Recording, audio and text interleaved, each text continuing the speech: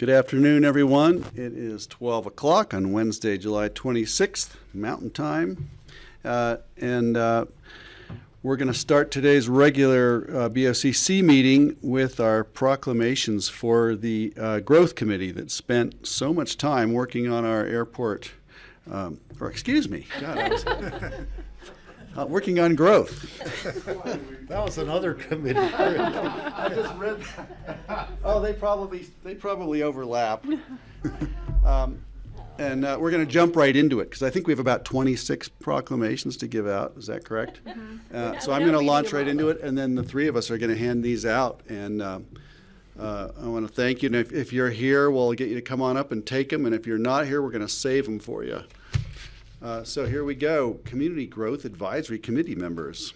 Whereas the dedicated members of the Community Growth Advisory Committee worked for over 10 months to become highly educated in engineering, economics, land use, management, and building codes to understand and take action on the BOCC's lofty vision, which is utilize growth management and the land use code to meet our climate action goals while creating an equitable, sustainable, and resilient regional quality of life and economy for the future.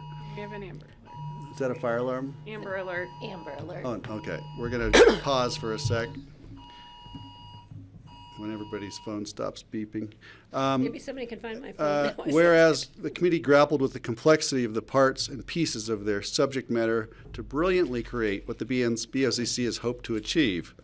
Whereas, keeping important community values top of mind, the committee unanimously approved and delivered beyond expectations a product that has the potential to transform how growth and development affect our climate and county. Whereas committee members skillfully wove together a mosaic of intricate land use and building code provisions that could create results needed to pivot, preserve, and strengthen the character and environment of Pitkin County.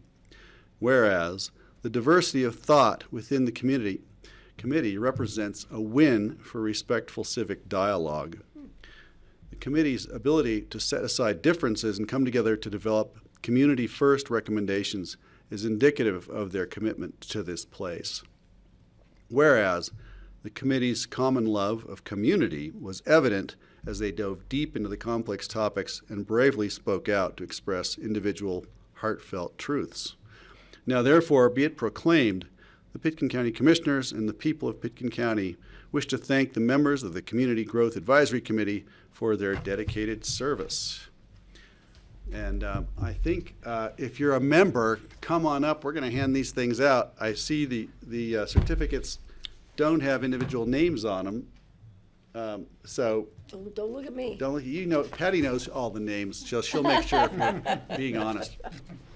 I know we have. Randy, go, Joe. Come on up. Come on, we can just walk Let's give down. them these nice ones that we have here. I I know. think we're gonna need too many of them. Let's give Well, them. we'll leave a stack because we know. Here, let's, We could each give one out. And we've got one let's online give also. them the Okay. nice ones. Yeah, and we're going to have several. Francie, we're going to take some to let's Francie. give them the ones in these frames, and then we'll Okay. get new frames for the Great, other. great idea. All We've right, got all gentlemen, those. come on up. Thank you, thank you, thank you, thank you. There's not enough thank yous. I give all 26 of you. You get the fancy. I get the since you Francie. showed up in person. Oh, Thank you, gentlemen. Thank you. Hi, Bill, how are you? Does anybody like to say anything? Come on. I gotta put you on the spot. Randy's our spokesman. Just- Are you at a loss for words, Patty? Yes. Not possible. Okay, you guys did an amazing job. I know it was a long, tiring, interesting, intriguing, informative couple of months. How many months was it? 10? No one dropped out. I know, no attrition. And you guys did an amazing job with all the information that staff was giving to you every week, so thank you. And the proclamation was good, Yeah, because it really was a very diverse group of people. Wide-ranging professional experience, to no experience, to property owners, to not property owners, but everybody has an interest in the county, and yeah, I mean, it actually is fairly remarkable that we ended up with so much unanimous consent or close to unanimous consent on big topics.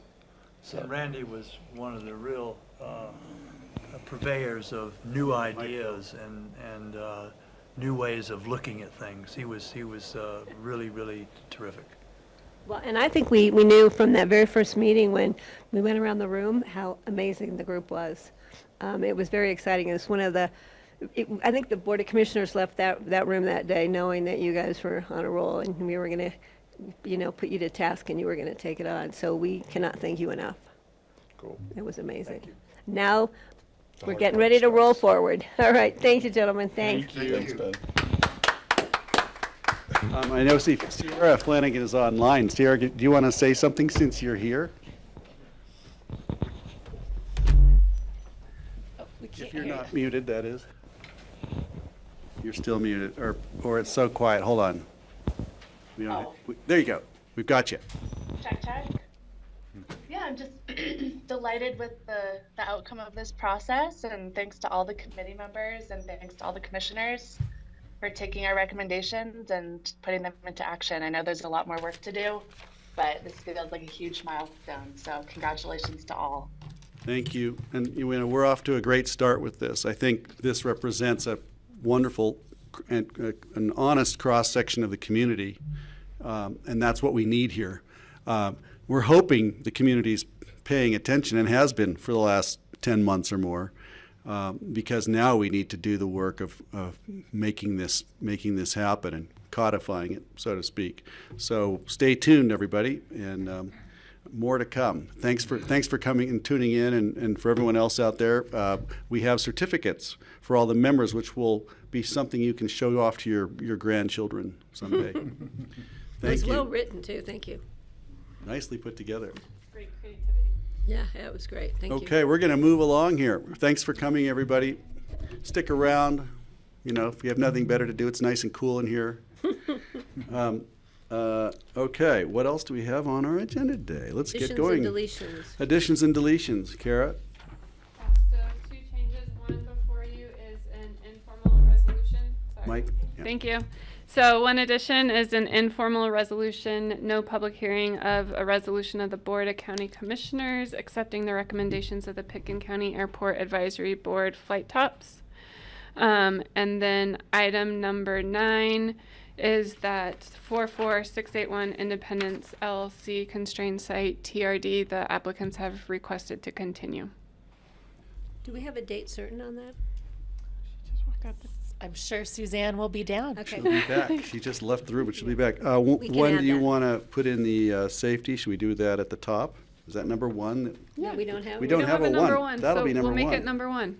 Excellent. That's because I knew we left that space open. I Yeah, said, see, you question mark. knew what the reason was. Or we didn't know the reason, but now we do. So I will make a motion to amend the agenda to add the safety task force recommendations as item number 1. I will second that. All in favor? Aye. Aye. And Francie's here. I have one clarification. Sorry, the continuance is to August 23rd. August Okay. 23rd. June 3rd, okay. Uh, Aye. Okay, we Hi, got you. Francie. Better late than never. Glad you're there.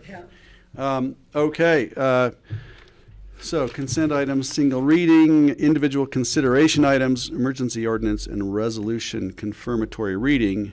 This is about the emergency ordinance authorizing the Pitkin County Sheriff to impose and rescind bans on open fires and prohibitions. Nope, No. we've done the first item.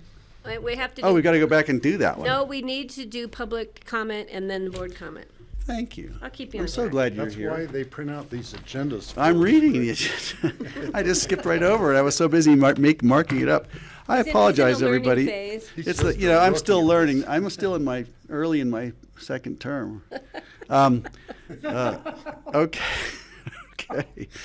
All right, then. Now you've got me. Back to public comments. Is there anybody who'd like to make a comment? We're going to limit them to 3 minutes per speaker. For any item that is not on today's agenda, we're entertaining comments. And if you have one, please come on up. You'd have to speak into the microphone and tell us your name if anyone's in the room. Ellen, come on down. Thank you, and I apologize for skipping over that. I was so eager to get to the meat of the issue here. Is this on? Can you hear If me? the red light's Is the on, red it's on. light The red light? Okay, my name's Ellen Anderson, and I'm a concerned citizen. I have 2 things in addition to the agenda, which I'll speak at when that agenda item comes.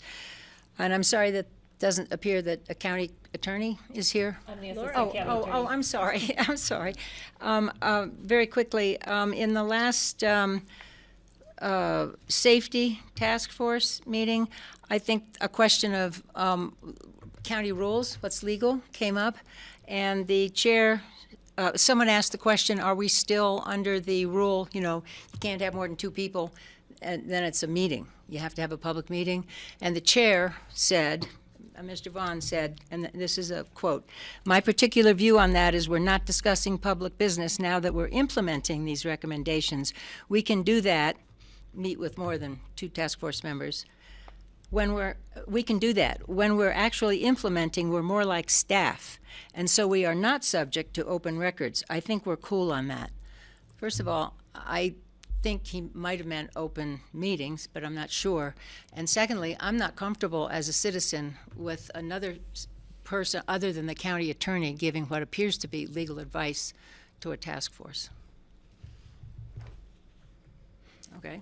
Okay, thank you, Ellen. My second one is, and another, it was at the last Airport Advisory Board meeting. As you know, the county has your on-staff public relations person, Marcy. Right. This is not about personality, it's about staff. And in addition, just for the airport, through open records, I found that it appears to be another $138,000 budgeted for public outreach. And I don't know all the details of it, but I'm assuming that part of that goes to the consultant that's been hired for public relations just for the airport, and that's Miles Graham, again, a very nice person. But I was disturbed when he said in the last Airport Advisory Board meeting, Miles, the consultant, said, quote, "If you, like Barry mentioned, want support in writing letters to editors and columns, Marcy and I are here to help." That doesn't sound right to me. That sounds like the consultant is saying they will help people write letters to the editor. And as a citizen, that just doesn't sit right with me, that county money is being used to help ghostwrite letters to the editor.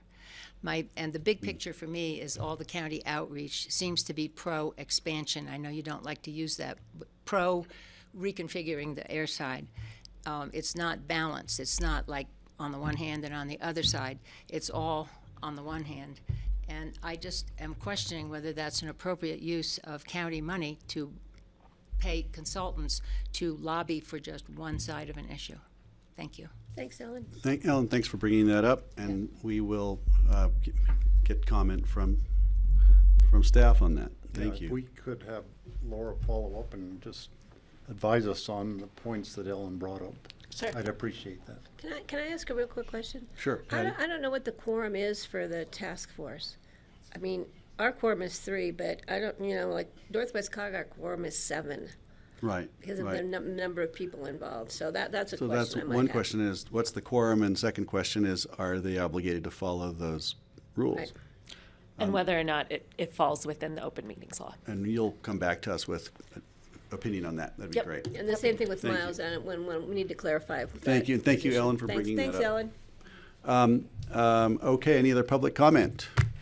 Well, this may be public comment. Barry Vaughn. Good afternoon. I feel the need to address the first comment made by the concerned citizen. I'm happy to do that now, or I'm happy to do that in the context of the discussion of consent item number 1. How would you like to handle it? Well, why don't we see if there's any other public comment, Fine. which we would take beforehand, because I'd rather it were packaged So in would I. the presentation with you. Thank you. Does anybody else have a comment? Would anyone else like to come in? And I'm going to look online. Do we have any hands up online? Raise hand is *9. Can't tell. It looks like, it doesn't look like these are our folks for There's public comment, aren't they? 4 attendees. There's 4 Right, right okay. there. We'll be watching that. If you see a hand come up, let me know. And that's it for public comment I'm going to close it down here in just a sec. Okay, we're gonna close it down and go to our consent items. No, now commissioner comment. Commissioner comment, God. I guess you all have a lot to talk about. I'm sorry, I'm in a rush today. I'll calm down. I might be over caffeinated. Patty, would you have a comment? Yes, just briefly, I know that, and we have an issue coming up here with wildfire issues, et cetera. But just to get the word out there to the public, it's my understanding that Garfield County did enact a fire restriction, because, they've had significant small brush fires and one large one. So I just want to remind people that even though we may be getting rain, hopefully, and even though we have a lot of water in our river, our grasses are drying rather quickly, and we have a lot of growth because of our wet spring. So please be safe out there when you are camping, or if you're towing something, make sure the chain isn't dragging on the asphalt as you're driving down the street. And we just need to be very cautious about wildfire season and preventative, and also be ready to evacuate at all times. Have your to-go bag ready and know where it is. So if it comes out that we need to move people out of our community, people are ready to go, and don't wait until the last minute. It's better to plan ahead and be safe. So thank you. And you might sign up for Pitkin Alert Yes. as well. Francie and then Steve. Yes, we got a letter from, I think it was Valerie Braun, about the curfew violation by Sky West last January when it was, and how it had gone to court, and apparently there was confusion about who was supposed to be representing the county at that, or how that was supposed to be resolved. And I'm just wondering if we have any resolution on that, or where that is going. Thanks, Francie. I don't know if we're ready to comment or answer that one right now, but Yeah. Laura's nodding her head and she'll get back to us. Yeah, it's one of those complicated processes that the legislature has set up that might not be our preference on how things work. Okay. State So, legislature. thanks for asking. It's on the to-do list. Is that it? Yeah, so is there a resolution coming or not? Well, we don't have control over that, so we'll see. It's been continued, I believe, until September. So it's still in process, but it's not in our process. It's in the court's process. Okay, Steve. So to follow up on Patty's comment, I've been reading about the wildfires in Italy on the islands like Greece. Sicily. And someone on the island of Sicily just reported they lost all of their belongings. They just had to flee their house because they didn't have time to pack anything. Well, if there are any wildfires, or if it is a wildfire season, it would be a good idea to pack some of the things that the essential kind of things that you would need just in case you have to evacuate quickly. If they had packed even one suitcase of things, they would have not lost everything. They could have at least had their suitcase with them. So just a word of caution for everybody to be prepared, because fires can move quickly and pop up wherever lightning happens to decide to strike in a lightning storm, so it can happen quickly. On another matter, it is noxious weed season, which begins sort of the middle of May and goes through the time the snow flies. For me at home, I am always working on noxious weed control.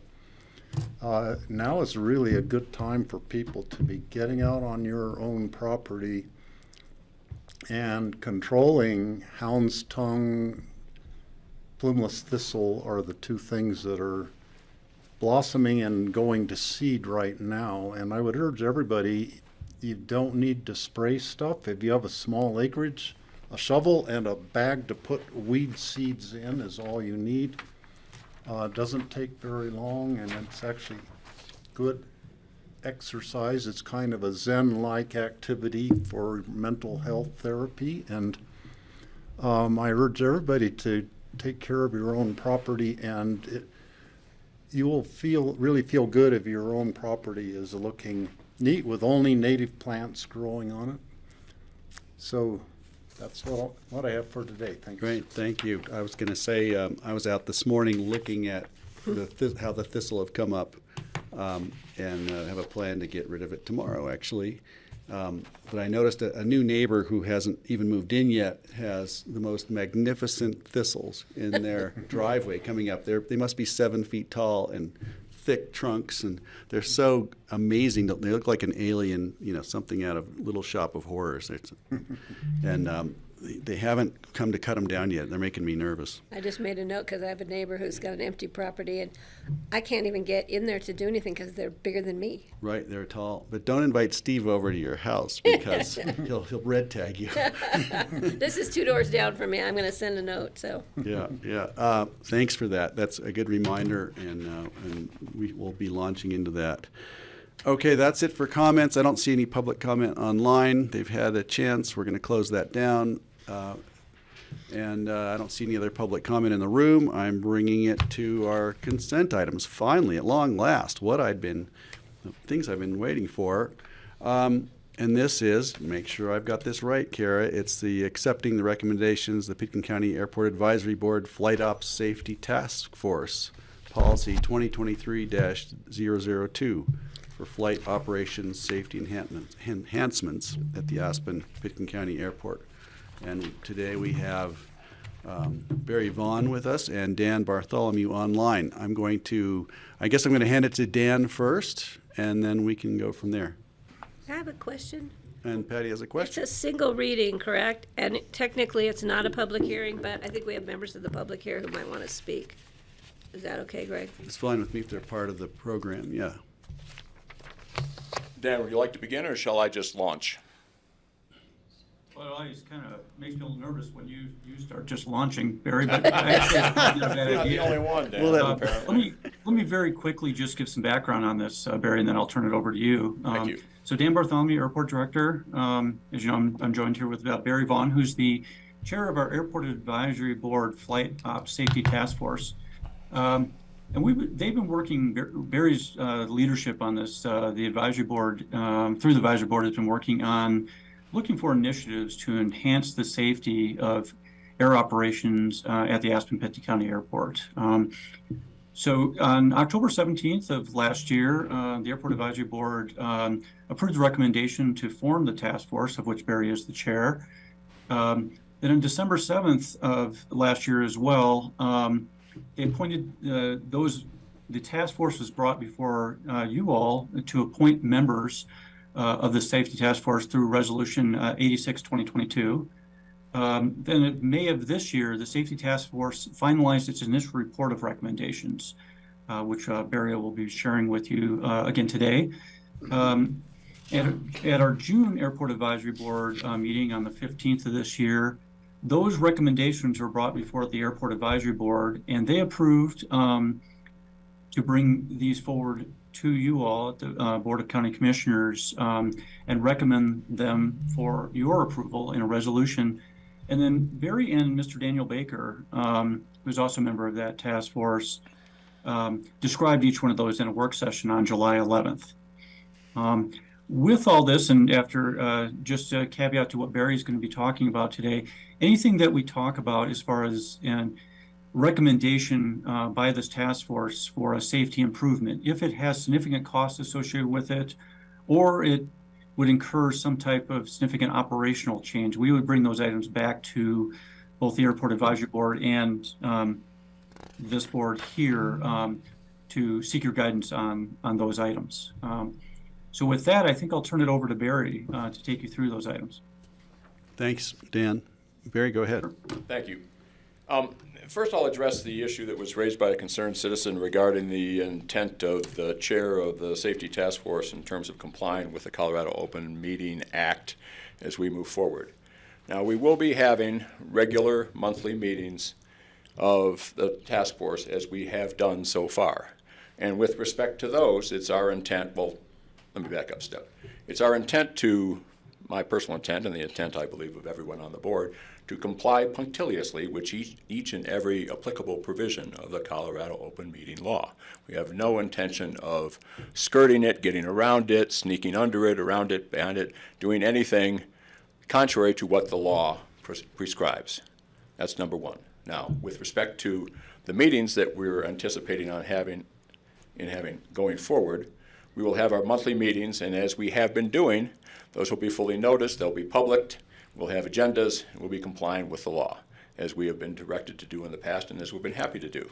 The issue was raised with respect to, by other members of the task force, with respect to, as we go forward and we have subgroups, sort of, not subcommittees, formal subcommittees, but say 2 or 3 individuals of the task force working on implementing the recommendations, should they be accepted by you today and we be authorized to move forward, whether those brainstorming sessions or discussion sessions would be subject to the act.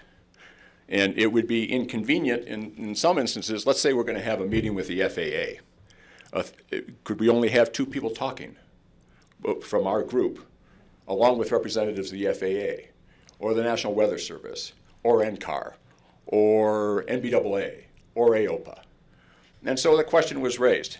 And as I said at the meeting, with respect to, at the last meeting of the task force, that it's my understanding that when you're not discussing the formation of public policy, but you're discussing the implementation of public policy, that's not public business as it is defined under the applicable statutes.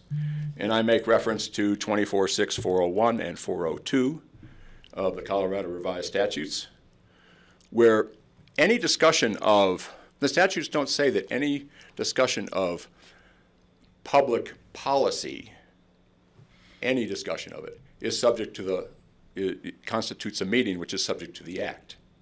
It only says the discussion, a gathering, where there is a discussion of the formation of public policy. So if we're not forming public policy, and we've been working to form public policy, and we have brought to you the results of our work to help you form public policy, but in terms of implementing, I think one is, it's my personal view, that one is fully compliant with the law if you're implementing rather than forming public policy. Now, Dan Bartholomew indicated to me that there was an email sent to the county disagreeing with that view, and I was invited to discuss the subject with county council, and I placed 2 calls to county council, and I have yet to receive a response. I'm sure council is very busy and is planning on getting back to me at some point in time. When county council or assistant county council, deputy county council does make time to communicate with me on that subject, it's my expectation that we will have a discussion on that subject. And after they have considered the ways of interpreting the statute and whether the way I look at it is a realistic way, and maybe even if it's realistic, they'd prefer that we operate more conservatively, to have our keel in even deeper water, we will comply with whatever we're advised by the county council is the appropriate way to go forward, even if it inconveniences us with respect to some of the work that we're undertaking. Great. I think that's fine. I think we now know whose hands it's in. Thank you. Somewhere in the attorney's office, and I don't know if you want to advise us on that now. Yeah, it sounds like all of this is prospective in nature, and I'll ensure that the attorney's office is able to speak with Mr. Vaughn on this and gives direction. Right, and apologies that haven't gotten back to you. I do know we're down one, and we're it's a busy time. So no worries, and I'm not complaining. I'm just reporting. Right, got it. And Thank I give you. my Okay. card to council. Thanks, Barry. Thank you very much. Great. So we will follow up on that, and everyone will know the outcome. Thank you. Now, with respect to, if I may. Yeah, let's go. Let's do it. It wasn't all that long ago that I think it was on the 11th of this month that Daniel Baker, assisted by Tyson Weiss, did a fabulous job, in my view, of educating you all as to what the broad strokes are of the safety recommendations. And there was a fulsome, detailed discussion afterwards, and it's my, assumption that you are all now fully briefed on it, and that you don't have any additional questions. But if you do, I'm prepared to answer them to the best of my ability. I would like to say, though, that I am heartened by, well, a couple of things. Yesterday, for want of something better to do, I went back and I watched the video of the kickoff meeting at Durhauser of the ASE vision process back in February of 2019. And one of the things that happened at that, and I think, Greg, you opened that meeting, and at the end of it there was I forget what you call it, there was a poll taken. And they had some fancy electronic way of getting everybody's input in terms of like what were the important things that people were concerned about. And first and foremost was safety. Safety in the air and on the airport. And that was brought forward in Resolution 105-2020. Again, the number one community goal is safety, making things safer. And now we're in a position to actually help make things safer, and we're looking forward to taking steps in that direction. And I am pleased to report that, and there might be a little post hoc ergo propter hoc in this, I don't want to take, I can't say that the Safety Task Force is absolutely responsible for the movement that we observe, but it's my belief that because we've started these conversations with our aviation partners, that good things are already starting to happen. I'll give you a few examples. One, on instantaneous winds, the protocol for reporting instantaneous winds in the tower to pilots so they can land and take off and make those decisions more safely. That process has already been refined, clarified, and improved to make the utilization of instantaneous wind information safer.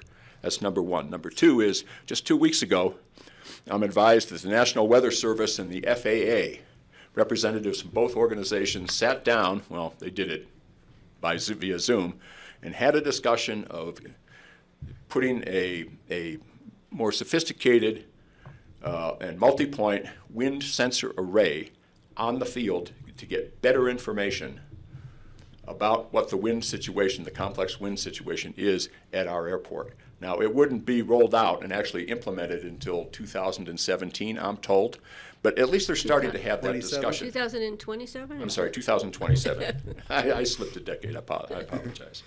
2027. And then number two is back in Washington, the FAA has already started work on moving forward with an overlay RNAV approach, utilizing with better utilization of satellite-based navigation. They're doing it with the concurrence and the support of NBAA and AOPA to get us a shallower, a generally available, shallower, safer approach, instrument approach into this field. And lastly, there's the Class C airspace designation to get better communication and control for the tower further out from the 5 statute mile radius that they have right now under Class Delta, Class D. The FAA has already started that process at the local level. They're looking for our assistance in getting the mothership back in Washington to move that process along. But these things are already happening, and they're already happening, at least in part because of the discussions that we've started already. So I am guardedly optimistic that as we proceed with taking steps to implement these and the other recommendations that have been put before you in terms of things that can be done to make our airspace and our airports safer, that we're going to get great cooperation from our aviation partners. Thank you. Thank you for that. That's Good news. good news. There's probably more to unpack on the recommendations. I know that when you were here last with whose names I forget, is it Baker and Tyson and Daniel. Daniel Baker and Tyson Weiss. right, Daniel and Tyson. I think there's more to be discussed of that, and we'll have a chance to dig into that a little bit deeper. The thing I just said for a comment on that, since you invited, the thing that I noticed in that is there seem to be a lot of aspirational things there. So your report today is kind of interesting because some of the things they were saying is if we can just get the FAA to do this on a national basis, and if we can get the industry to do this, and we're thinking, boy, that's the challenge we've had the whole time. We're trying to move the needle, and it seems like it has to be done on a national basis. And I think some of the things that they're proposing require a heroic lift such as that. And I need to understand that better and unpack it, because it seems that in some regards we can get the FAA to listen to us on a national level, and others they seem to be deaf. And that's my impression. How can it be so frustrating on one hand and so easy on the other? So I'm hoping we can all discuss that perhaps in another forum at another time, but soon. That's my. I could speak to that. If I let me. He throw it can, to he can Pat. answer Okay, back to you. great. Shall I? Yeah, go ahead. Sure. Um, Briefly, we're going to keep moving. Thanks. The thing about safety that is magical, in my view, is the fact that everybody's pulling in the same direction. With respect to discussions of other things having to do with the common ground recommendations as opposed to the mandate of the FAA in managing the national airspace, is those are fundamentally conflicting policies, local control as opposed to national control.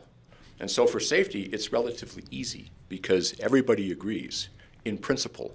Whereas the other one, there's horse trading and just, it's a rock and a hard place. Sure. Now, that doesn't mean that there isn't a potential for accommodation rather than a win-lose situation. And I and others would be happy to discuss those with you and whoever else is interested in another forum. Great. At another time. To be specific, you can take this away. Some of the recommendations were, let's get the industry that does the simulators to put ASE on their simulators, so virtually any pilot using that simulator would have Aspen as an example. So they'd all be trained to fly in an Aspen, I thought was the impression. And then there were some other things that were like, appealing to the entire industry nationwide to make a change that would accommodate us. I thought that's very creative. We're already talking to CAE and Flight Safety and SimCom, and the executives who run those organizations are, Frank, I don't think it's an overstatement to say they're eager to work with us to enhance their products, because the better their products are, the safer the airspace will be, happier pilots will be, and the better their business will be. So I think we're going to get cooperation from the industry on this. Great. Not pushback. Excellent. Well, hopefully we can use the same connections to Keep that door open. keep that door open. I think that's a good idea. Did questions over here? I Yeah, thought somebody would yeah, a want to say question something. about the flight simulators, and I was picturing that a local pilot or a young person learning to fly would be able to go into a flight simulator at Aspen Airport and practice takeoffs and landings at our airport in a simulator. I don't know if we have a simulator here. I remember sitting in one at Stapleton Airfield when my dad was working there when I was a little kid. And it was a neat thing for a little kid to sit in that and just imagine flying an airplane and seeing the runway approaching and all that. So my question is, do we have a flight simulator available in Aspen? If not, what would it cost to get one? I don't have no idea what it is like now, but what would be the cost? Who would operate it? Those kind of things. I think that would be a good thing for local pilots. Well, that's something we can take a look at. There are various ranges of flight simulator. You can just have basically a laptop and a couple of controls and a joystick, and you're simulating flight, right? But on the other hand, a full motion simulator, as is used to train and maintain the currency of professional pilots, you're talking multiple millions of dollars. Mm-hmm. One of our members, Wally Obermeyer, has just gone back. He's maybe back now, but last week he was away getting his training at one of those multi-million-dollar facilities.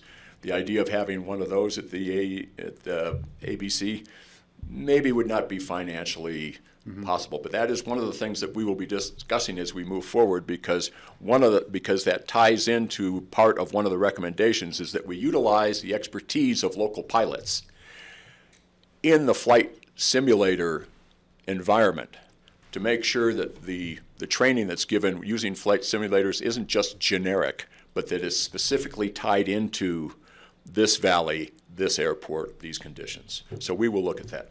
Mm-hmm. All right, thank you. Yeah, thanks, Barry, and thanks, Dan.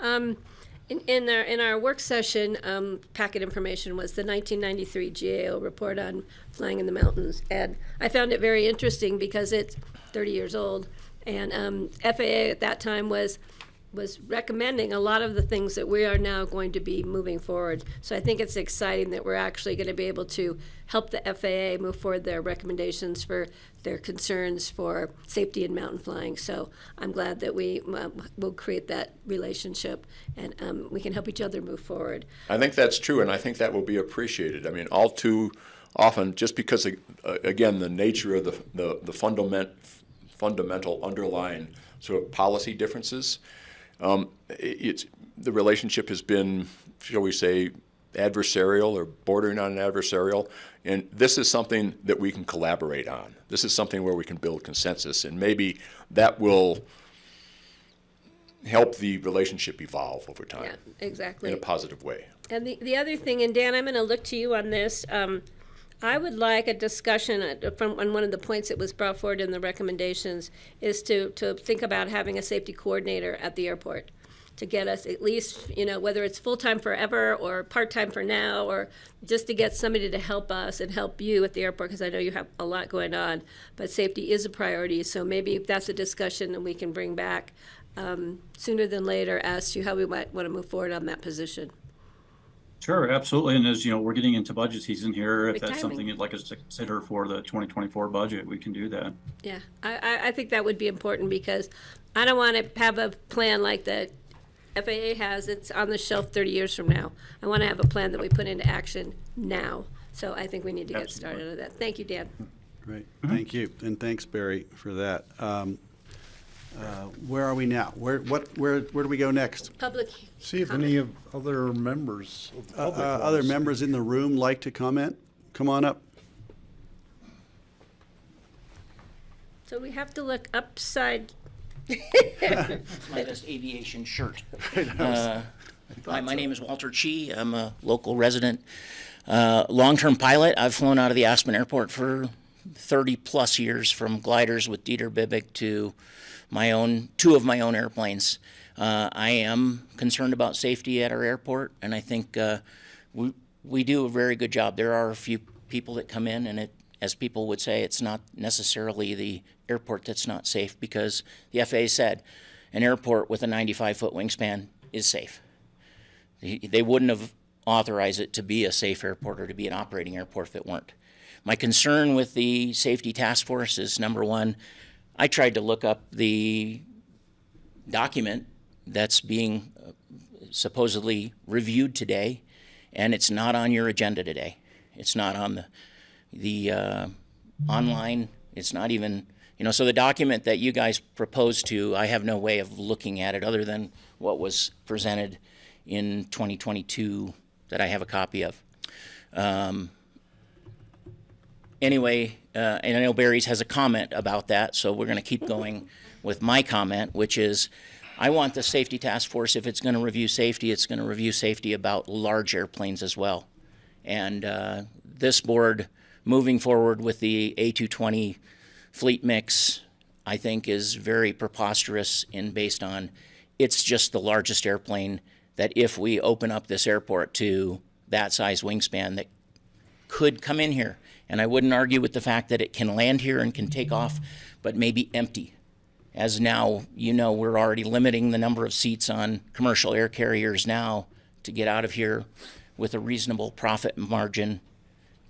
And if we're doing this to not even look at the safety of that airplane operating in and out of here.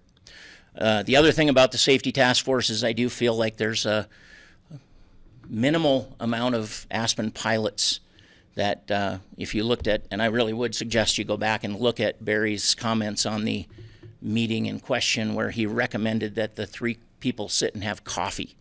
That was not talked about, where at least one of the members did say, I'm concerned about the Open Records Act. So, Aspen local pilots are Wally Obermeyer, George, I'm trying to think of his last name. He's on the committee. Gary Kraft. Those folks really do fly in and out of here.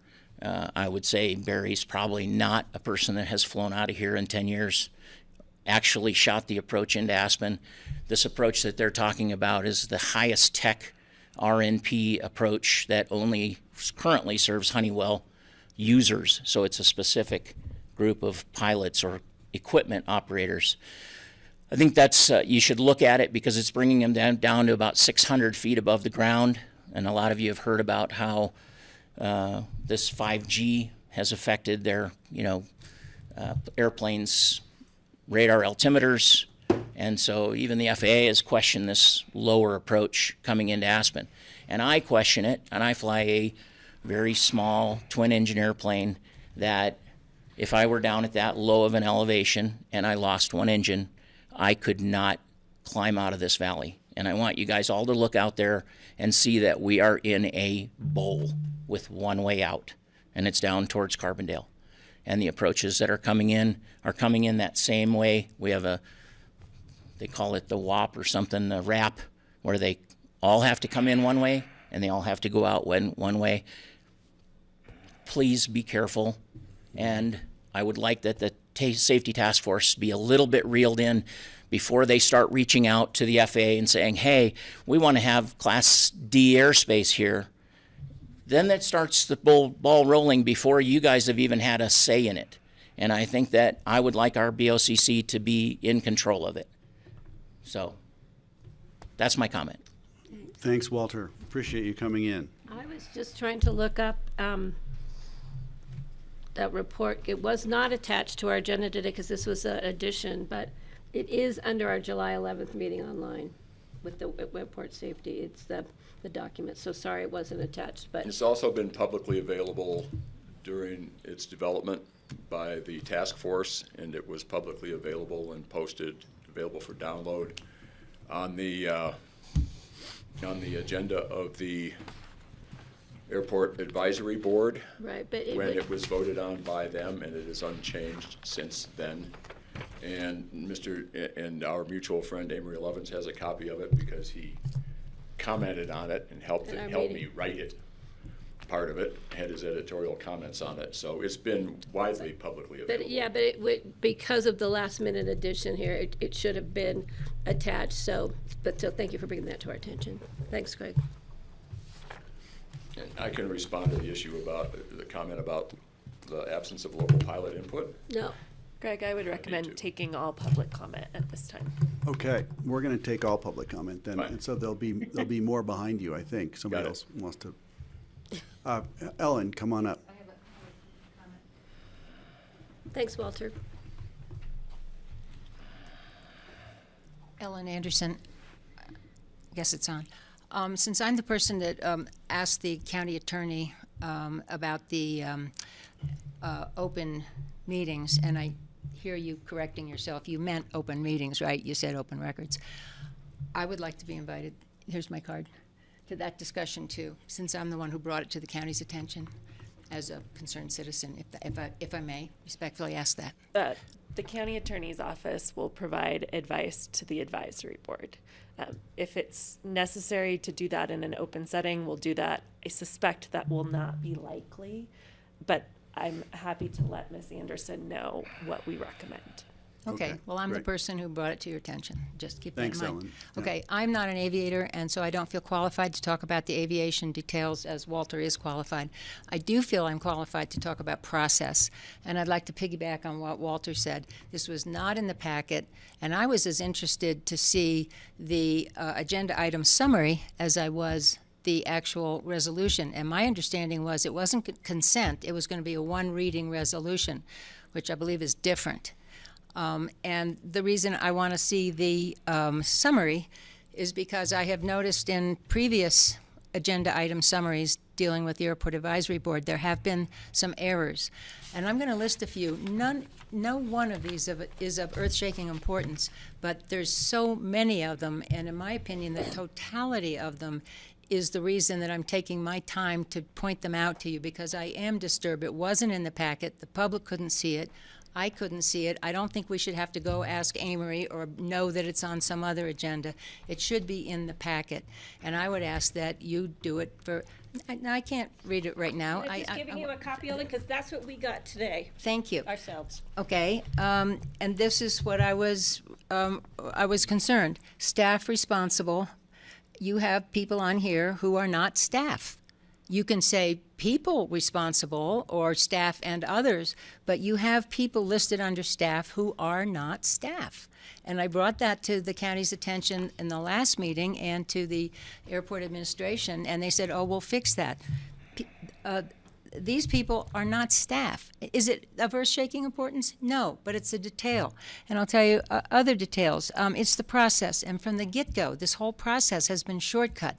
There was no public announcement of the formation of the task force. I don't need to repeat it, but you went through it. They were handpicked personally, unilaterally by the chair. Okay, then when there was a resignation, the replacement was picked unilaterally by the chair. It should have gone through a public process. There's a basic difference between private industry and public service. And this is being run, in my opinion, more like private industry. It might be okay for General Motors, but not in the public process. There have been slurs in public meetings about women and transgenders with no consequences. I have followed some of the press that has been put out there about the safety task force.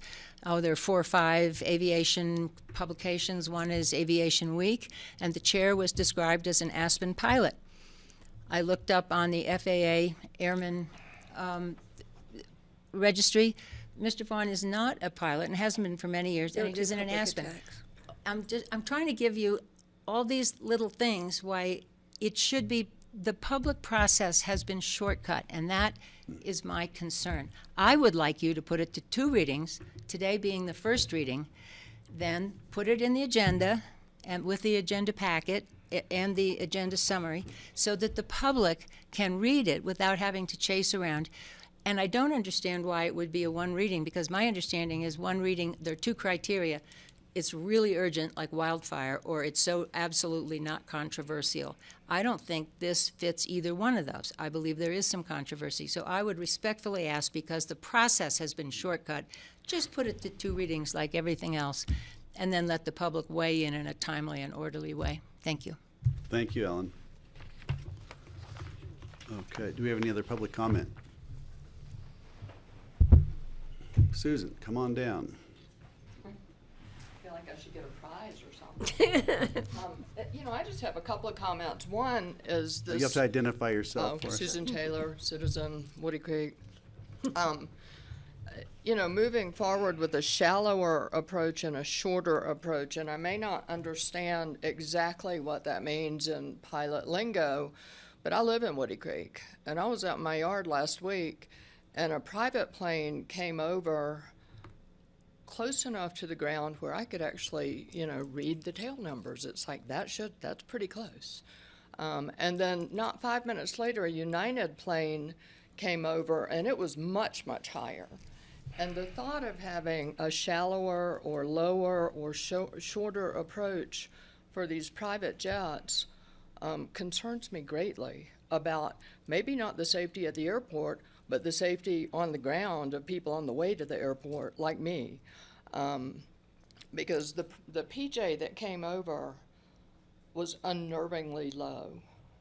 And if the new,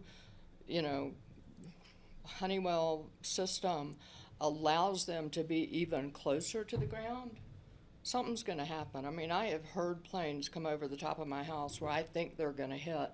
And I'm not sure that having planes with a steeper dive or a lower approach is actually progress in any form for residents.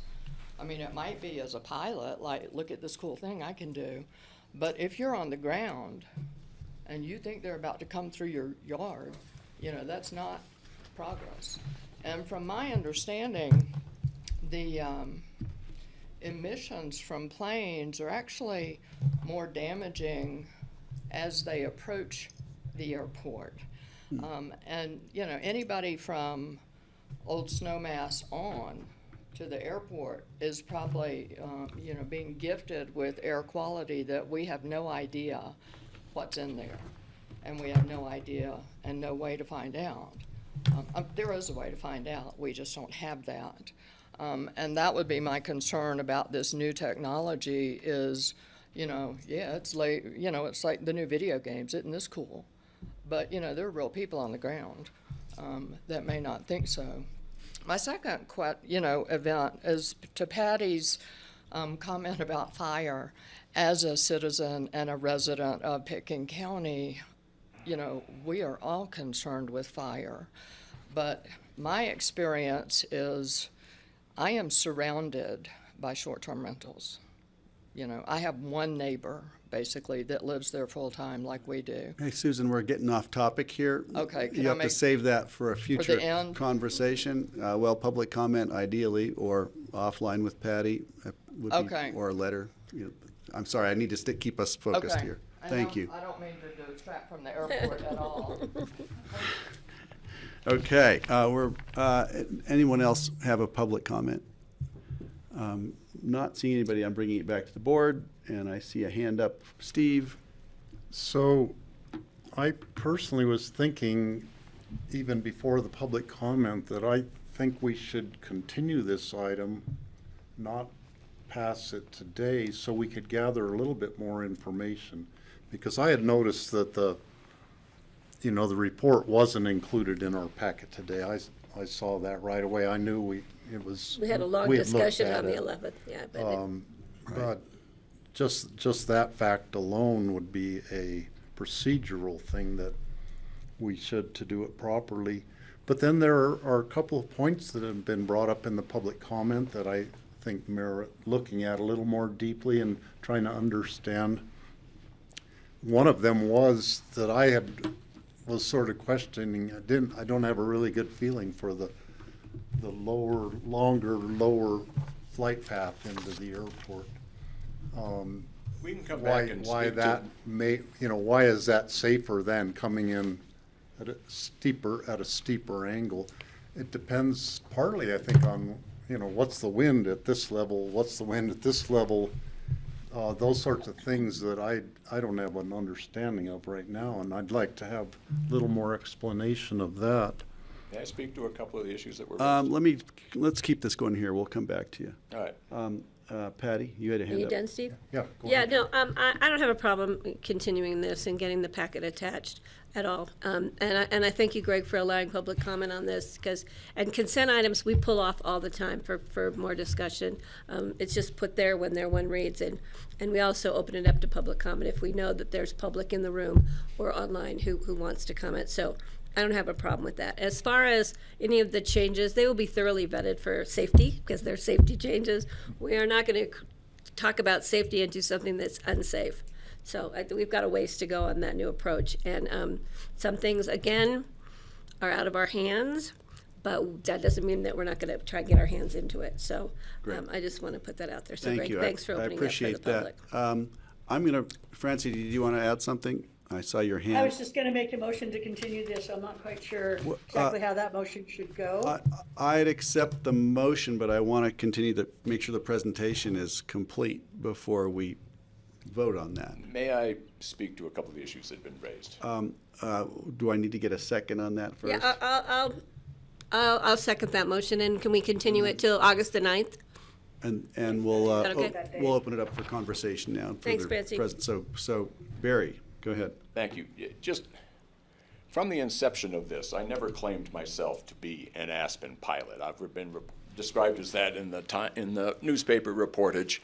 But as I said from the very beginning, I look at myself sort of as the water boy on this.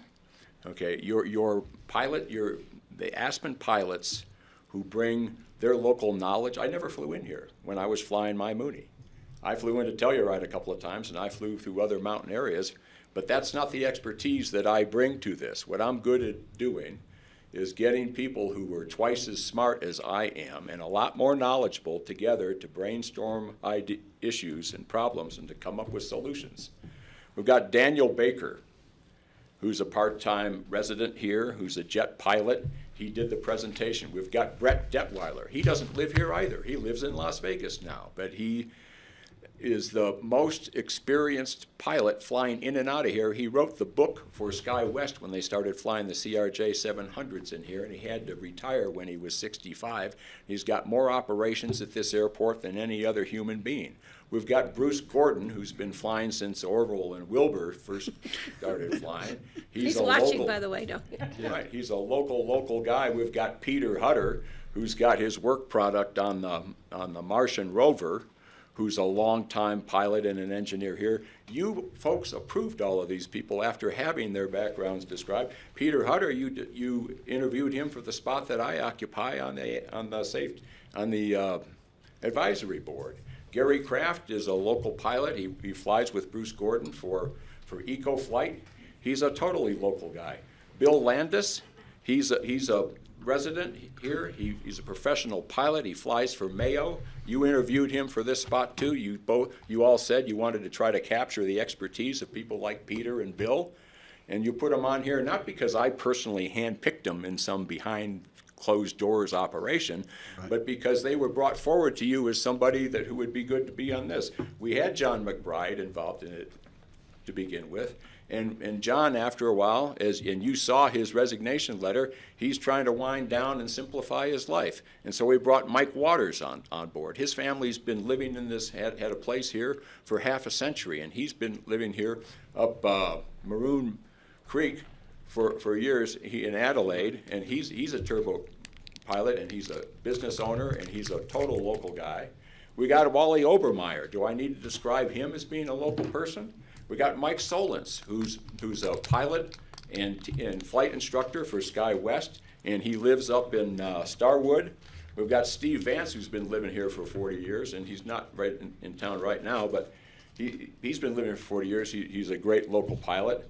And we've got Tyson Weiss, who's moved here full-time, who's a jet pilot too. So the suggestion, and they've all been vetted by you, and the suggestion that this group was handpicked by me and that there was any kind of exclusionary process is just balderdash. Thank you. I don't want to get into a debate I think we'll stop there, but I have a question from Francie. Go ahead, Francie. Yeah, I just wanted to say to Barry that the board is incredibly appreciative of your service, and we understand the expertise on this committee. As you say, they were all picked by us, and I'm sorry that you feel that you have to defend the committee and yourself, because we certainly don't feel that you do. So I just wanted to express our appreciation and recognize the hard work that you're doing, and that none of the people on our of the commissioners have any untoward thoughts about the work that you're doing. I just wanted to make sure that was out there. Francie, thanks for sharing that. Thank you. Just one other item. If there is interest in getting more detailed information about this RNAV approach, and it is not the RNAV authorization required RNP approach that requires a $30 million airplane, this would be more generally available to pilots all over.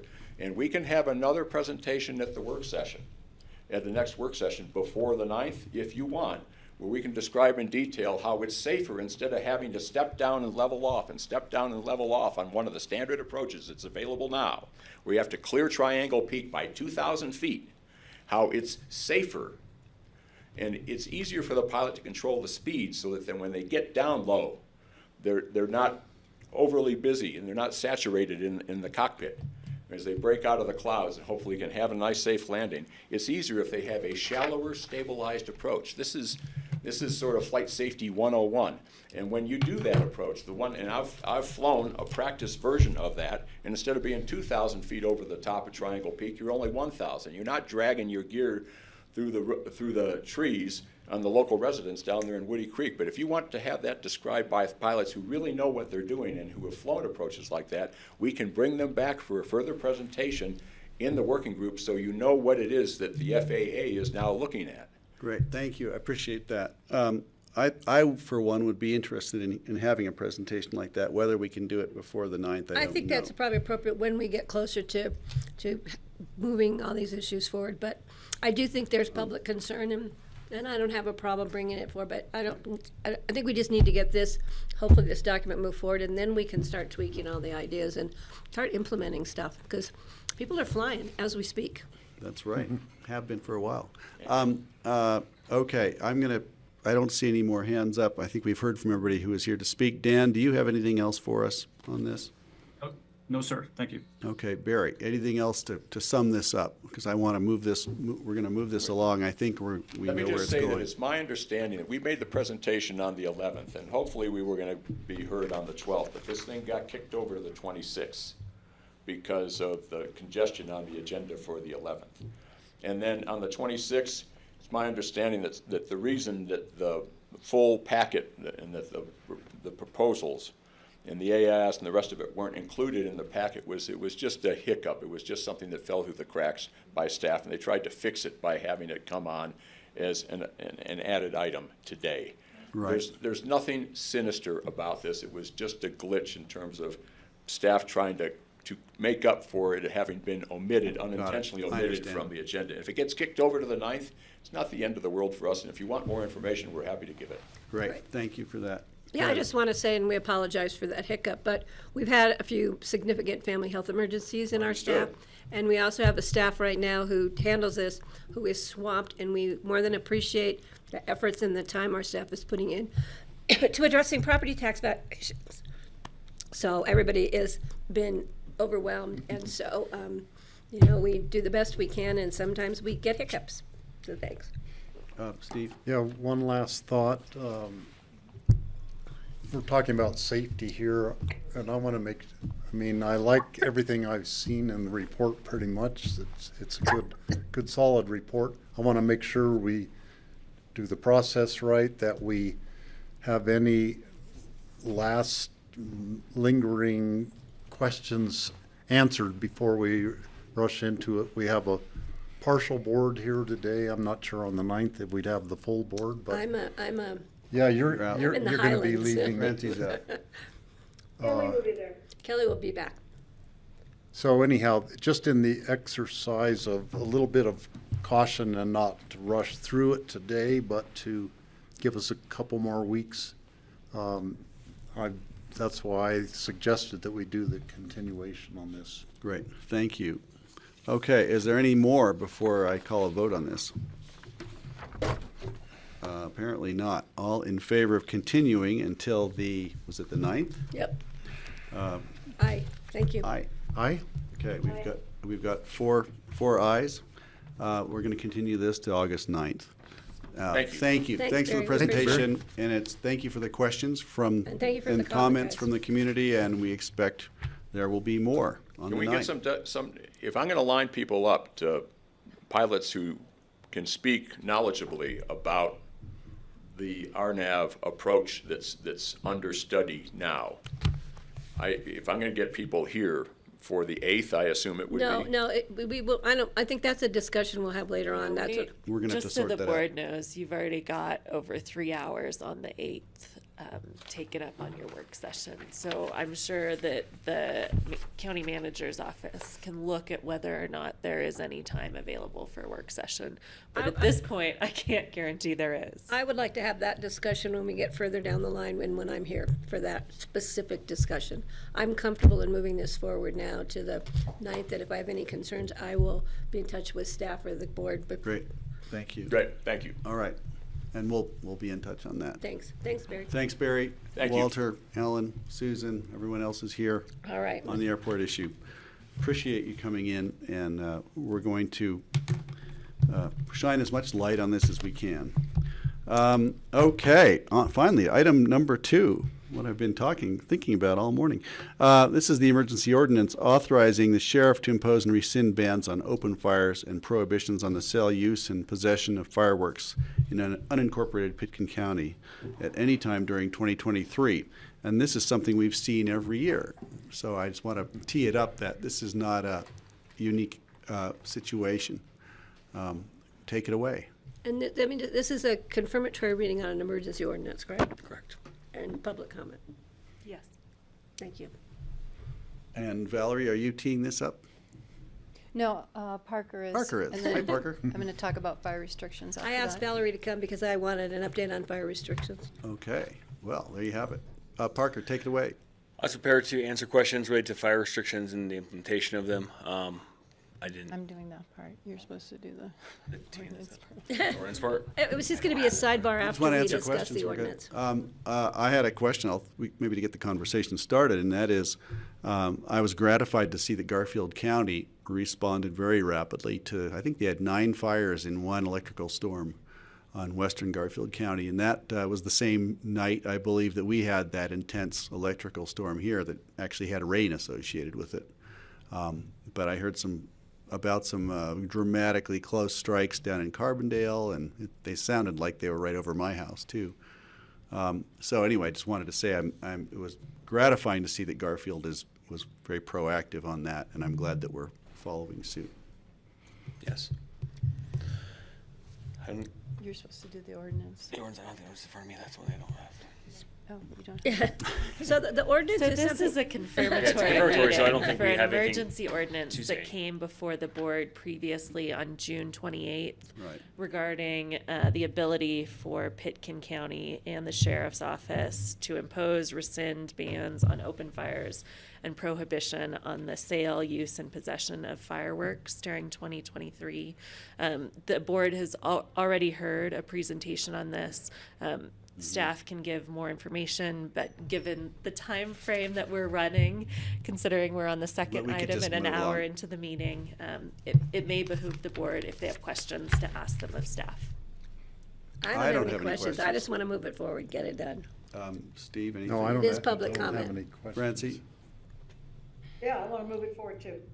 Okay, so I guess what I need is, Public I would hearing. actually open this for public comment because it's a confirmatory reading for a previously heard emergency. okay, we're going to open this to public comment regarding the prohibition on sale, use, and possession of fireworks and the imposition or rescission of bans on fires in unincorporated Pitkin County by the sheriff. This is the authority for the sheriff to proceed at their discretion. And do I have anybody online who wants to comment, or anybody in the room? We do have one person in the room. Come on up. We got to come up. Time for me to talk about fire? Yeah, Or I'm just- going to ask you to keep it short, but Okay. yeah, So to tag on to what I said earlier. you have to reintroduce yourself. Susan Sorry. Taylor, Woody Creek. You know, we're surrounded by short-term rental people, and they are on vacation. And every week, we have a whole new group of people, and frequently, we have had we have had open fires across the river. I can see them across the river. I see sparks going up. And, you know, whether there's a fire ban or not, when there's a fire ban, I can call the sheriff and see if they can go and respond, you know, and make them put it out. But frequently, I mean, like, you know, last week, it was very dry, yet we're seeing fires over there, and we have no real recourse. And people that are on vacation, you know, they're here to have a good time. They're on vacation. They want to party. They want to have a good time.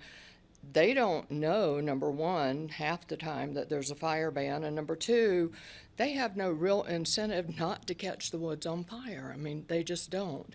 And our explanation sometimes from the sheriff, you know, the sheriff will go and ask them to put it out. An hour later, it's back. And, you know, it's my understanding that we have no real teeth in this, that we can't, you know, find the owner of the short-term rental, put it on their tax bill. You know, there are a lot of hidden ownerships kind of things. It's like, you know, is there any recourse? Is there any enforcement that has some real teeth that gets attention for these illegal fires? Thanks, Susan. I appreciate that. My question for Parker would be, what happens in the event that somebody reports a fire, they put it out when the sheriff contacts them, and then they start it again? What does that So do? the way it's written, it's kind of covered not just in law, but it's also covered in code. So a lot of the code goes back to the fire code, which is adopted by the BOCC as well as the fire district, that goes to defining what a recreational fire is. That includes size, that includes safety measures that are in place. If we are not in fire restrictions and those safety measures and the size of the fires within what's allowed, there's really, I would say, if and it's in a fire ring and everything's followed, there's not much recourse. Now, if the fire does threaten the property life of another, then there's a legal side where we have some state statute that supports potential criminal charges. Then that's where we can act. So we kind of go out there, we have to look at that, and we have to weigh the risk of that fire. And it's hard when we look at it's for the deputies in the field. If we're not in fire restrictions, they're not really looking at that aspect of it. But if someone's burning a fire right against their neighbor's house because they live in close proximity, that's a concern. No matter what, when we're called out to look, we're going to look for safety, and that's the biggest thing. And if we see a concern, we would much rather be proactive in approaching it. We always try and identify, here's our concern and here's why. If the person decides to relate the fire after we left, we can go back, and then we've already expressed the concern, and usually that goes into moving towards that criminal side of things. But much like speeding, we'd rather educate first. Right. And then we can always go back later if there is a threat there. That we do have a means to pursue that. Great, thank you. And for the short-term rentals, and I know she knows that, but you can report it through community development, through Jeanette Museum. Right, and we do keep a record, even though they may not be violating anything technically because there's no fire restriction.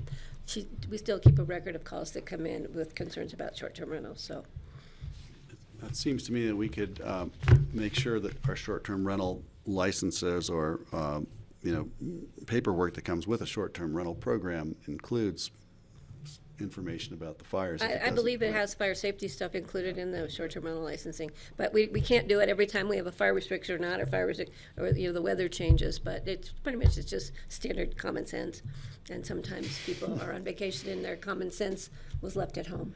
That's true. That's true. Thank you for that. I'm going to move this along. Close the public comment. You're going to close the public comment. Thank you. And for I will that. make a motion to confirm for the ordinance, pass the emergency ordinance of the Board of County Commissioners, authorizing the Pickens County Sheriff to impose and rescind bans on open fires and prohibitions on the sale, use, and possession of all fireworks in unincorporated Pickens County at any time during 2023. I'll second the motion. Okay, I've got a motion and a second. All in favor? Aye. Aye. Aye. You've got 4 ayes. Thank you. Thanks for coming in. Thanks for waiting Oh, for and I us. wanted to do Valerie to do a quick update on any fire restrictions. Sorry, I was she's been sitting here requested the to whole be time. here. Rushing me along, and now you're I slowing know, me I down. forgot. But I'm pretty speedy, you know that. I'm Valerie McDonald, Pickens County Emergency Manager. Great comments by you two earlier in the meeting. Wildfire season is here, and everybody needs to get prepared. Fire season was a little bit delayed. We kept telling everyone we're going to have fire season. It's just delayed because of the cold, wet weather and the high snowpack. The thing I found surprising about it was how quickly it happened. It turned on a dime, and I hope others noticed too. We can never relax and let our guard down about wildfire. That said, we are not at the threshold to go into restrictions yet. Garfield is at much lower elevation than us, but it's creeping its way up here. No doubt about it, but we always talk about the data. We make these decisions based on science, the emergency release component, the live fuel moisture levels. There have been fire starts as close as Mid-Valley, and had it been a windy day, it could have taken off. All that tall, green, lush grass we had early in the season, it is curing out now, so more fuel. Everybody needs to use caution. I will say this. I asked our experts at the National Weather Service because I knew I was coming here today. And they said we will have a monsoonal burst that will be moving through the area later this week into early next week. Expect to see an increase in thunderstorms with heavy rain possibly Sunday and Monday. And then the temps will be coming down even below normal for Monday and Tuesday. So possibly a slight reprieve, but we can't bank on it, and everybody needs to get prepared. There's a wealth of information on how to do that at pickenwildfire.com. Everybody needs to have an evacuation plan, pack your essentials, be ready to go, and do all the other work around it. Want to add anything? Nope. She covered everything. Good job, Valerie. I'm very speedy. I know, she's got it down. But yeah, I appreciate that. I just want people to be prepared and plan ahead. Saves lives. Yep. Great, thank you. I Thank you. appreciate it. Just making a note there regarding, landscapers, people doing any sort of fire mitigation now has to think about sparks generated by, your saw blade strikes a rock, and maybe causing the problem you're trying to avoid. Yeah, good So, point. thank you for that. One more thing, sorry. Yeah, go ahead. Pick an alert, somebody already mentioned Steve it, did. sign up so you can get That was me. emergency. Oh, that was Greg did. Oh, sorry, Greg, give Greg. But full every credit. time we mention the Pick an Alert system, we should also mention downloading the ReachWell app to receive translated emergency alert notifications. And Garfield is on that same system, so we can get information out to non-English speakers up and down the valley. Can you say that again? In Spanish? Download the free ReachWell, REACH, capital WELL, no space. Download the free ReachWell app on your smartphone, and you can receive translated alerts in over 100 different languages. And I'm told that even if you're an English speaker, it's much more interesting in French. Well, Enough said. we'll check that one out. Thank you. Thanks for coming in. All Thanks, right. guys. Now we're moving on to individual consideration items, single reading.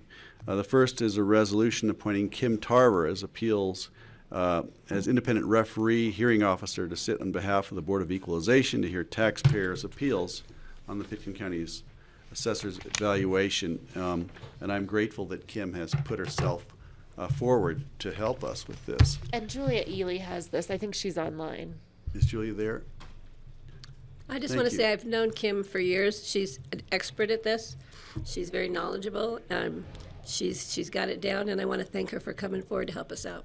Yep, me too. Is she there? Hey, Kim, can you hear us? No, Julia. Oh, Julia, I think. Oh, Julia's there. Kim's not there. Julia's there. Hi, Julia. Hope you can hear us. There she is. Hi. Hi, Julia. Hi, everybody. Thanks, Laura. Thank you guys. You know the reason for this resolution. Just a massive volume of appeals. I think right now we're at about 1,200 and still going through the mail-ins as fast as possible, but there's a lot out there still. Great. Thank you. I don't think we need to dwell on this other than just to tell you to say hi to Kim for us. Do I need a motion? I don't think it's is it a public hearing? No, it's just a I'll make a motion to approve a resolution appointing Kim Tarver as independent referee hearing officer to sit on behalf of the Board of Equalization, which is the Board of Commissioners, to hear taxpayer appeals of the Pitkin County Assessor's evaluation. I'll second. Okay, all in favor. Comment. Comment. I was having a conversation with the county commissioner from another county where the Board of County Commissioners are the Board of Equalization, like we used to do here in Pitkin County.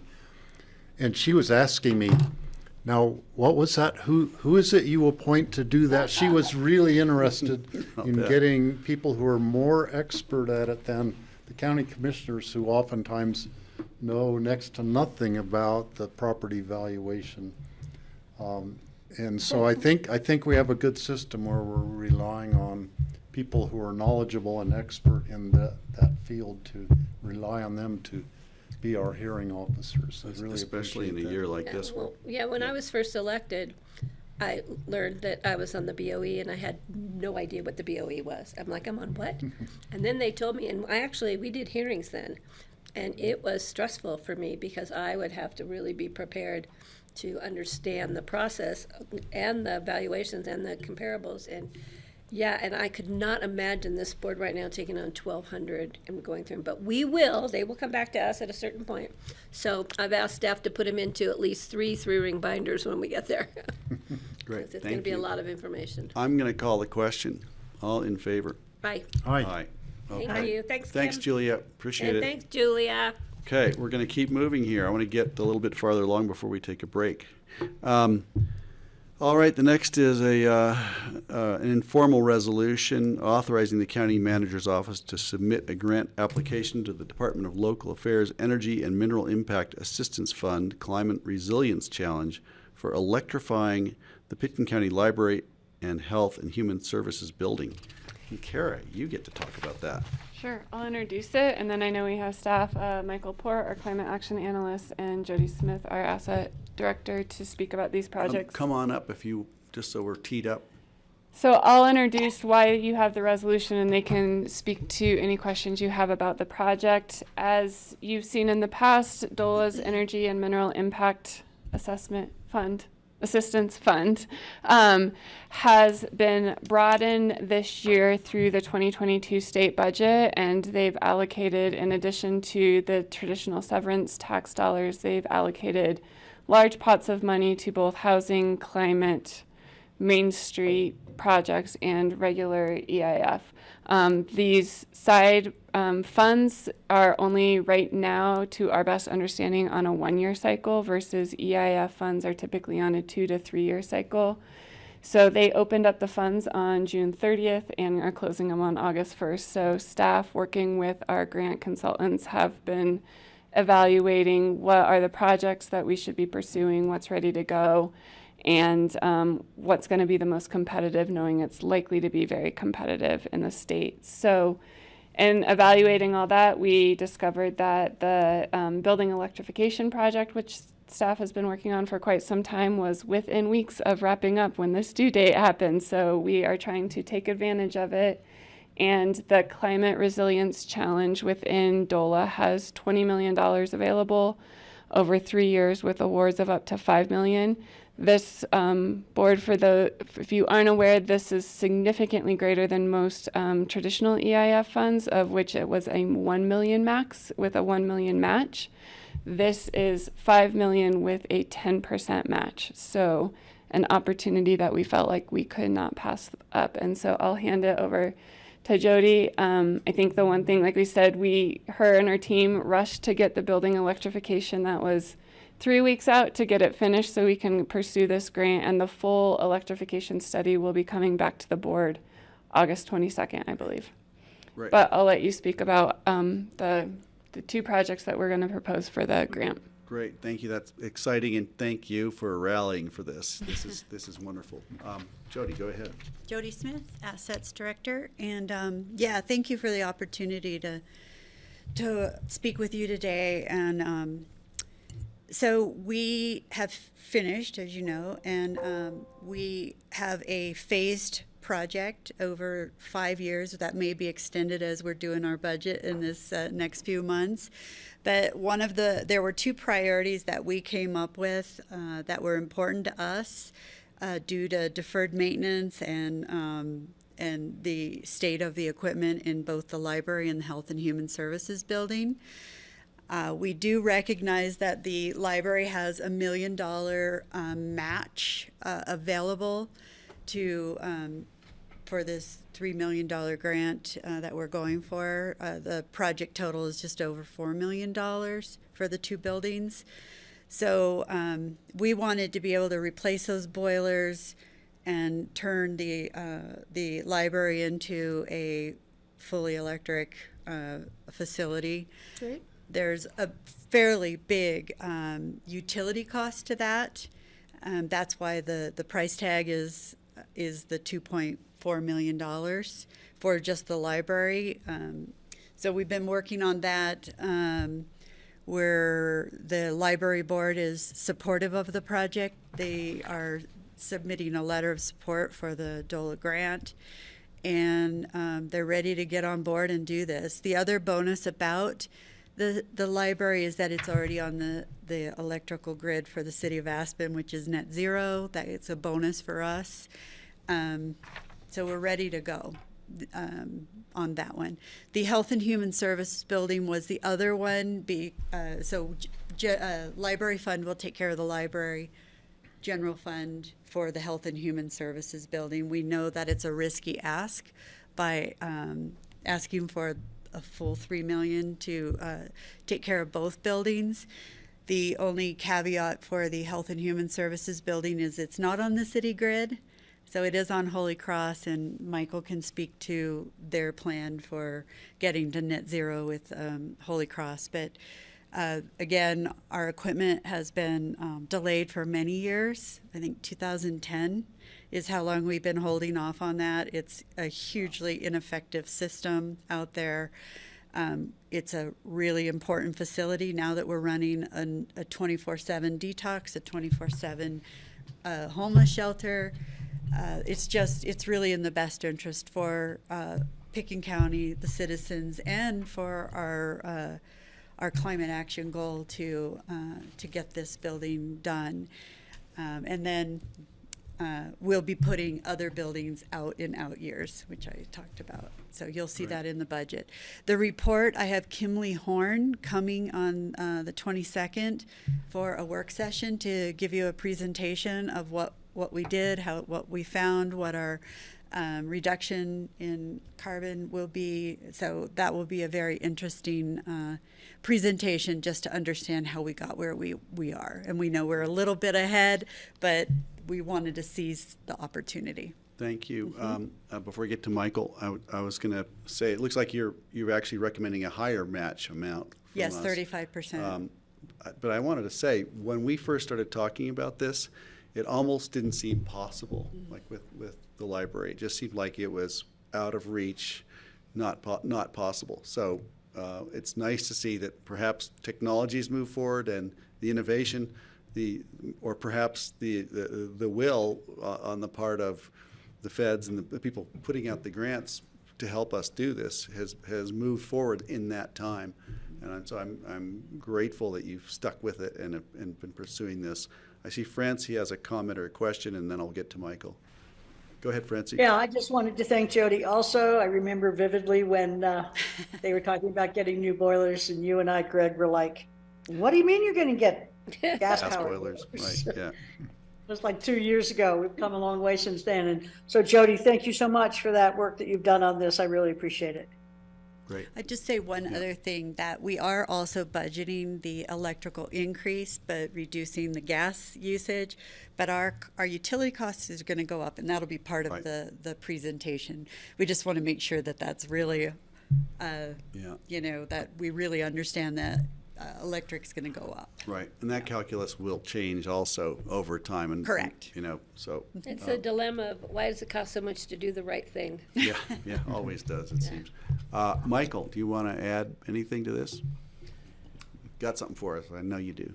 Well, I was prepared to talk about, because we have two separate grants under the applications under this one. We're doing this like implementation grant, and then the one that I'm more spearheading is the planning side. But yeah, assisting Jody in and her team in the implementation of this, and we'll be participating in the presentation from the consultants.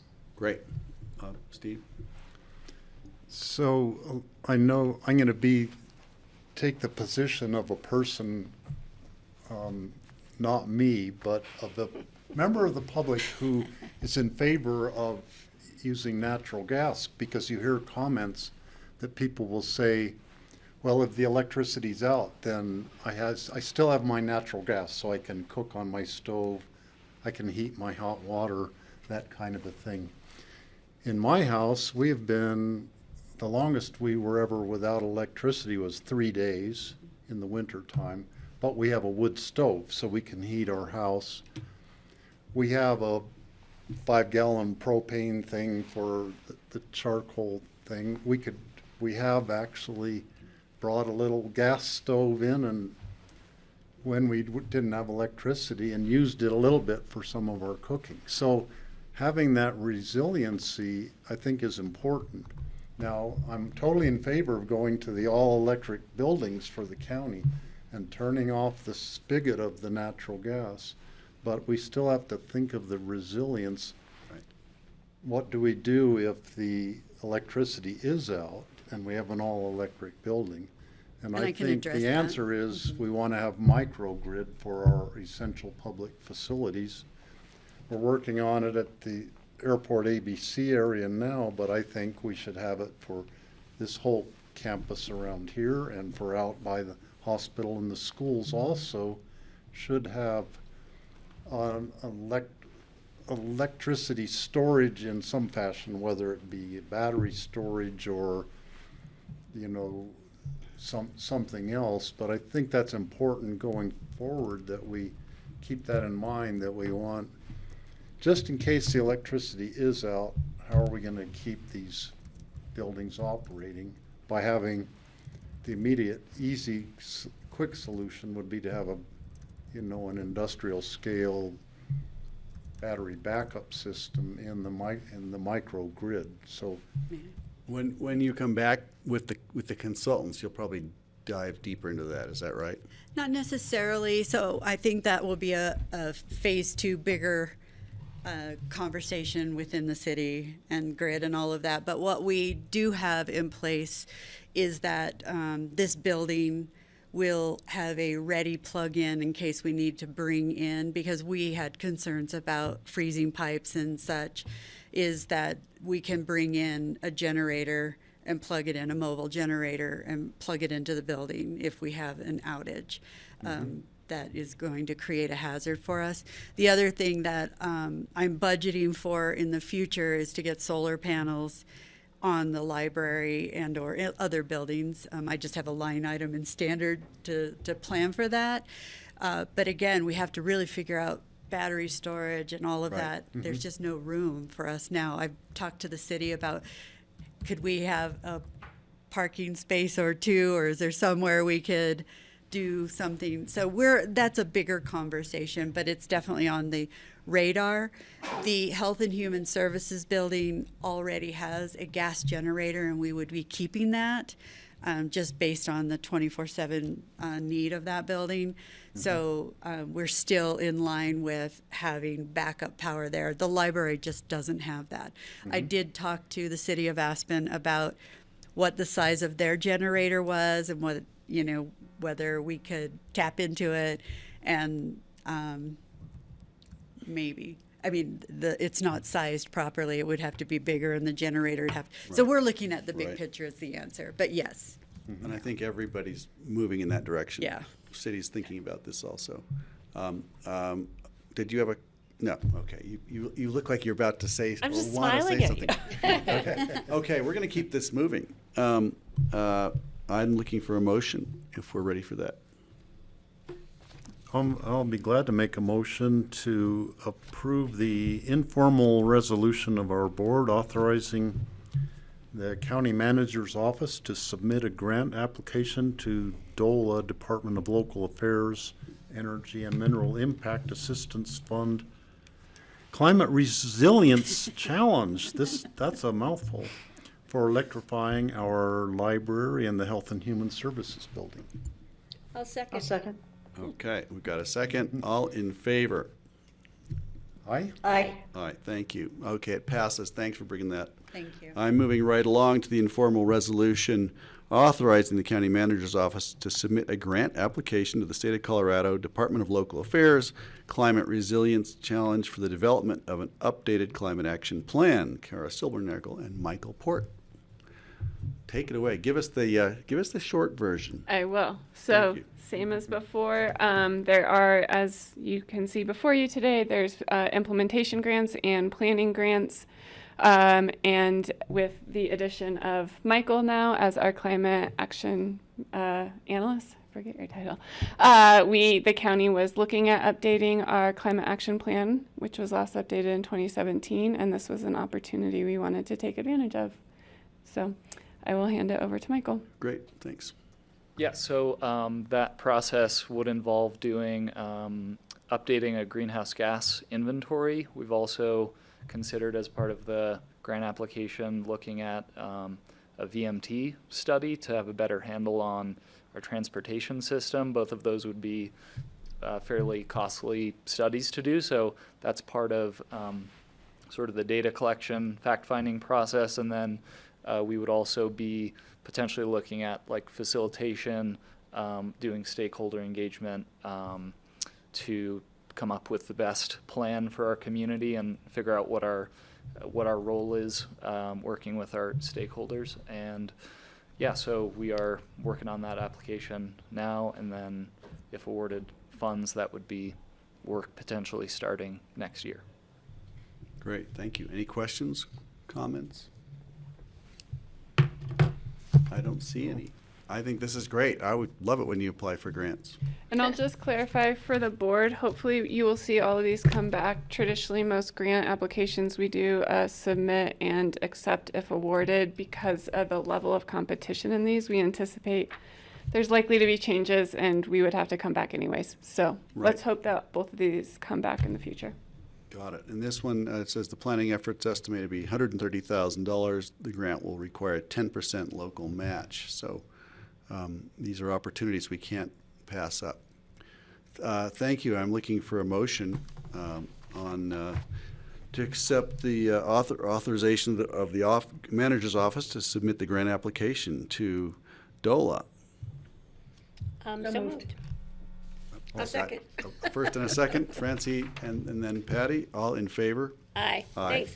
Aye. We never mind when you bring us back. There's issues for us to accept money. Right, exactly. So if I may tag on, there was a line in there that said, with the hiring of the new climate action analyst, and I'm like, who's that? New climate action analyst? And He's right here. Here he is, and we knew him already, and we're pleased. I see him every day, almost every day. Thank you. Great, thank you. Thanks for coming in. I'm trying to decide, how is everybody doing? Do you need a break now, or do you want to push through? Let's and keep take going one? until we get to land use. I Okay, think. individual consideration items.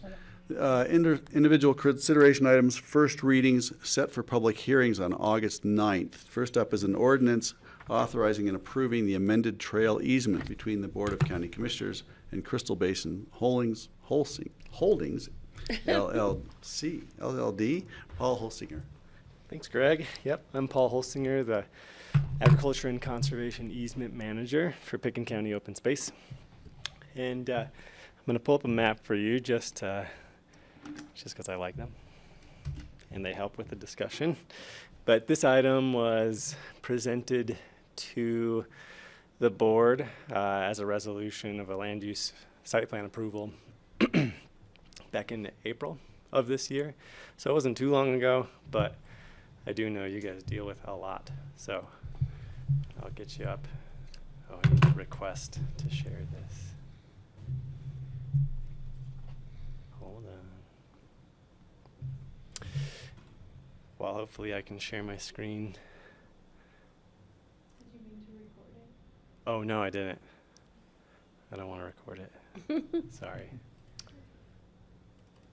And while Paul's bringing that up, you caught the typo in the reso name, so just when you move to approve it, it's an LLC, not an LLD. Thank you. Yeah, and I saw that online. I checked online, and it's correct online. Yep. So Is that in the ordinance? just It on was just in our the title. printed version. Oh, just yeah. in the title. Yeah. Okay.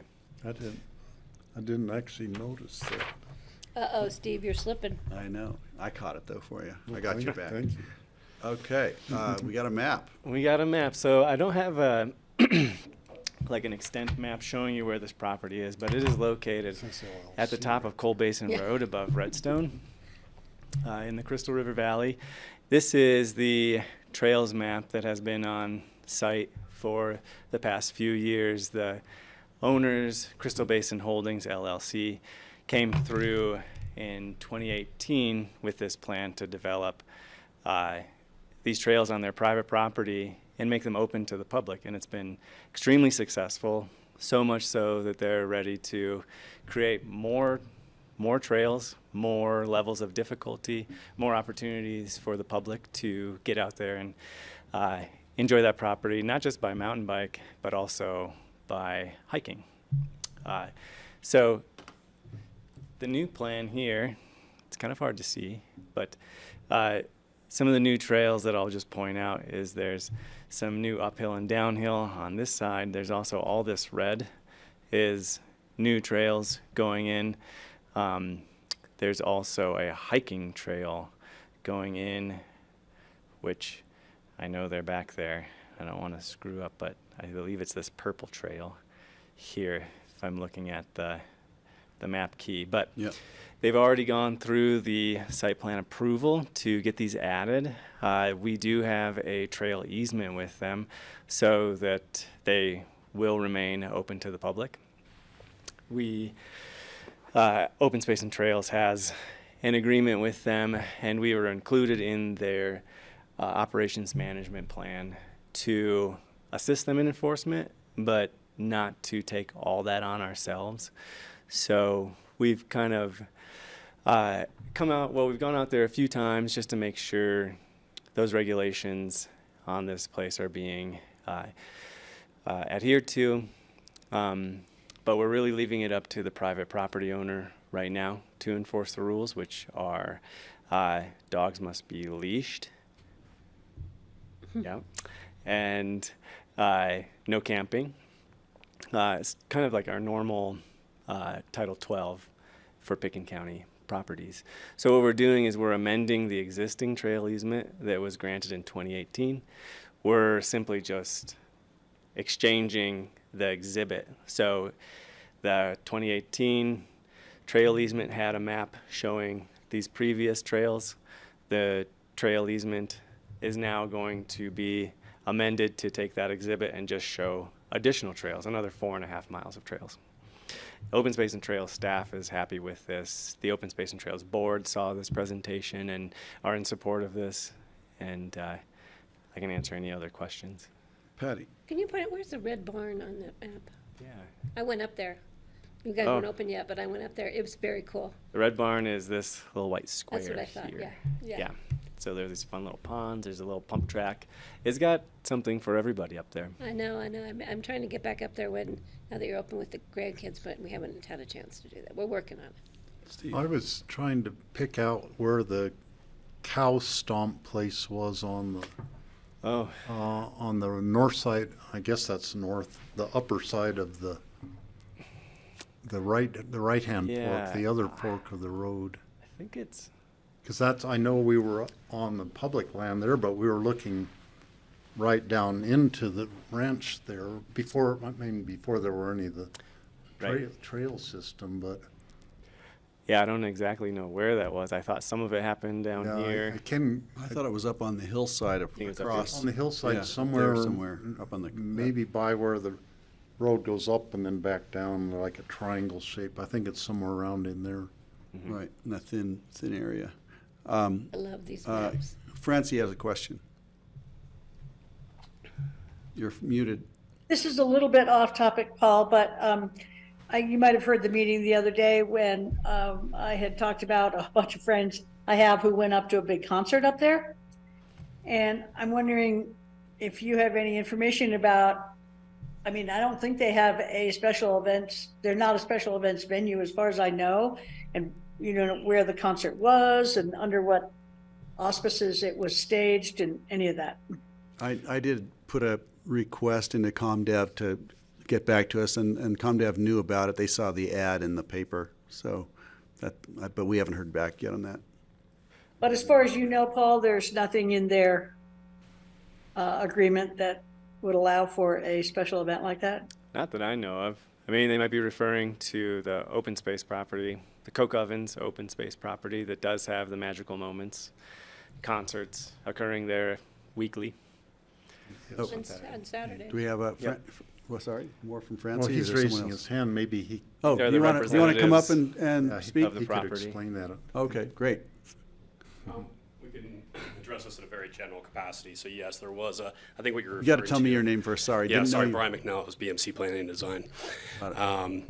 So there was a concert that was put up there, and we were actually alerted at the time by the county that in order to have a concert like that, we do need a special events permit, which we're allowed to have 3 events a year apparently. So they kind of let that one slide. We were unaware of the fact that we actually needed that special event permit, but we are making sure we're shoring that up to make sure that if we have any in the future, that's in place. So this issue that we're talking about today with regard to the trails and the easement is a completely separate issue. So, I understand. But yes, we are addressing that issue in a separate capacity. Great, thank you. Great. Thanks for being here. Stick around Thank if you you want to so talk much. about this. That was very helpful. Is that it, Francie? Okay, I'm back to the Yeah, topic. that's it. That's great. Thanks. Just regarding your the changes, I see that if we could just discuss Class 1 pedal assist e-bikes could be allowed following adequate study. And I know there are certain people, there's a demographic in the valley who really wants to be able to ride e-bikes on some of the trails. And this looks like an opportunity where it's being contemplated. What does adequate study mean, and how soon would this happen?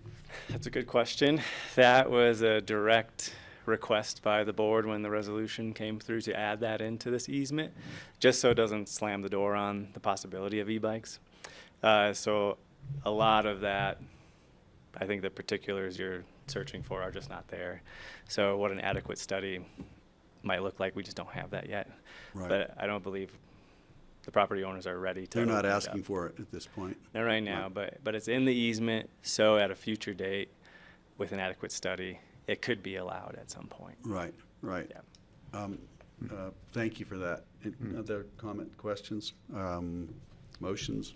Well, I was going to tag on to that about the e-bikes, that doing it on private land that's not controlled by open space and trails would actually be a good place to try it out without having to deal with all the angst and turmoil of open space and trail regulations needing to be changed.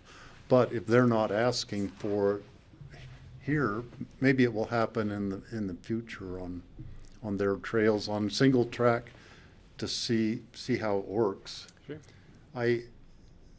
Having ridden an e-bike, I see lots of possibilities of people getting seriously injured who aren't used to e-bikes. Getting on a narrow single track trail could be a recipe for disaster, but we'll see. Yeah. Great, thank I'd you. like to make a motion to approve an ordinance of the Board of County Commissioners authorizing and approving the amended trail easement between the Board of County Commissioners and Crystal Basin Holdings LLC. This is a first reading, set for second read public hearing on August the 9th. I can second that. I did want to make a comment, only that regarding if we're getting more, it sounds like more challenging trails, which is great. It sounds like things are going well up there. Do we have to do anything with emergency response plans or anything like that in the event of an accident or a just wondering if are we creating more hazardous opportunities with this, and are we prepared for that? Well, I'm not prepared to answer that question, but since we have the folks back here, right. I would throw it to them to Trina, see do you want to come what their response say hi? plan Just is. briefly, maybe just a brief comment on what your plans are, how you're anticipating that. Welcome. And please Trina, identify yourself. Yeah, thanks. Trina Ortega, Cold Basin Ranch Senior Manager. Thank you for this opportunity.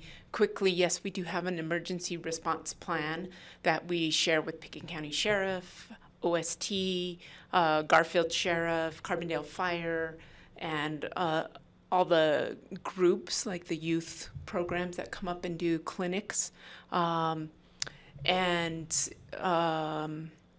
We also do have allow access to that barn you mentioned, Patty, that does have internet Wi-Fi. A lot of the folks, of course, come with their Garmins or, their own means, but we do provide that. We have an AED and a full first aid kit and eye wash inside the barn. That is, we let those groups know that it's accessible to them, and we don't provide, it's a ride at your own risk, hike at your own risk property, and the trails are as such, just like any other Pickett County open space and trails. So we are not expected, and we do not offer to provide emergency response as the property owner. Just make it available. But we do, again, make it available, and we have a few other emergency response equipment pieces, such as a litter and a backboard. For those, again, only invited emergency response, also like search and rescue. So, Got it. And you have a communication link established. Yes. Okay. Yeah. That's and they valuable. have, we've got a plan developed with exit strategies in event of fire, again, always on the forefront of everyone's mind, flood, etc. So we do. And when we're there, of course, we try to help folks if there's an issue. Great. Thank you very much. Thanks for coming up. Thanks for commenting on that. Thank you. I'm going to call the question. We have a motion. We have a second. All in favor? Aye. All And right. I love Aye. the red barn. Thank you. Thanks for coming in. Thank you. Thank you. Okay, moving right along to individual consideration items. First reading set for public hearings on August 23rd. We have resolution authorizing the chair to sign a discretion aviation grant resolution 23 ASE-01 with the Colorado Department of Transportation, Division of Aeronautics, in the amount of $340,898 for pavement rehabilitation of taxiway A and the de-ice pad with associated facilities at the Pitkin County Airport, Sardi Field. And Dan's here. Diane is not on, but Dan is. Or maybe Diane's here also. Good afternoon. No, I'm sorry. Diane and I are tag team meeting, so you're stuck with me, unfortunately. That's fine. Thanks. Glad you're here. Sure. Thank you. So we're seeking your acceptance of a discretionary grant from the Colorado Department of Transportation. What this is it's grant to cover 1/2 of the local share, or 5% of the total cost of pavement maintenance that was taken care of this spring on our taxiway and our de-ice pad. And that amount is $340,898. And the county or the airport fund covers the remaining 5% of the total cost, which would be an amount equal to what this grant is. Great. And we've seen this before and been told about this every year. Yeah. Thank you. Any questions or any motions or? I just have a comment. Dan, I'm glad to see that we're upping the ante on the grants that you bring forward. You went from $100,000 to $300,000, so we appreciate that. Thank you. I'm doing my best. Keep them coming. Right. Good So job. I would like to make a motion to approve authorizing the chair to sign a discretionary aviation grant resolution with the Colorado Department of Transportation. And this is a first reading, set for a public hearing, second reading on August the 23rd. I'll second the motion. And we have a second. Further discussion. I don't see any. Nobody's in the room. Thanks, Dan. Good. All in favor? Aye. Aye. Okay, that passes. Thanks, Dan. And we're going to be moving right along. Once again, we're good. We're going to get through this and then go to public hearing. So individual consideration items, public hearing, second reading. Ordinance amending the Pitkin County Short-Term Rental Code, Section 650 of the Pitkin County Code to establish restrictions specific to the Village Commercial Zone District in Redstone. This is the second reading. And Suzanne is walking through the room. Is Jeanette here, or is she? She is running behind me because Because I was like, we're oh. moving so fast. Right, I did not expect anything. Didn't that's an expect that, airport did you? Title to go quite so quickly. You I was did- like, uh-oh, I think we better run. I don't think I mentioned that in my motion, by the way. At the airport. So here we are. Great, welcome. Hello. Glad you're here. Thanks for coming down. And we're moving very quickly today, just to catch up, so. Yeah, that's great. Got a lot going. Well, hello. So this is the second reading for Redstone amendment to the code, to the second reading and public hearing on the ordinance amending Pitkin County short-term rental code. Directed staff to move forward with a code amendment to the program, and will loosen certain restrictions for short-term rental license in Village Commercial Zone District in Redstone. And those two items are the duration of each rental period will be reduced from a minimum of 4 nights to 2 nights, 2-night minimum, and the total number of nights in a calendar year will be increased from 120 nights to 180 nights. Great, thank you. I don't know if you have more for us, if you want questions. Yeah, I Comments? didn't receive anything. Did something happen? I mean, I didn't receive any comments, no letters, no. I sent out all to the caucus, to But I mean, Crystal. I'm just saying, I'm kind of. No public input so Yeah. far. But I think, Right. yeah, I think Francie did talk to somebody, but I was kind of waiting for this, so. I agree. And this was nice, and so thank you. Francie has a question, comment. Yes, I'm sorry I wasn't here when you guys brought this forward the first time last week, I think. I think it's still too restrictive for the commercial zone, and I will not be supporting it. Okay, thank you. Any other comments, questions? Steve? Well, I think we're headed in the right direction. We might be at the right spot with the numbers we have, but, you know, we worked out the numbers with the people in the commercial zone in Redstone, and I think that they indicated they felt that this could work for them. But we will see, and we can always amend the rules in another year or so if necessary. That's right. As we've said all along, it's a work in progress. As we see what shakes out with STRs and the nature of travel tourism and all these other things that we can't really predict, So it sounds to me like we're not getting a lot of pushback, which is always a nice, either they're not paying attention or they're okay with it. We don't know. And if it does need to be changed, my guess is it will come back to us and we'll be looking at it again. You answered my question because that was the same thing. It's like I've not heard a single comment. So let's see, this is a public hearing. So I'm going to open this to public hearing. I don't see anyone online presently, but if you are online and want to raise your hand for this, please do. There's no one else in the room unless any of our staff want to comment. I'm looking at my email right now to make sure that. Nobody's trying to get in. Yeah, we're good. I don't see it, so I'm gonna close the public comment and bring it back to the board. I will make a motion to approve, and thank you, for an ordinance amending the Pickens County Short-Term Rental Code, Section 6-50 of the Pickens County Code, to establish restrictions specific to the Village Commercial Zone District in Redstone, Colorado. This is the second reading. I'll second the motion. Second from Steve. Further discussion? I don't see any. All in favor? Aye. Aye. And all opposed? Nay. We have an aye and a nay and a not present. So, okay, it passes. Thank you. Thank Jeanette, you. thanks for coming in. Suzanne, thanks for coming with her. You can catch your breath now and walk back upstairs. Okay, I'm going to declare Can we just continue the next item real quick? Oh, of course we I'm can. going to put a motion out here to approve the continuation as asked by the applicant for the resolution approving one constrained site TDR for Independence 44681 LLC. We're going to continue this to August the 23rd. I can wait for a second and discussion, but then this is a public hearing, I You have to believe. continue the public hearing. So, Open it and but close it. Open and close it. So But I'm going to open the public hearing. Once again, I don't see anybody online. If you happen to be there, now's your chance. Oh, I do have a hand up. Leslie Lamont has a hand up. Is that accurate? Leslie, we're trying to let you in.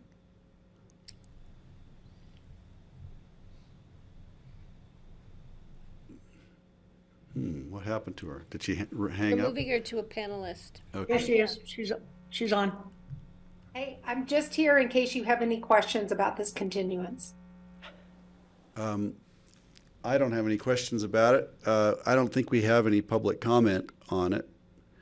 I'm going to close the public hearing and bring it back to the board for the vote to continue to August 23rd. All in favor? Aye. Aye. Aye. Thank you. We've got 4 ayes. That's it. Thank you very much. Okay, now we are going to take a 10-minute break. Okay, Sure. we'll come back at Sounds good. 2:12. Andorra, we're going to shut off for 10 minutes, and we'll be back with our final public hearing item and then open discussion. And are we going to continue this one too? Because it's just got a history behind it.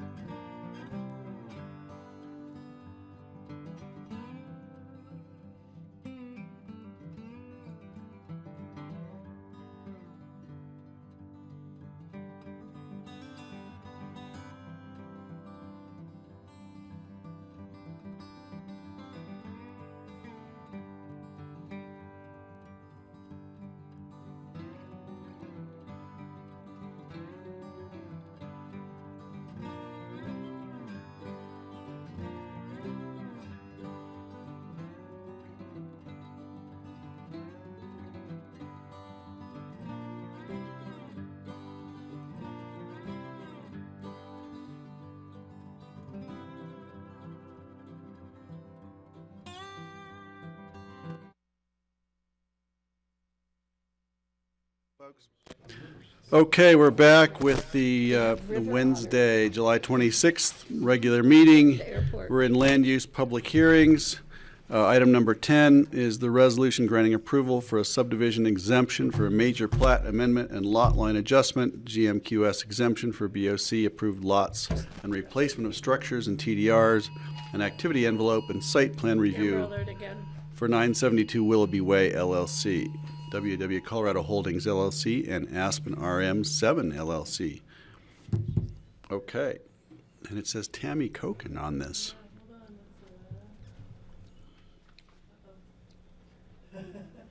God, this Amber Alert was for a 2-month-old. Sorry, I guess I should have been double checking that. She was going to be presenting virtually.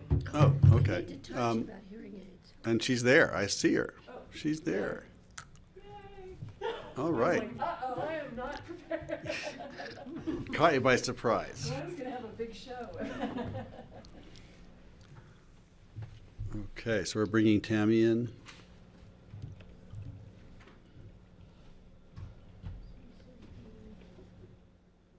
There she is. Okay. Aha. Okay. Sorry about that, guys. There she is. Hi, Tammy. Nice to see you after so long. Yeah, nice to see you guys. Sorry I'm late. I was just sending a small infant to the doctor. Okay, you're just in time. And that takes precedence anyway. Yeah. All right. Let me try and share my screen with you guys. I can see we're already seeing it if that's what you're trying to show. Okay. We didn't need to switch who's sharing screens. Oh, is it Glenn or? We've got the map up. Is that you or is that? That's Glenn. Okay. That's not me. Glenn, Hang on one sec, Tammy. Glenn jumping the gun there. Go for it. Okay, there you are. We see you now.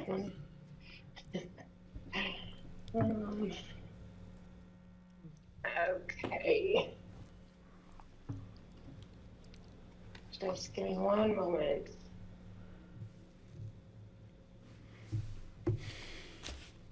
Hey, Glenn, welcome.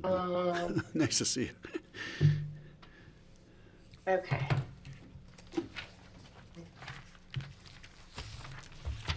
Okay. Anything? Can you guys see a shared screen yet? Yep, we've got you. Okay, perfect. All right, so this is the 972 Willoughby Way LLC and the WW Colorado Holdings LLC and the Aspen RM 7 LLC application. The board initially heard this application about a year ago in July of 2022. They only partially heard the application and continued this item and asked that the applicant come back after they had received approval from the Pick and Green subdivision HOA for the request for the major plot amendment. So the applicant has gone and done that. So we're picking up where we left off. But I'm going to resume the presentation like you guys are hearing it for the first time, because a year ago is quite a long time ago to remember what was done. And so, yeah, we're moving forward with this application.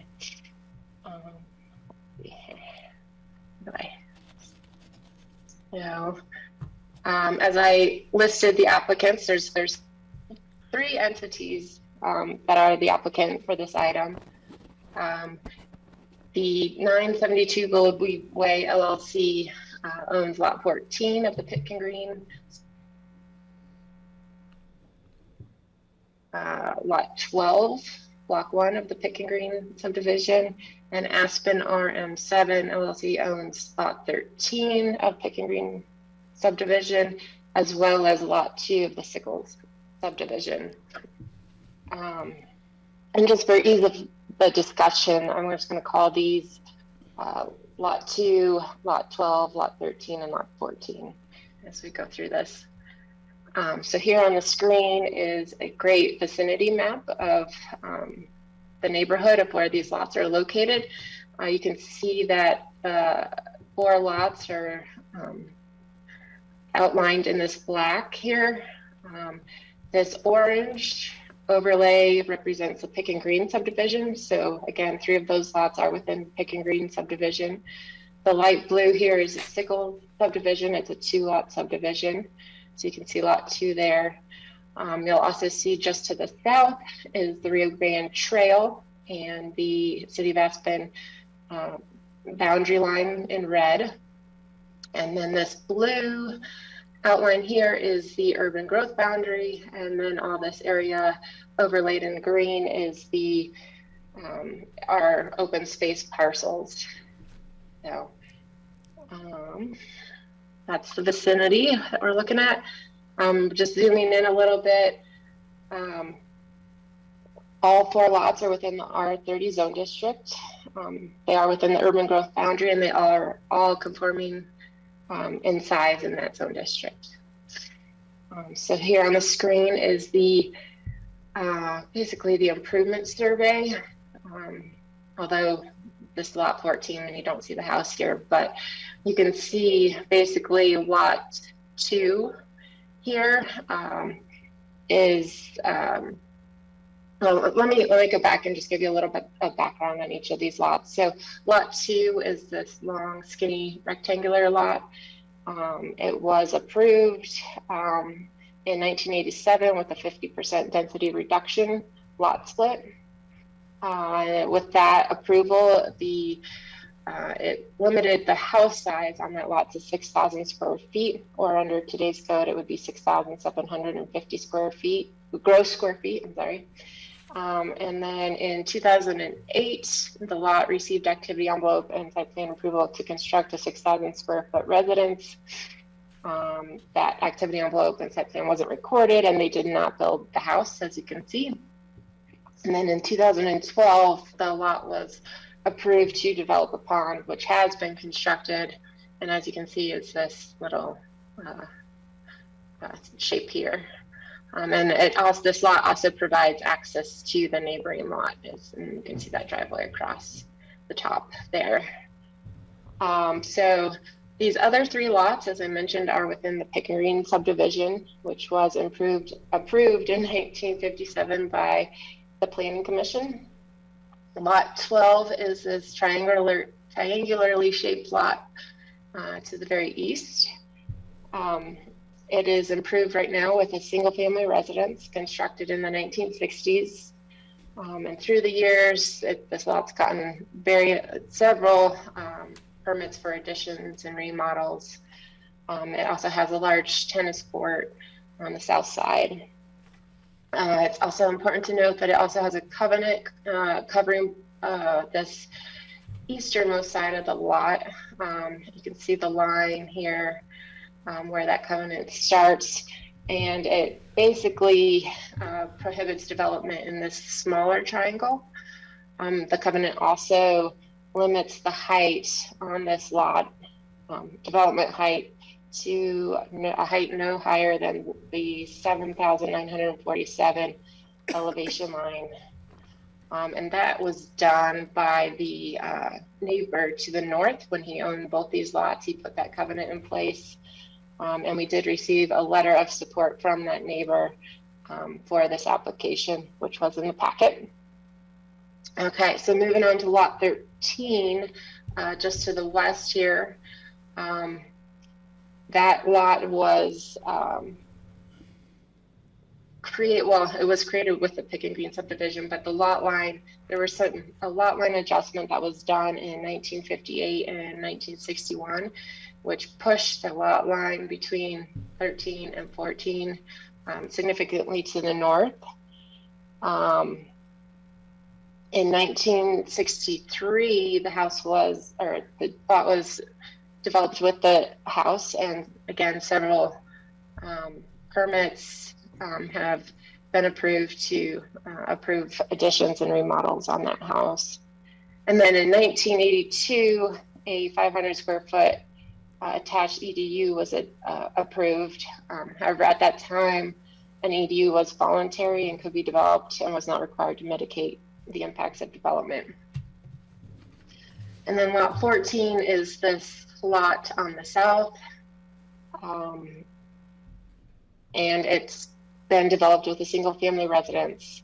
And that's, again, has received several permits for remodels since that time. And then last, I want to point out Willoughby Way, which winds around these lots where my cursor is, shown in gray.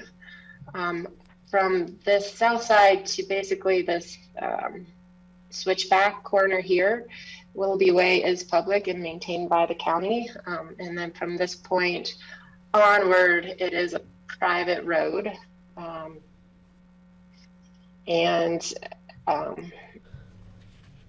Yeah, I guess I'll just at this point just say it's very narrow, and it's generally no more than about 12 feet wide.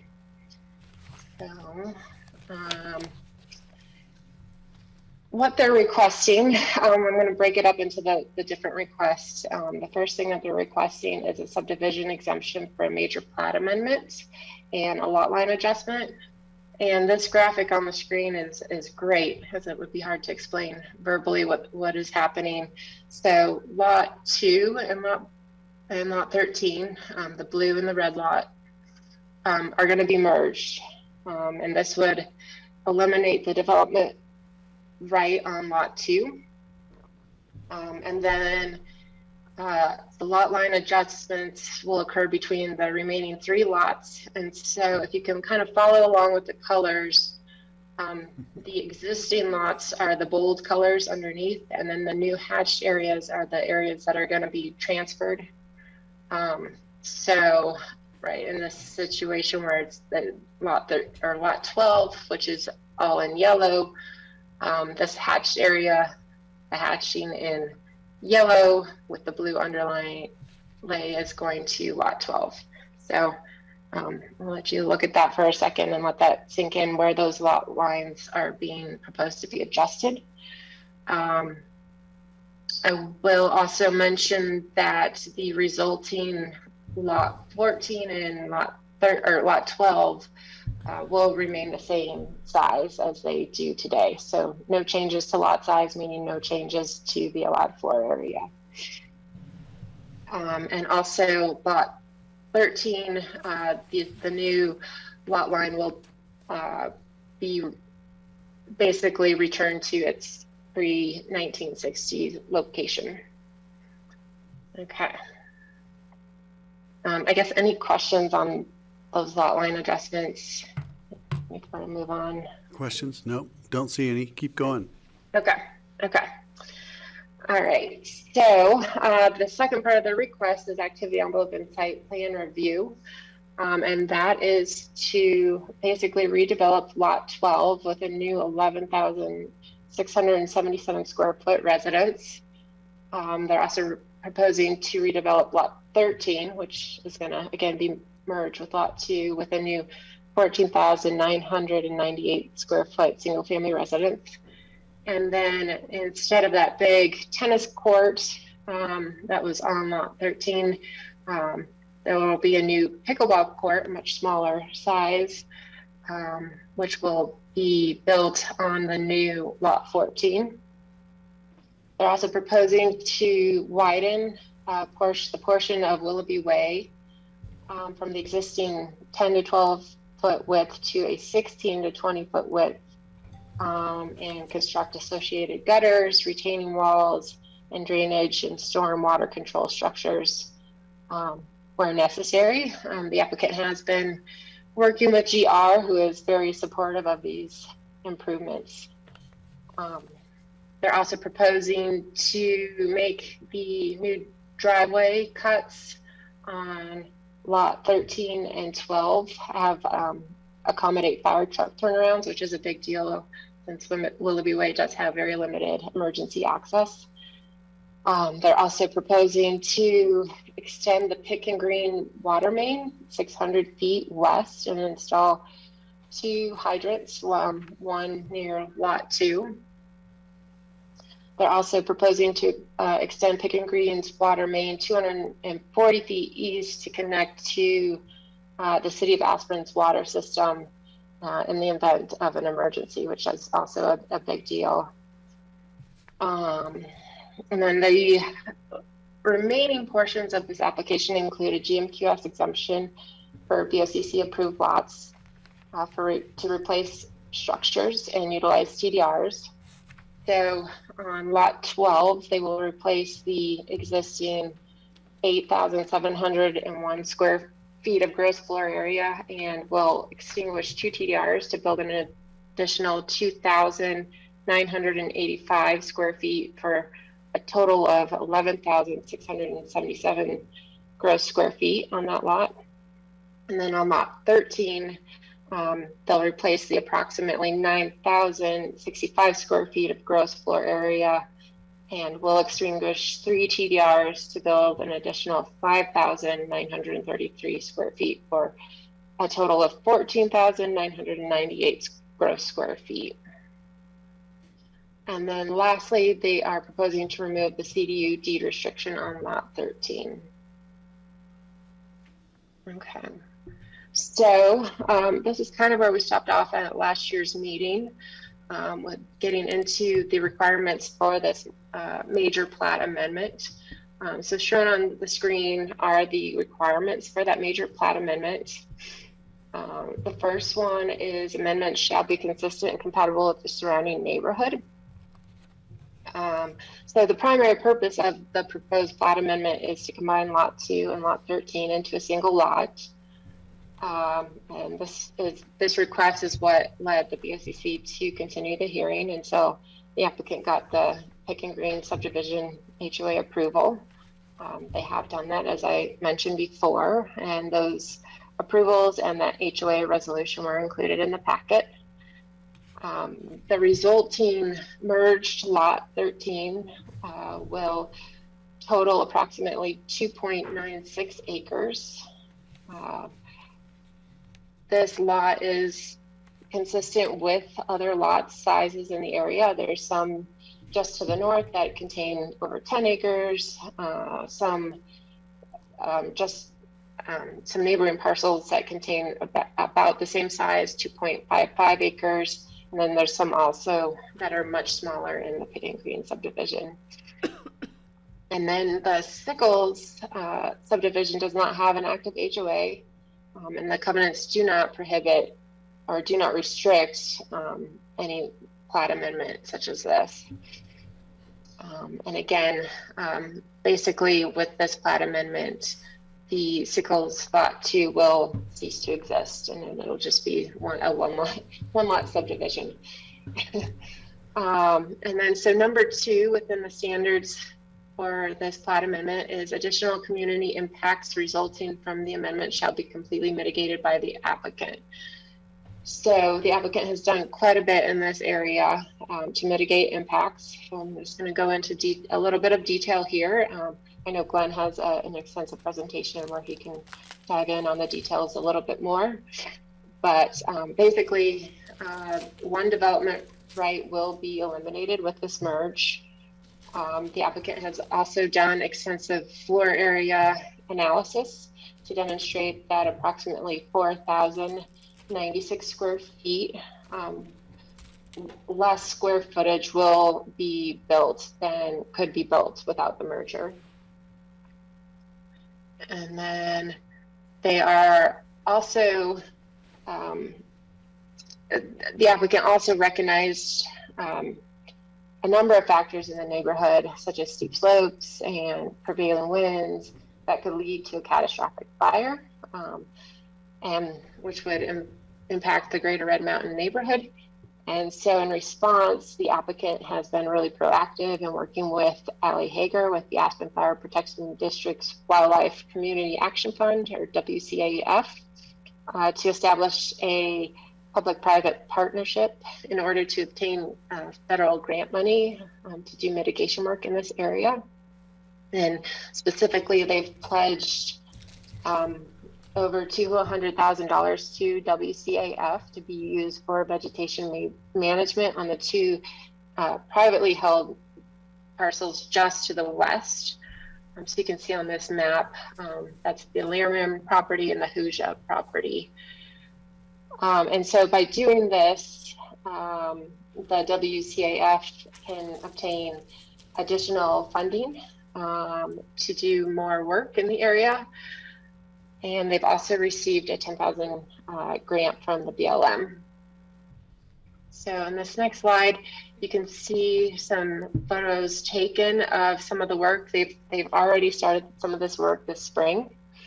Right now, the work is on hold just because of it's busy season for the Rio Grande Trail, and so they're just holding off until the fall to resume that work.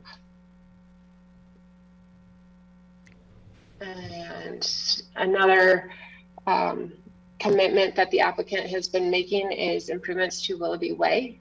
I've just previously discussed those. So basically widening the area shown in green as much as possible, and as well as the area shown in yellow to 20 feet. They're doing a lot of drainage and retaining wall work. And I also mentioned the fire truck turnarounds. And additionally, I mentioned some of those community water infrastructure improvements for firefighter fighting capabilities. So those connecting those water mains and those hydrants. And I don't know if I mentioned the city of Aspen is very supportive of this and has put, oh gosh, and has put, is my screen still up? Yes. I don't know what I just hit. We That's, just changed Silver the King. subject matter drastically. What's it called now? Hunter Creek. Hunter Creek condo. Okay. Sorry. Anyways, the city of Aspen is very supportive, and they've included a bunch of conditions that they'd like to see with those water commitments.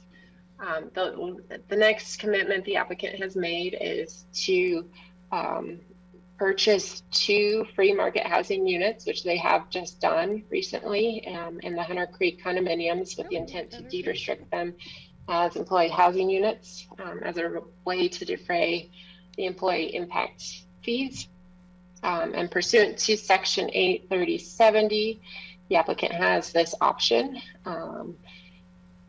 These units are located at 1318 Vine Street and 951 Vine Street and are somewhat shown on screen. So this is one of the units on this corner, and then the other unit is shown here on the right.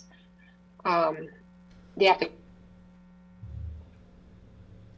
about this proposal, but right now this isn't part of this application, and ultimately the acceptance of these units is at the discretion of the BOCC, which they would bring forward to you guys at a later date.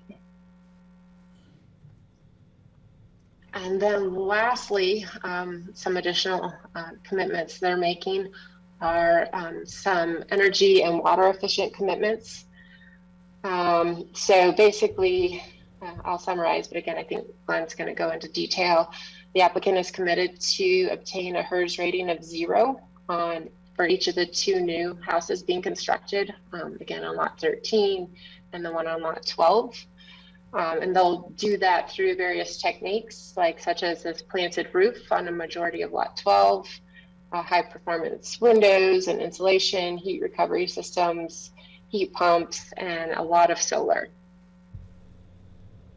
So back to our standards that are needed for this major plat amendment.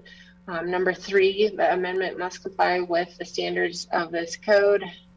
And I'll go into a little bit more detail with the activity envelope and site plan, but staff believes that all standards of the code have been met. And number 4, obviously the proposed amendment will not increase the number of lots on the plats, but is instead reducing them by 1.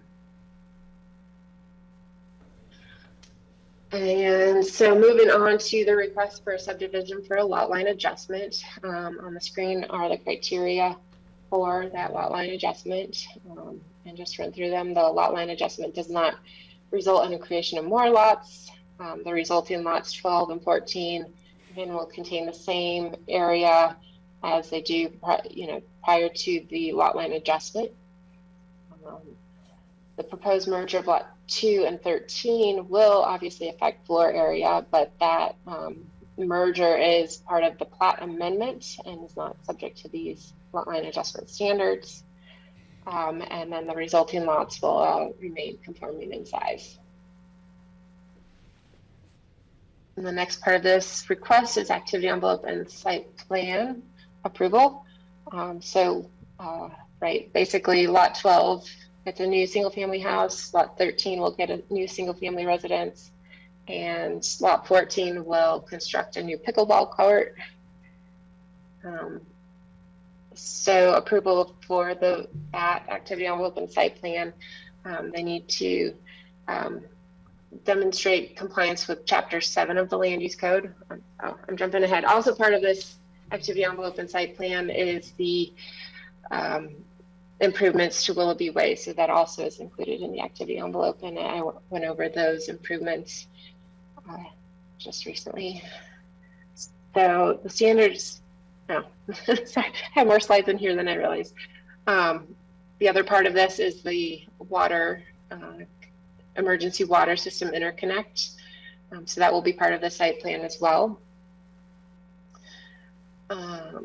So standards of Chapter 7, you guys are familiar with those. Those include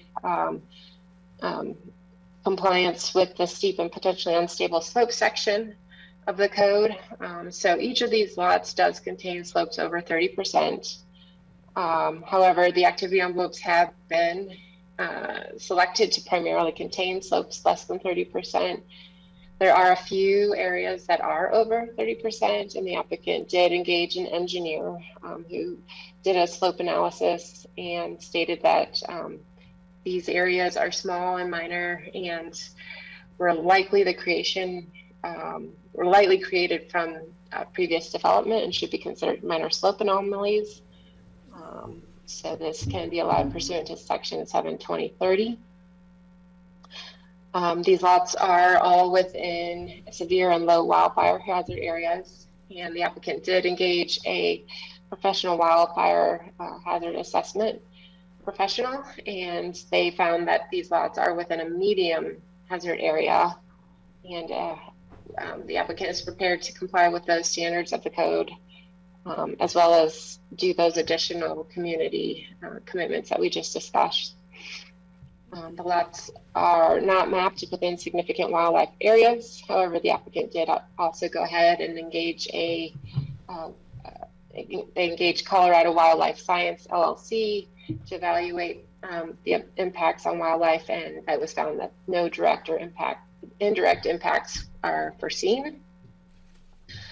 And then these lots are within the scenic view protection areas as viewed from Highway 82. However, due to the distance and existing vegetation between the highway and these lots, it's very unlikely that you'll see the development. However, nonetheless, staff has recommended that the applicant comply with Section 720-120 and those mitigation standards to minimize any potential scenic impacts. And lastly, these are the three last pieces of the applicant's request: the GMQS exemption for BOCC approved lots and replacement of structures. So pursuant to that section, the applicant has the right to replace previously existing structures, which they are proposing to do. They're also requesting an exemption for development using TDRs. So again, lot 13 will surrender 3 TDRs to build that additional square footage, and lot 12 will surrender 2 TDRs for their additional square footage. This can be done without special review because these lots are within the urban growth boundary. And then the last piece of their request is the removal of a CDU, deed restriction. So I mentioned that in 1982, the lot was approved to build a 500 square foot attached EDU. And at that time, an EDU was voluntary and was not required to mitigate the impacts of development. And in 1994, the EDU was deed restricted as a CDU. So it essentially is a CDU. And basically Section 5 of the deed restriction allows the voluntary deed restriction to be removed with approval of the planning director, or in this case, the BOCC's approval. And so I guess with that, I'm going to just wrap it up and say that staff believes the applicant complies with the land use code and therefore recommends that the BOCC adopt a resolution for the applicant's request. I'll turn it over to the BOCC for questions, or to Glenn. I know he has a presentation. Great, thanks. Questions from the board? Steve? Yeah, Tammy, I want to dig in a little deeper into, I'm confused as to the ownership, and the one lot is giving up the CDU. The two units are being purchased over in the Hunter Creek condo area. I don't know if it's exactly there, but are all three of these lots, or is it all one ownership, or is it three different neighbors cooperating? And who gets the credit? Who has to mitigate for the employees? Are the two bigger houses each mitigating for, like, by buying one unit of the employee so good housing? question. So yeah, it's three separate entities that are all cooperating together as one applicant. However, it's the Aspen RM7 LLC that owns the two lots that are going to be developed with the new houses. So the Aspen RM7 LLC is the entity that's responsible for those employee housing impact fees, or in this case, offsetting with those units. The other two, so it's 972 Willoughby Way LLC and the WW Colorado Holdings LLC. They're basically in this for the lot line adjustment and the pickleball court being constructed. That's basically their only involvement in this application. I'm kind of simplifying it. Okay, so then the Aspen RM7 is also doing 5 TDRs, landing 5 TDRs, 3 on one lot and 2 on the other? Yes, yep. Okay, thank you. That clears that up. Yeah. Did you just freeze? No, you just said, yeah, okay. You held still. I wasn't sure if you froze on us. Okay. If that's it, question-wise, I don't have any questions presently. I don't see Francie's hand up or Patty's. I'm good. Glenn, why don't we take it away? Hi, Glenn. Okay, let's see if I can. Thanks, Tammy. Share Thanks, my Tammy. screen. Yeah. All right. That worked. So we have some of the same slides and material that Tammy used, and I'll try not to repeat things that Tammy said, and you'll have to forgive me if I do in some cases. But I'm glad that Tammy was able to use some of these slides we put together. My name's Glenn Horn. I represent the owner of Pick and Green Block 1, lots 12 and 13, and the owner of Sickle Subdivision Lot 2. It's the Aspen RM7 LLC that owns 12 and 13, and Sickles Lot 2 is owned by WW Colorado Holdings LLC. I'm seeking approval to merge 2 platted lots and eliminate the capability to develop one house on the lot located on the west end of Willoughby Way. The applicant's proposing to develop a large house on the merged lot. However, if you approve the lot merger, there'll be a significant reduction in the quantity of floor area that can be developed on the applicant's lots. I've identified a series of land use issues and concerns affecting the site vicinity. The applicant's proposing a comprehensive package of public and private improvements to address the needs and improve conditions in the site vicinity. The houses proposed on lots 12 and 13 will be state-of-the-art, energy-efficient houses with a HERS rating of 0, which is 30 points below the county standard. The applicants are proposing major improvements to the roads and water system in the neighborhood, as well as increasing the capability to fight a house or wildfire in the neighborhood. The applicant has been instrumental in developing a public and private partnership with the Aspen Fire Protection District and the BLM to reduce wildfire danger on Red Mountain and other areas within the Aspen Fire Protection District. If you approve the application, the applicant will contribute 2 employee units to the local employee housing inventory in lieu of paying the employee housing impact fee. So, with that as an introduction, we can take a look at this screen. I think Tammy really covered this very well. This is the site vicinity. These are the 4 lots. I want to add that they're located almost at the very west end of Willoughby Way. Willoughby Way terminates just to the west of these lots. This is a blow-up of the 4 lots. The subject lots are cross-hatched. Sickles Lot 2 is a vacant lot. Lot 13 and Lot 12 are developed, as is Lot 14. Sickles Lot 1 is owned by the Ahuja family and is developed. The meets and bounds parcel to the west is the Learman parcel, and that's developed with a house. As Tammy said, you have the Red Butte Ranch open space parcel to the west of that, and to the north is the Erickson Ranch open space parcel. This is an aerial view of the 4 lots. You can see Sickles Lot 2 is vacant. The only improvement on Sickles Lot 2 is a decorative ornamental pond that's not used for irrigation. Picking Green, Lot 13 is improved with a house that contains 9,065 square feet.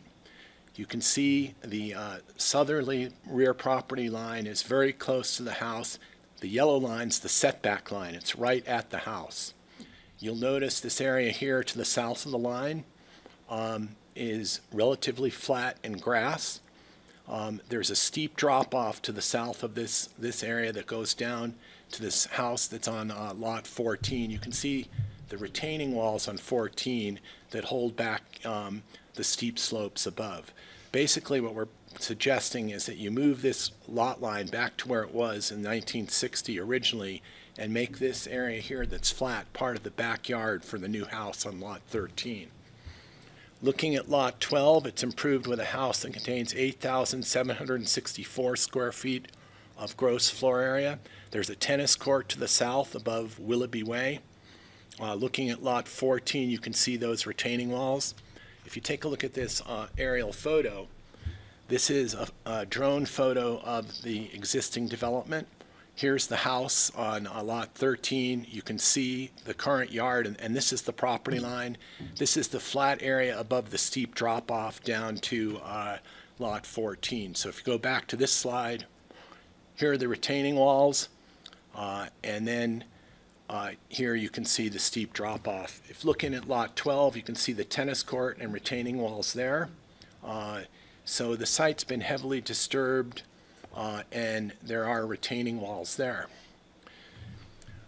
We've identified a series of issues and concerns that affect the sites and the site vicinity. There are narrow roads. There are no fire truck turnarounds. There's very limited water supply available for firefighting. There's an aging community water system that serves Picking Green, and there's severe wildfire hazard in the area. This is a quick shot at the Red Mountain area. Here's Red Mountain Road, Willoughby Way. The area in red, a severe wildfire hazard area. Here you see the subject lots. We'll get into this in more detail later on. Other issues and concerns are that we have 2 large 60-year-old energy inefficient houses on lots 12 and 13. We discussed the inadequate rear yard setback on 13, and as you know, there's a significant need for employee housing in Picking County and the Aspen area. The applicant's proposal is to merge two Red Mountain lots, and most importantly, to eliminate the house that could be built on Sickles Lot 2, and the house could contain up to 6,750 square feet of gross floor area. We're seeking site plan approval for a large house on Lot 13 that would contain 14,998 square feet of gross floor area, and site plan approval for an earth-sheltered house on Lot 12 that would contain 11,677 square feet of gross floor area. This slide will help you understand what's going on with respect to the lots and the floor area. There'll be two houses instead of three. The house that could be built on Sickles Lot 2 will be eliminated. There'll be an overall gross floor area reduction based upon what could be developed.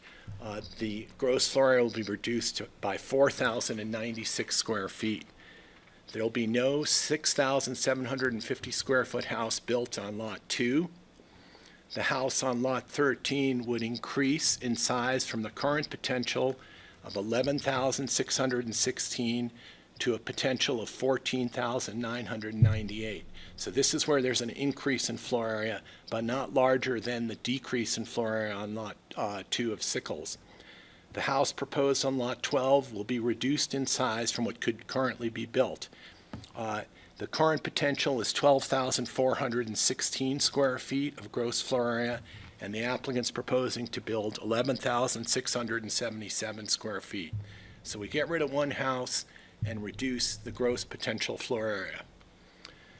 Looking at the requested land use approvals, the merger of Sickles Lot 2 with Pitkin Green Lot 13, and the elimination of one development right on Lot 2. This is what brings this application before you, is the merger of the two lots.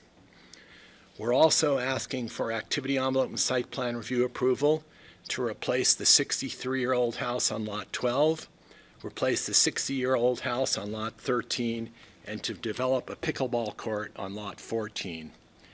Tammy reviewed the lot line adjustments very well. Basically want to increase the depth of Lot 14 and increase the width of increase the depth of Lot 13, increase the width of Lot 14 so there can be a pickleball court. The applicant's also requesting to defray the employee housing impact fee by providing 2 Hunter Creek units in lieu of paying for the fee. This is a site plan. Tammy showed you this one. We're proposing an earth-sheltered house on Lot 12, a new house on Lot 13. 13 would be merged with Sickles, so all of this would become one lot. This is Sickles Lot 2 right here. The area that was formerly Sickles Lot 2 would have a pool and a small pool cabana. Looking at Lot 14, it would be widened so that there could be a pickleball court. It's important to note that this section of the house right here on 12 will be the only section of the house that's above grade as viewed from Willoughby Way. The rest of the house will be earth sheltered and built into the topography.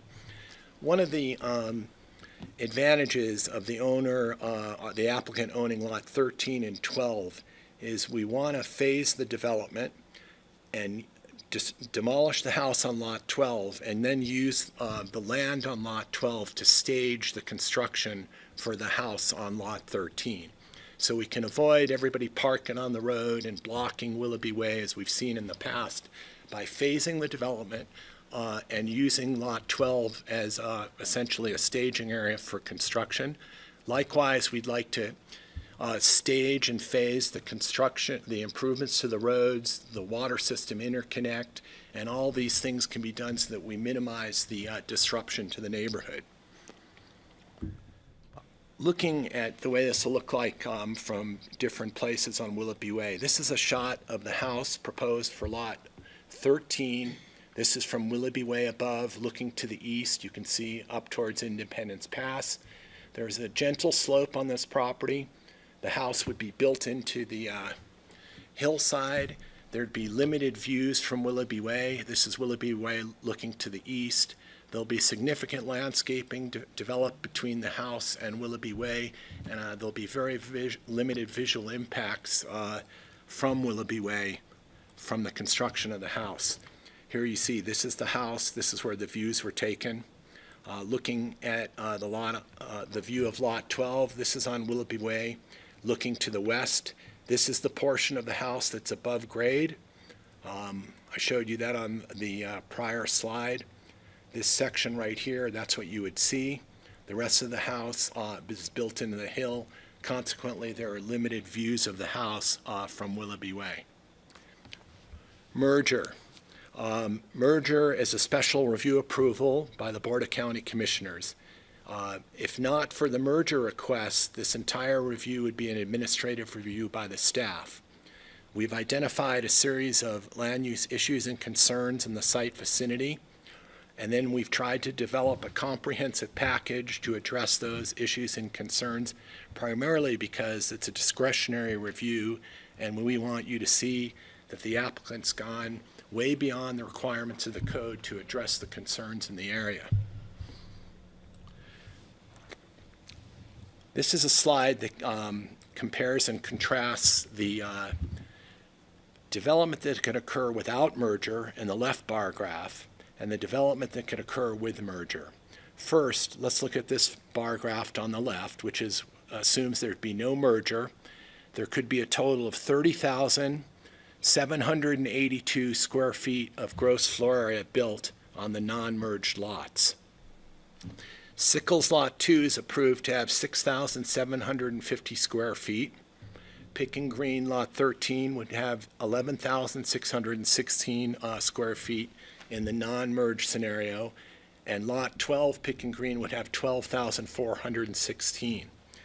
If you approve the merger, the gross floor area will be reduced from 30,782 to 26,686, which is this reduction right here of 4,096 square feet of gross floor area. The house on Pick and Green would grow in size from the non-merger scenario to the merger scenario from 11,616 gross square feet to 14,998. And I said before on Pick and Green Lot 12, the house will be reduced in size by about 700 square feet under the merger scenario as compared to the non-merger scenario. So the big thing to take away from this slide is the reduction in gross floor area of 4,096 square feet as a result of the merger. One less house and less gross floor area. The two new houses proposed for Lot 12 and 13 are going to feature state-of-the-art energy conservation system. You're familiar with the HERS, Home Energy Rating System. The new houses will have a score of 0. The current county standard is 30. The applicant will accomplish this by having maximum solar exposure and glazing value, drain heat recovery systems to preheat domestic hot water, heat rejection from the air conditioning systems to preheat hot water, solar photovoltaic systems, high efficiency LED lighting, and an earth sheltered house on Lot 12. I have a letter from CES Engineering that documents how they'll achieve the HERS rating of 0 that I want to enter into the record. I can give this to Suzanne, I guess. This is we emailed it today, but I want to enter that in the record. Explains how we will achieve the HERS rating of 0 on these houses. This is another slide that looks at the energy consumption of the houses measured by KBTUs, British thermal units.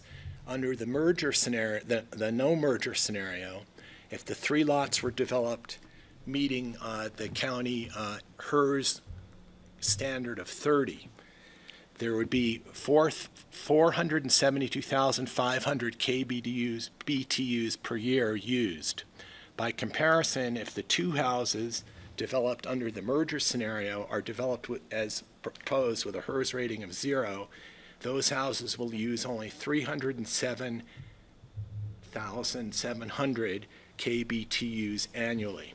So there's a savings, they'll use 164,800 KBTUs, and the savings will be 307 KBTUs per year. So this is the difference between the the merger scenario here with a HERS rating of 0 and the non-merger scenario with a HERS rating of 30.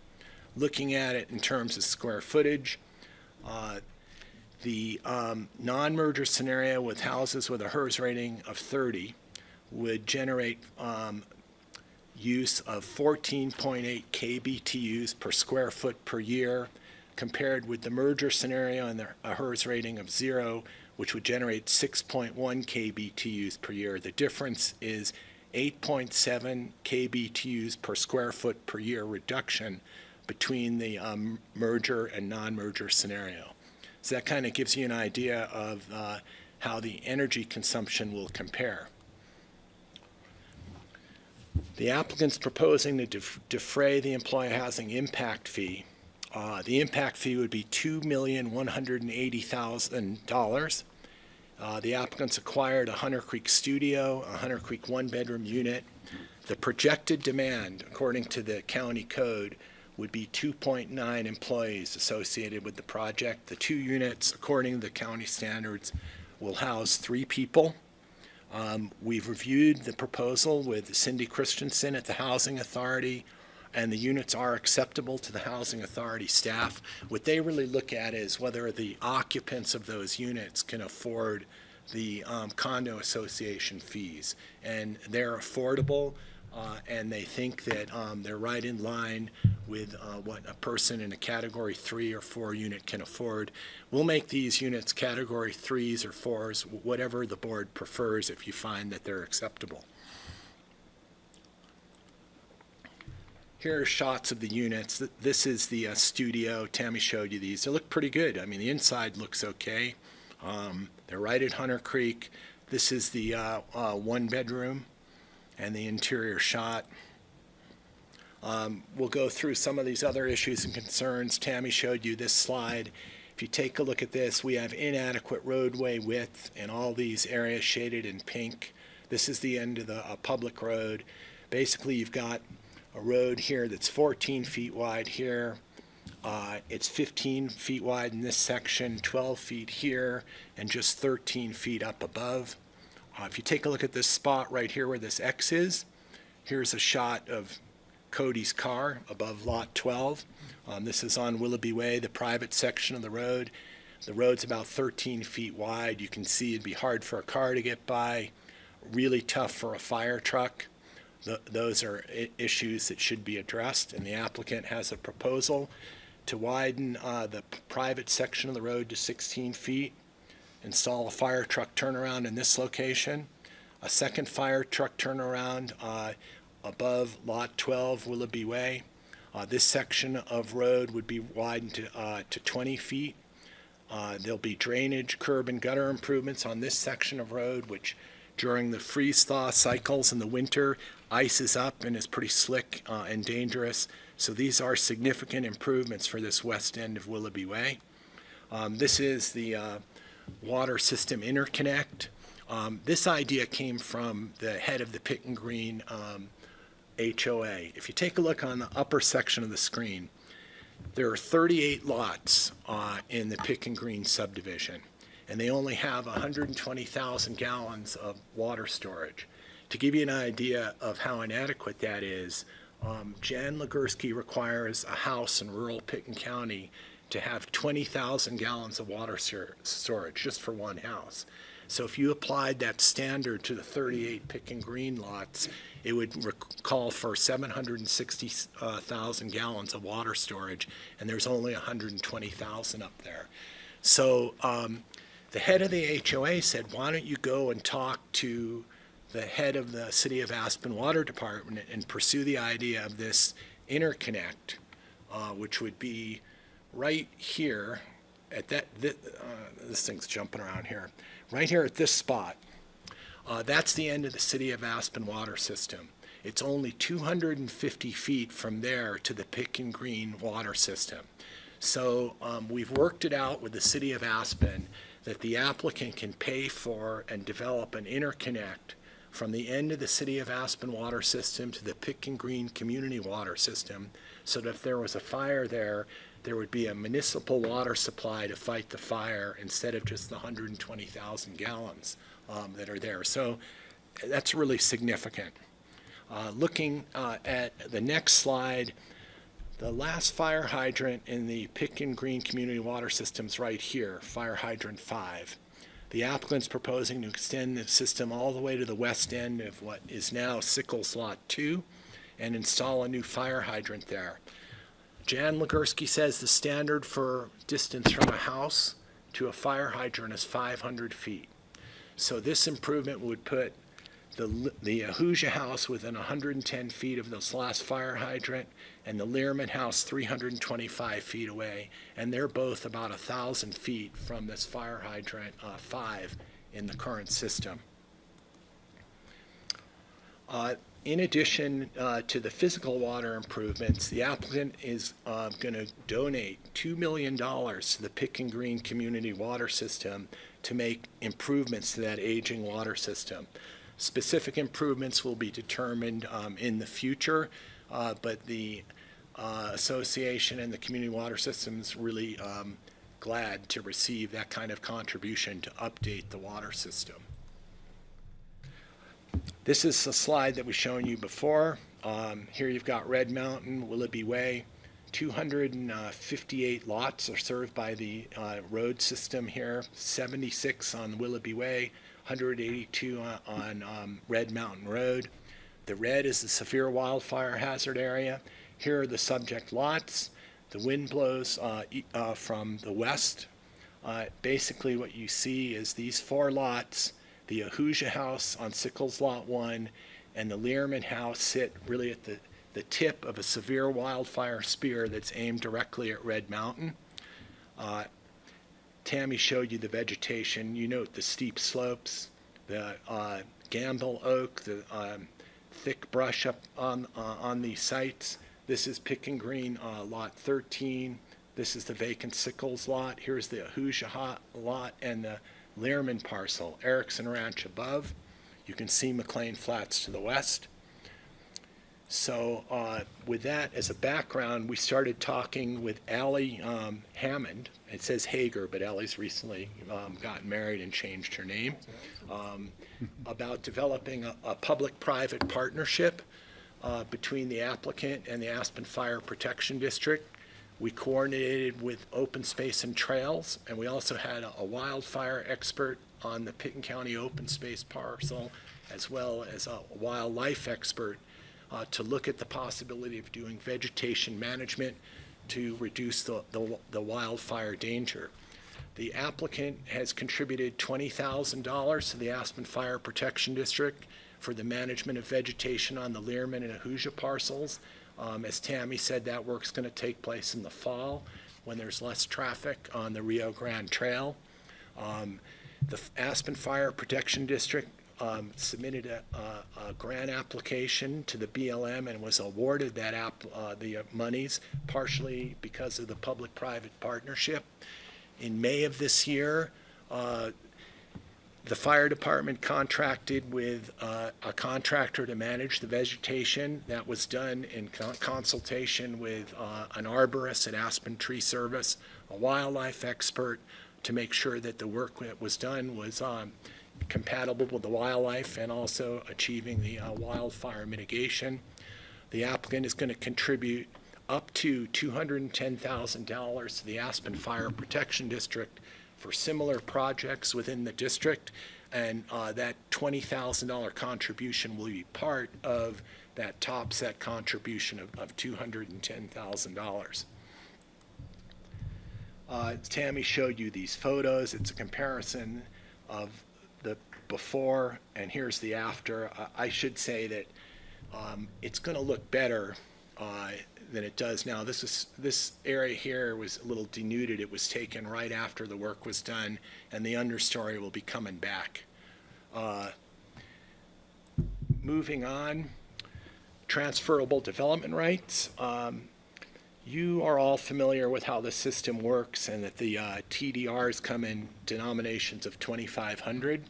The applicant's going to buy 2 TDRs for lot 12, and it's going to enable him to develop an additional 2,985 square feet of gross floor area, but there'll be an unused portion of the TDRs due to the inefficiency of the system. And there'll be 2,015 square feet of floor area that can't be developed on the lot due to zoning and growth management requirements. So in a sense, what you see is that 2,015 square feet of floor area will be sterilized because it can't be built on the site. So that's one of the benefits of the project, and that floor area will be sterilized. Looking at lot 13, the applicant acquired 3 TDRs, which would enable 7,500 square feet of floor area to be developed. But due to zoning and growth management, the applicant can only develop 5,933. So 1,567 square feet of floor area will be sterilized. So when you add the top of these 2 bar graphs, there'll be an unused portion of the TDRs that's 3,582 square feet, which will essentially be floor area that can't be developed. You may wonder where these TDRs are coming from. This shows the lands where the 5 TDRs came from. First, there's the Fender Ranch. 40 acres on the Upper Fender Ranch in East Cypress Creek were preserved. 35 acres on the Harvey Ranch in Snowmass Creek. 8 acres up Conundrum Creek on the Bonner Lode within the Maroon Bells Snowmass Wilderness Area. 4.1 acres are conserved up by Ruby on the Red Mountain Mill site. So in total, you've got 87 acres of land conserved, 5 TDRs going to the within the urban growth boundary. You know, this is why the system was set up to, and that's the trade-off for you as commissioners. You know, 87 acres of rural land versus development within the urban growth boundary, keeping in mind that about 3,000 square feet of the TDRs can't be used on these sites. In summary, I want to hit some of the high notes of the application. The proposal eliminates 1 house and 1 lot that could contain up to 6,750 square feet of gross floor area.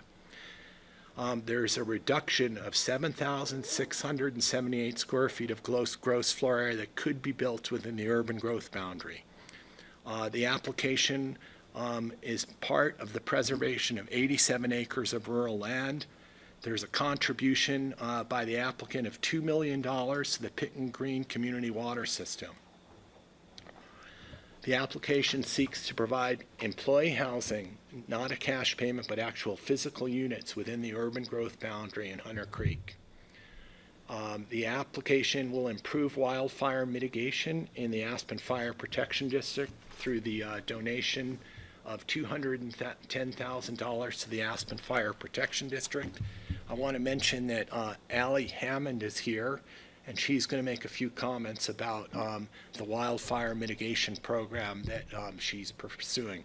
Allie's in charge of, she's the Director of Wildfire Resilience.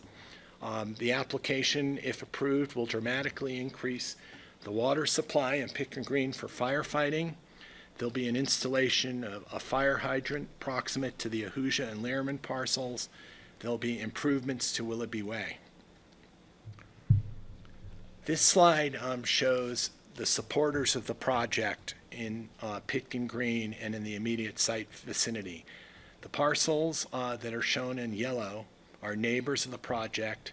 The owners of every one of those parcels have written letters of support for the project. So we have 7 letters of support for the proposal. In green, those are the residents who own land in the Pitkin Green subdivision. There are 38 lots, and there were 34 votes in favor of the project when it went out to the HOA. The area shown in white did not respond to the request and did not return their ballots, but no one in Pitkin Green or in the site vicinity opposed the project. So with that, let me say that this is a unique project. The applicant's seeking to redevelop 2 houses on Red Mountain that contain houses which are more than 60 years old. The owners directed our team to identify all the issues affecting redevelopment and prepare a plan to address and resolve problems on and off site. We prepared a comprehensive package of improvements to redevelop the lots and improve the neighborhood. We ask for you to support and approve the application. We can take questions. Right. Thanks, Glenn. Thank you. That was pretty comprehensive. Does Ally want to come up now and give her, that's one of my questions, was regarding fire mitigation and just what has been done and what's anticipated in the area, since you've got the maps and the expert here. Welcome, Ally. Hi. Hi, thank you. Happy to be here. I'm going to tell the board I've known Ally since she was Ally Hager. Which is at least a year. I think I knew her before that. I'm not sure. Well, do you want me to answer your question first, or do you want me to just You can give us your spiel if you like, but I just wanted to be specific about where else is the fire mitigation being done outside what I see here, if at all. And because I know you've got open space on the edges and fire doesn't know boundaries, so. That is a fact. Okay. So I will answer your question in my remarks.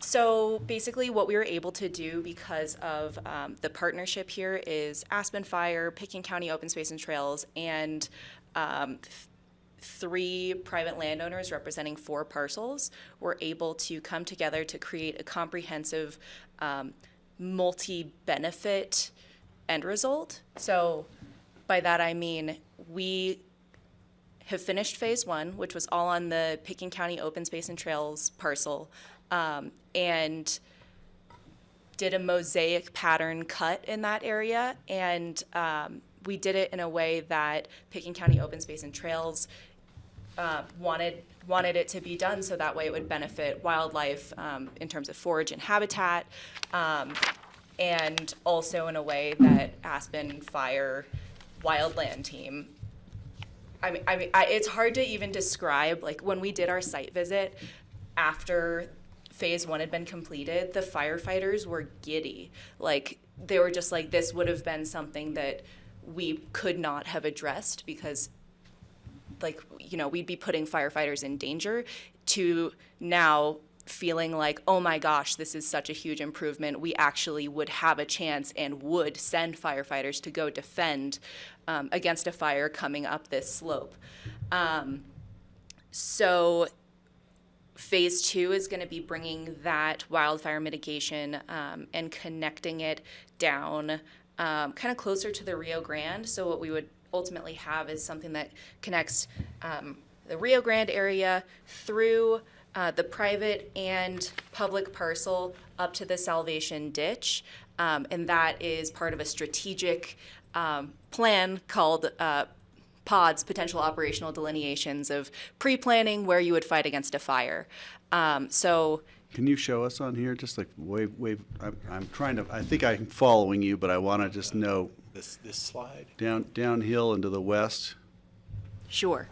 So you can see this is the area up here, and it will come down below these properties. And I also know that the Ahuja parcel is doing some defensible space work immediately around their home as well. But so that's the idea behind the strategy here. And again, like the funding that was provided by this team, that was what allowed us to leverage a BLM grant to get this done. They're looking for partnership projects. And then speaking towards, what was your question? Like, well, I just wanted to see where you were working. That pretty much answered it. But the second question, just regarding the funding, is the $210,000 coming from the applicant, or is it coming from the BLM, or is what's the match? The applicant. Okay. So this is very much considered a proof of concept project for us. We were up there today. It's greening up beautifully. And with this, once we're finished with phase 2, which is going to happen in the fall for wildlife and trail use reasons, once we finish, we want to use this as kind of an example of what's possible when we do have agencies partnering together, and replicate this in a bunch of different areas. As I am sure you probably know, Valerie McDonald is spearheading the Community Wildfire Protection Plan process right now to update our 2014 CWPP.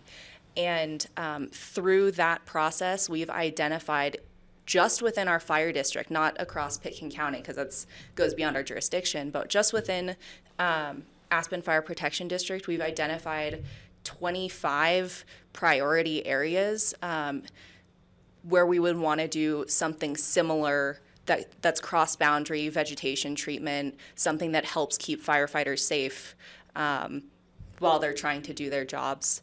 So that's what we would look to use additional funding for, is to basically scale up our ability to do more work like this. Great, thank you, thank you. Yeah, this is the place. This part of this hillside in Red Mountain is the part people refer to and they say, you know, we've got a fire problem. We've got a potential Whatever fire. do you mean? You know, that's the poster child that Yeah. I've seen whenever it's referred to. Say you're at the Institute campus looking across and up. That's what we're looking at. It's a steep So- slope. There's oak brush. There's also even with Red Butte right there, there's something called the Venturi effect, which would basically cause wind to go really, really fast through that corridor and make it nearly impossible to defend Red Mountain. So having this be in that strategic location is honestly a huge deal. Not to mention the proposed fire truck turnaround. Like Right. at a certain point, you can't send a fire truck into an area if it's going to put firefighters at risk. Right. So widening the road, adding hydrants, it's all very helpful. Great, thank you. Thanks for that. I'm just going to add really quick. All we need now isn't a way to get out of there other than the one road. I've been working on that for over 20 years, trying to get an evacuation just for emergencies. And it's not going to be part of this application, but I want you to know that I have a problem sending firefighters up Red Mountain because there's no way to get them out. Yep, it's definitely tough and it's on the radar. Yeah, and I've been working on it. I've been trying so. Well, I that's got 3 more years left. Who knows? You know, we might be able to get around. But that's why it's honestly important to prioritize areas with limited egress. I appreciate this a lot. I also have another thing that may apply to this. It may apply to the application in general. You know, just so you know, I spent many nights on the Lermer property. It wasn't owned by them. I had a patient there, and I had night shifts. At the end of the road, amazing view plane, amazing. But the scar that comes down happened after my patient wasn't there anymore. But we're not going to do any, that scar that came down, it was for water or septic or something, I don't remember That what. was a sewer line. Yeah, we're not going to be doing any of that, are we? I mean, anything that we're hooking up, any new water supplies, anything. Oh, for our lots? Yeah. They'll go in the road. We're not going straight down. the Because that one was startling, so that helps me a lot on that one. I have another question about the demolition of the houses, but Greg, I can get to that one later. Okay, all right Thank then. you. Thanks, Ally. Thanks, That's it Ally. for me. Anybody else? I think we're okay. No, I don't see any hands up. All right, where to next? Is that it, Glenn, or did you have more to? That's all I have. We're just gonna call her Ally H I from now have a on. couple of questions for, Okay, sure. Steve, for go ahead. Glenn, or 3 questions, I guess. Looks like the pond disappeared. Swimming Right. pool's gonna be built where the pond was? Correct. Here, I got a shot. Or of is there still a little remnant of the pond still existing? I'm seeing No, heads the shaking pond, no. the pond is there, Steve. It's, The pool's more to the east. so if you look at this aerial photo, this is the pond. So the pond is a decorative ornamental pond. It's going to be eliminated, and there'll be a pool and a cabana, a small cabana in that area. Okay, and are there water rights associated with the pond? What happens to those water rights? Justin, can you answer that question? The water rights for the pond? He This needs is to come Justin up, he needs Nyberg. to come up. That's a good question, Steve. Hi, everyone. Hi, Justin. Justin's the attorney for the applicant. So I don't recall exactly what's going to happen with these water rights. In terms of the pond rights, there's a couple things up there. There's rights to ground seepage that's coming out of something called the Sickle Spring, and that spring has basically dried up. It was fed by leakage from the Salvation ditch before it was piped. So the applicant, the owner of that property, got water rights to use that spring for the pond itself. those rights are probably going to be abandoned. There, now that the spring is dried up due to the piping, that'll go away. There is a well that's a part of that property that is entitled for domestic service and sort of household purposes and irrigation. The applicant is going to keep that well and those rights, but the Pick and Green HOA has an option to acquire them if they're ever needed for community purposes. So those are the two water rights that I can think of for the property right now. Okay, thanks. Good question, Steve. Let's see, I'm impressed with the green roof on the lot 12. I think it's lot 12. Is that going to be a usable space? The plan Like, are is they that- going to go up and mow the lawn on the roof and use it for Okay. Have goats. lawn bowling or parties or badminton or something? Or is it just That- going to be more wild? No, the idea is, the owner's house is gonna be on lot 13, and the roof on lot 12 is gonna be extension of his yard for the most part. And it will be there for, passive recreation and also active recreation on the roof. It's at grade, with the house on lot 13. Okay. Very interesting. Okay. That was just a neat feature, and I don't know, does that help make the building more energy efficient by having the green roof, or is it sort of a neutral thing? It depends on the insulation underneath, I presume. I don't know how the grass affects, the energy conservation. Oliver, you know that? This is Oliver Cope. He's the owner's representative and an architect. But not the architect of the project, just a long time. The applicant who has different names, but the two LLCs for lot 12, lot 13, and lot 2, it's the same person, Yeah. same family.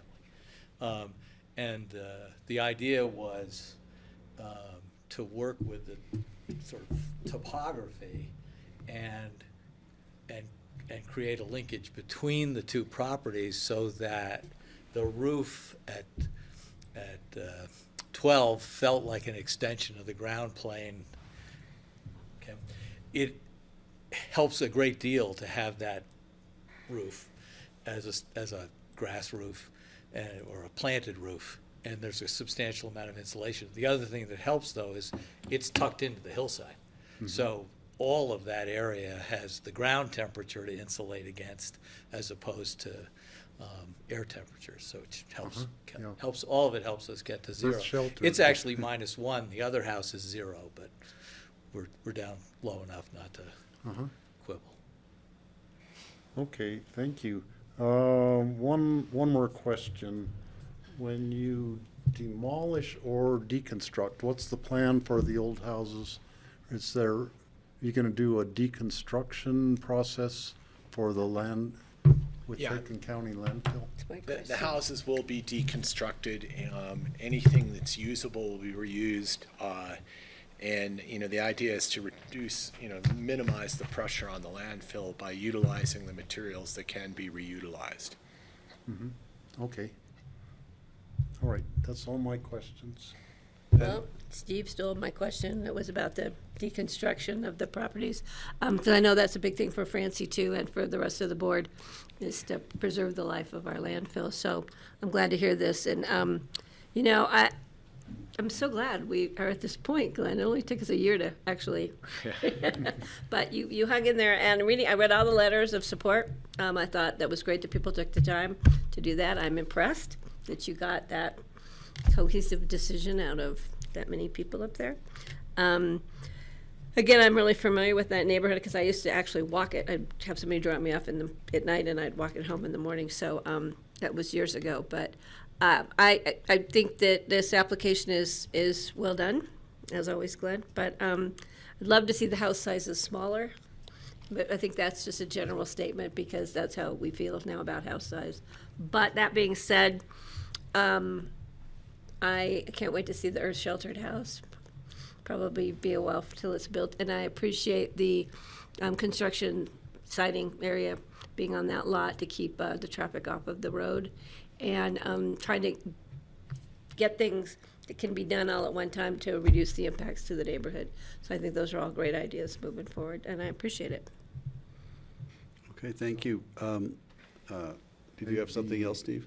Well, I have comments for later, but maybe public hearing. Okay, Francie, did you want to say anything now, or do you want to just wait? Well, I would agree with Patty. Obviously, the size of the houses is distressing. I mean, it's a really interesting layout. It's going to be beautiful, I'm sure, on a scale that's unimaginable for me. So that's my only comment. Okay, Thanks, Francie. thank you. I'm going to open this to public comment now. If we have anybody online or in the house that would like to speak, now's your chance. Identify yourself. I think is it *9 to put your hand up if you're on the phone, and we will recognize you. But as long as we know you want in, I see a lot of people listening. Is anybody in the room who wants to say anything? I don't see a lot of public comment here. We'll keep it open here. It takes a while sometimes for people to put their hands up. To wake up. Yeah, so long. Well, I can. While I'm going to keep it open, but I'm also going to start comments just because I'd like us to keep moving. I appreciate the comments I've heard from my board. I think this has been really thorough. And Glenn, thank you, and Allie, thank you, and the team who's worked on this for so long. The concerns about the road, the concerns about water, the agreement with with the neighborhood all make such great sense, and it's great to see all this worked out.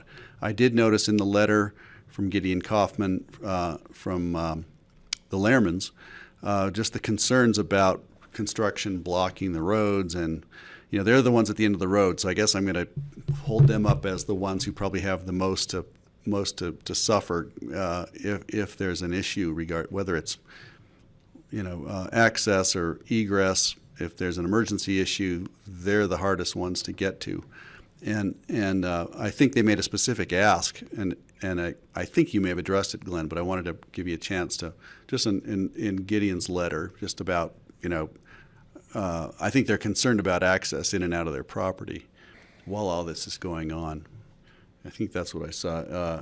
Construction, parking, and then my assumption is people aren't going to be parking on the road, but we know how those things happen when there's overflow. Is there anything you can add to that? Well, Blake Hansen and Jerry are here. They're going to be running the job. But the draft construction management plan calls number 1 to use lot 12 as the staging site. We're going to postpone construction on lot 12. It really won't start until lot 13 is completed. The project also, the construction management plan also incorporates shuttle service that Hanson will run for their contractors. And really, we're depending upon Hanson and the contractors to manage the subcontractors to make sure there's no parking on that road, as has been the case for other projects that are lower down on the road. But I don't think those other projects had 2 lots where they could stage the construction. I think the challenge is going to come up down the road when they do build the house on lot 12, in that they won't have a site for the staging and the parking. And that's going to be a challenge for Blake and Jerry to manage. Got it. Yeah, I'm going to read Gideon's letter only because it's right here in front of me. And it's on the topic, he says, we know a project of this magnitude will have constant deliveries, including by people not familiar with the area who will park their construction vehicles or delivery vehicles during deliveries, such as concrete or lumber, on the narrow road. So there needs to be enforcement that is not only triggered by neighborhood complaints, but a system of accountability needs to be created and maintained by the owners and contractors to facilitate the efficient and timely handling of these road access concerns. It should really involve having someone there at all times whose job it is to ensure compliance with the approval restrictions related to Willoughby Way. And I sympathize because you just see how, I've only been to that house once, but it's pretty much up at the end of the road, and once you're in, you're in. And if the road gets blocked, you can imagine we'll hear about it. So that's the concern, and if that's what Hanson's ensuring that they're going to do, I guess there's our answer.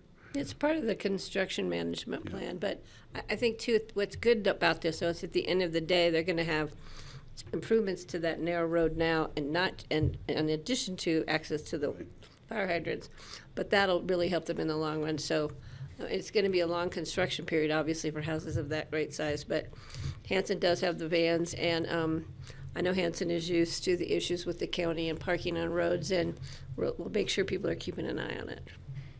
Okay, I'm going to close the public hearing only because I haven't seen anybody raise a hand. Oh, there we go. Tammy's got a hand up. I just wanted to add something to that point, that in the draft resolution, staff has drafted that the applicant complete those improvements to Willoughby Way prior to submitting any building permits for lot 12 and lot 13. So they're going to have to do all that work first to improve that access. That's great. Okay, great. Thank you. Thanks. Thanks for that. Thanks. That's reassuring. Okay, comment-wise, if I could, just to follow up, yeah, it's very well done. Clearly, they have the resources to do this properly. I am also concerned. It's hard to you kind of choke on the size of the houses. The owners and developers probably have a bottom line they're looking at, but I would make a public appeal on behalf of the community to consider building smaller. As we know, larger houses actually do have larger carbon footprints. Even if it has a HERS rating that's quite low, you still have car trips per day. You do have employees servicing them. They have a bigger carbon footprint, and there's really no getting around that. The materials themselves that go into building a house that size come from, as we know, as far away as China, and there's an obligation and a carbon accounting associated with that as well. So I'm hoping the owner doesn't think that they've got a perfectly net zero situation here, because I'm not sure I believe that. Number of car trips a day for just the operation of the houses isn't something I saw. I may have missed it, but that's a concern. Number of employees generated, it's great that they're mitigating 2 affordable housing units. That's better than none. Is it as many as we would need to actually run these houses? The HERS rating, do we have any sort of assurance that the houses are going to perform the way they're being advertised at 0 or -1 and net zero, which is really admirable, but how do we know? How are we going to have metrics on this to know if they actually do perform? Because we've built buildings such as this one that probably don't perform the way they were first promised. I can think of other big buildings in town that, the promises are great and they don't really deliver. And it'd be nice to know what you're going to do to make sure that they meet the promises for houses of this size. So those are my comments there. If anybody wants to address that, I'd love to ask. Do we have a guarantee? Will there be metrics after a year or two? Do we see performance? And I guess if the owner leaves the windows open and the heat on or the air conditioning on and all that, it can defeat that fairly easily. But how do we know this house isn't going to be an energy pig? No, and we have to say that about every house in the valley. But I'll start off by saying right now the resolution doesn't have anything about those commitments being made. Some of those commitments were new as of today that Glenn was going to submit for the record. So I'll let Glenn expand on how he's going to assure that they're being made, but we definitely can add something into the resolution that's not there right now. Great, thank you. We submitted the letter to the record that says what the improvements will be. As far as a monitoring or an audit of some kind, I'm not sure what can be done about that. Oliver, you have any ideas on the audit?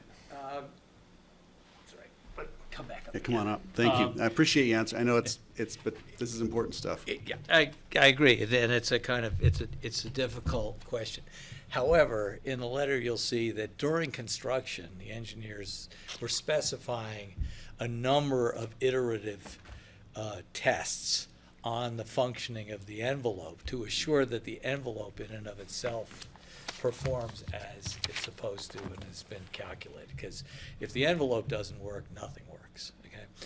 Then we have a bunch of sort of additive measures in order to recover, to get to the HERS zero. Right. And we've paid very particular attention to the glazing and the solar heat gain coefficient so that we can maximize the solar gain, because by doing so we have the opportunity to move that heat around within the structure.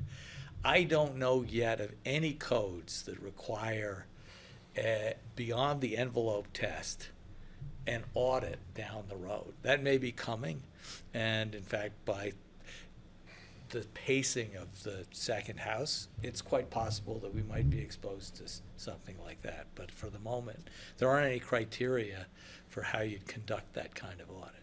I will say that I've worked with the mechanical engineers on this project.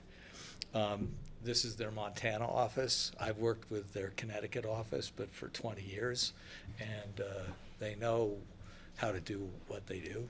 And otherwise I wouldn't have the long track record with them that I do. And in fact, the guy who runs the Montana office is someone I used to work with when he was back in Connecticut. So I have a great deal of confidence, and there's also a great deal of transparency and honesty, so that if I ask for something absurd, they'll tell me it's absurd. So we're trying to deal with reality. I just on that note, it'd be great to talk to them sometime just about how do they have feedback systems and metrics, because it's the entropic nature of physical systems that tend to become less efficient over time. My house was probably the bleeding edge active solar house in its day here when it was first built by the previous owner in the late 70s. And I can say now it doesn't come anywhere close, because all the systems have changed and cracks have formed and things failed, and all that stuff happens, especially when it's so complex. And back then it was at the bleeding edge of complexity.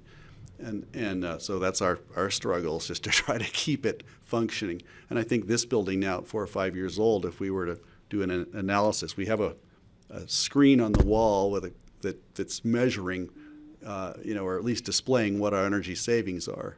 And my guess is we'll see that deteriorating over time. So anyway, I would challenge them to, pony up and let's see what these big houses can actually do in the way of saving energy and reducing carbon. Thanks for that. I appreciate the conversation. Can I ask Go a ahead. question of staff? With our new energy code, don't we have all these new requirements for energy efficiencies? We don't just write them down in the book and tell people thank you very much. Do we follow that in some way, don't we, to make sure that they're meeting the energy codes Over time. over time? After the permit's out the door and It's the done? building is Okay. built, we do not have any requirement at this point to go back or for them to provide any, like Glenn was saying, auditing or something along those Yeah, lines. that might be something worthy of a discussion. Add it to our list over the next 3 years. Performance please. standards as we work on building code. Yeah, because I sure have a feeling the building code will come back to us again at some point, so maybe that's just food for thought. Thank you. Steve, did you have something else? Oh, yeah, I do. But did you have further So comment? go ahead, and I'll come back, I'll circle back. So I was just thinking in terms of deterioration of systems. My dad had solar collectors on his roof for hot water. It was to heat up domestic hot water. Well, those deteriorated over time. They're gone now. The system's no longer in there. If I still had that property, I was gonna do the thing on the ground instead of on the roof. Right. I don't know what the new owner will ultimately do, but systems do deteriorate and not work as well over time unless efforts put into maintaining them. It appears to me that the owners of this property are trying to do everything really well and really right. And if they continue that into the future, I would think they would maintain it properly and keep up the energy efficiency, or perhaps even improve it in the future. So variety of comments. First of all, about the 120,000 gallon water tank. In Little Elk Creek subdivision, there was a house fire in a big house, and it drained the entire 100,000 gallon water tank for Little Elk Creek Village for one house burning. In a number of minutes, probably. Yeah, so point well taken. It is really great that this is hooking up with the city of Aspen water main there to provide the hydrants with an additional source of water. Also, that 120,000 gallons, I presume, could be used down the line in the city of Aspen. If there's a structure fire down the line there somewhere, they probably could use that. I don't know if that's part of the agreement, but I'm really glad that the applicant was able to reach an agreement with the city of Aspen on that for the Pick and Green water supply. To me, it's a joy looking at this proposal, because to me it comes as close to perfect as there can be for an application. To be energy efficient, has tremendous community benefits with the fire protection, the fire mitigation, the widening the road. That picture of the road with the car parked in there, that looked like my driveway, except my driveway's not paved, but about the same width. Realizing that there's like 2 or 3 houses down that road, just a really narrow road for safety reasons, and to get a fire truck in there absolutely needs to be wider. So I'm glad that's part of the community improvements for this project. The reduction in the total square feet, obviously there's 2 big houses. You could fit the one house, I think you could fit 4 of my house inside of one of these houses. I'm used to, I'm living in a house more like the average size in Pickens County, or even smaller than the average size. But looking at the figures of the allowed square footage from previous approvals, this is a reduction in the allowed square footage. It's also a reduction of the TDRs coming off of 4 different parcels, and a reduction of potentially 5,000 square feet on 87 acres in other parts of the county. So in terms of total square footage, this is a tremendous benefit to the community, and it just shows how the TDR program was meant to work, I think. This is a really good demonstration of that. One other thing, the employee housing, we're giving up a CDU way down Willoughby Way. In exchange, we're getting 2 units on the bus line in Hunter Creek. More a perfect place for employee housing to be there than way down the end of Willoughby Way. So I think that's a benefit. If you think of we're giving up a CDU, deed restricted CDU, but we're gaining something better in a better location, and that's really a positive of this also.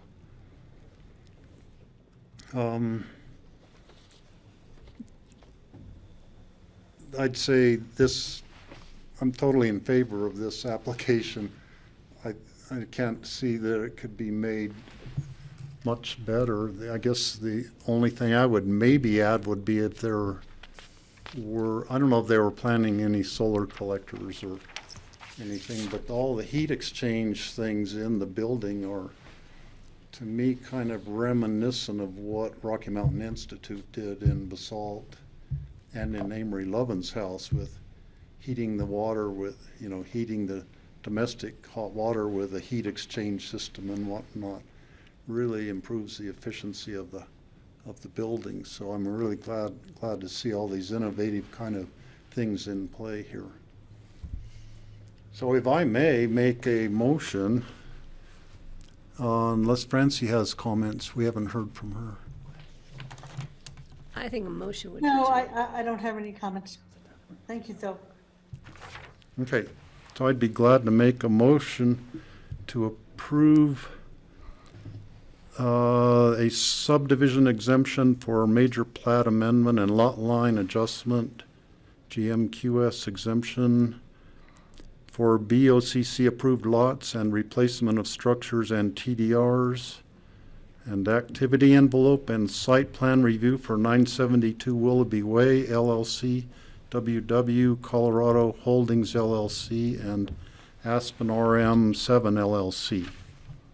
I'll second that motion, and I have a question. Okay, yeah, I wanted to open it up for comments. I just too. wanted to know if we have any changes or any issues with the reso, because Jen, you usually have. Yeah, list. we want to address one subject, and I mentioned this to Tammy today. Due to the nature of this project and the phased improvements that we want to make, we would like you to consider the idea of giving us a longer vesting period. Also, to try to work up a development agreement with us in terms of how it stipulates the improvements will be done. Because, for example, there's this issue about when the road improvements are done. We have a concern about doing the road improvements and the water improvements up front and then having this construction go on for a number of years and then tearing up the roads. We're also concerned about the timing to build the house on lot 13 when we're not doing anything on lot 12 other than using it as staging. So we think that there needs to be a longer vesting period, and there are enough commitments in this application and also enough complexities about the phasing that we think it would be worthwhile to spell it out in a development agreement. And we honestly are concerned about the possibility, if there are code changes down the road, which we anticipate, and we have an entitlement for these houses, which are large, and then you've got this property owner making contributions up front, like $2 million to the Pick and Green water system, the contributions to the Aspen Fire Protection District. You know, all these things will occur right away. But the owner needs some assurances that when the time comes to construct the house on lot 12, which is going to be down the road, that he still has the entitlement to do it. So that's a consideration that we really just started contemplating today. And we would request that you consider a longer vesting period as suggested in the code for phased development. And it's also the criterion there saying you can have a longer vested period when there are employee housing benefits associated with the project. So we think we qualify and would suggest that we work with the staff to prepare this development agreement. You want to add anything to this, Justin? No, thanks, Glenn. I think that was well stated. You know, the owner's going to be making some significant upfront investments in the property, and there's going to be inherently the staging of this infrastructure where one thing has to go before the other. We currently have 3 years to get it all done and to get the foundations built for both houses before our vesting rights expire, our vested statutory rights. And that could, it's pretty much impossible to get both of these homes plus this infrastructure and the plat amendment all done within the next 3 years. So we were going to propose a vested period of 7 years. And then the resolution would be modified slightly where it's going to be subject to a development agreement that's going to be worked out at the staff level. Okay, Patty. Yeah, I that's why I wanted to open it up. I don't have a problem, and I think a development agreement is worthy of the time and the effort because of the complexity and all the issues going on these properties. And I was going 5, 6, but years of vesting, but he's absolutely right. It's going to take a while, and I don't want to lose all the benefits that we're getting from this project. But I don't know how we allow then the entitlement for the square footages. That'll be good for 7 years. Well, there's a few different approaches. You could make some of it on a particularized time frame. You could extend the vesting rights for parts of it. There's a number of ways you could approach it if you guys have any preferences on that. And I'll let Suzanne jump in there too. Well, real quick, I want to say, though, that also we're looking at issues with TDRs, and I want to make sure that on behalf of the county and the community, if we're going to allow them to secure for some period of time their square footage for their house, we want to keep those TDRs as they are today, not if any changes are made in the future. I mean, there's got to be a benefit to both sides. Yeah, and Patty, if I can speak to that. So there's the statutory vesting rights protect you against changes to the code that apply to your particular property. And the vesting gives you protection against those for the vesting period, which is statutorily 3 years. There is an exception for rules and ordinances of general applicability that apply to the entire county. So if our project is, if we've already made a lot of these investments and then the county changes its TDR program countywide, then it could raise significant kind of issues for this project, as well as if, let's say, the county imposes a home size cap across the entire county, and that's a rule of general applicability. Well, suddenly, even though we have these vested rights, statutory vested rights, we may still be subject to the change in the rules. So one of the things that we were going to propose for the development agreement is to say, given the amount of infrastructure improvements and community benefits that are part of this, we would still be protected against the changes to the code that are of general applicability that affect the floor area of these properties. And you bring up a good point, probably affecting the TDR program.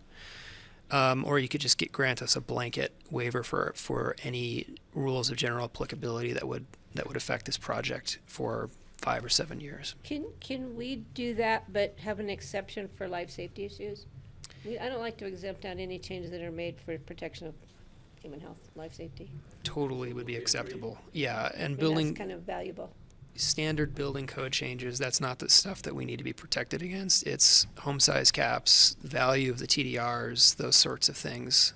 And I think to that point, you'd want to be specific about, rather than the blanket approach, I think by saying, right, if you're willing to allow that, the floor area to vest, the TDR value at, 2,500 square feet, those kinds of things, I think we want to be very specific about what those things are. And that could be crafted in a development agreement if we agree to move this forward with that extended vesting and the proposal to do a development agreement. I've got Francie has a hand up, and I think Steve has a comment, and I think I do Well, too. can I just get an answer to that? I mean, Yes, I think you'd have language in the reso that says a development agreement will be crafted that's agreed upon by both parties or acceptable by both parties.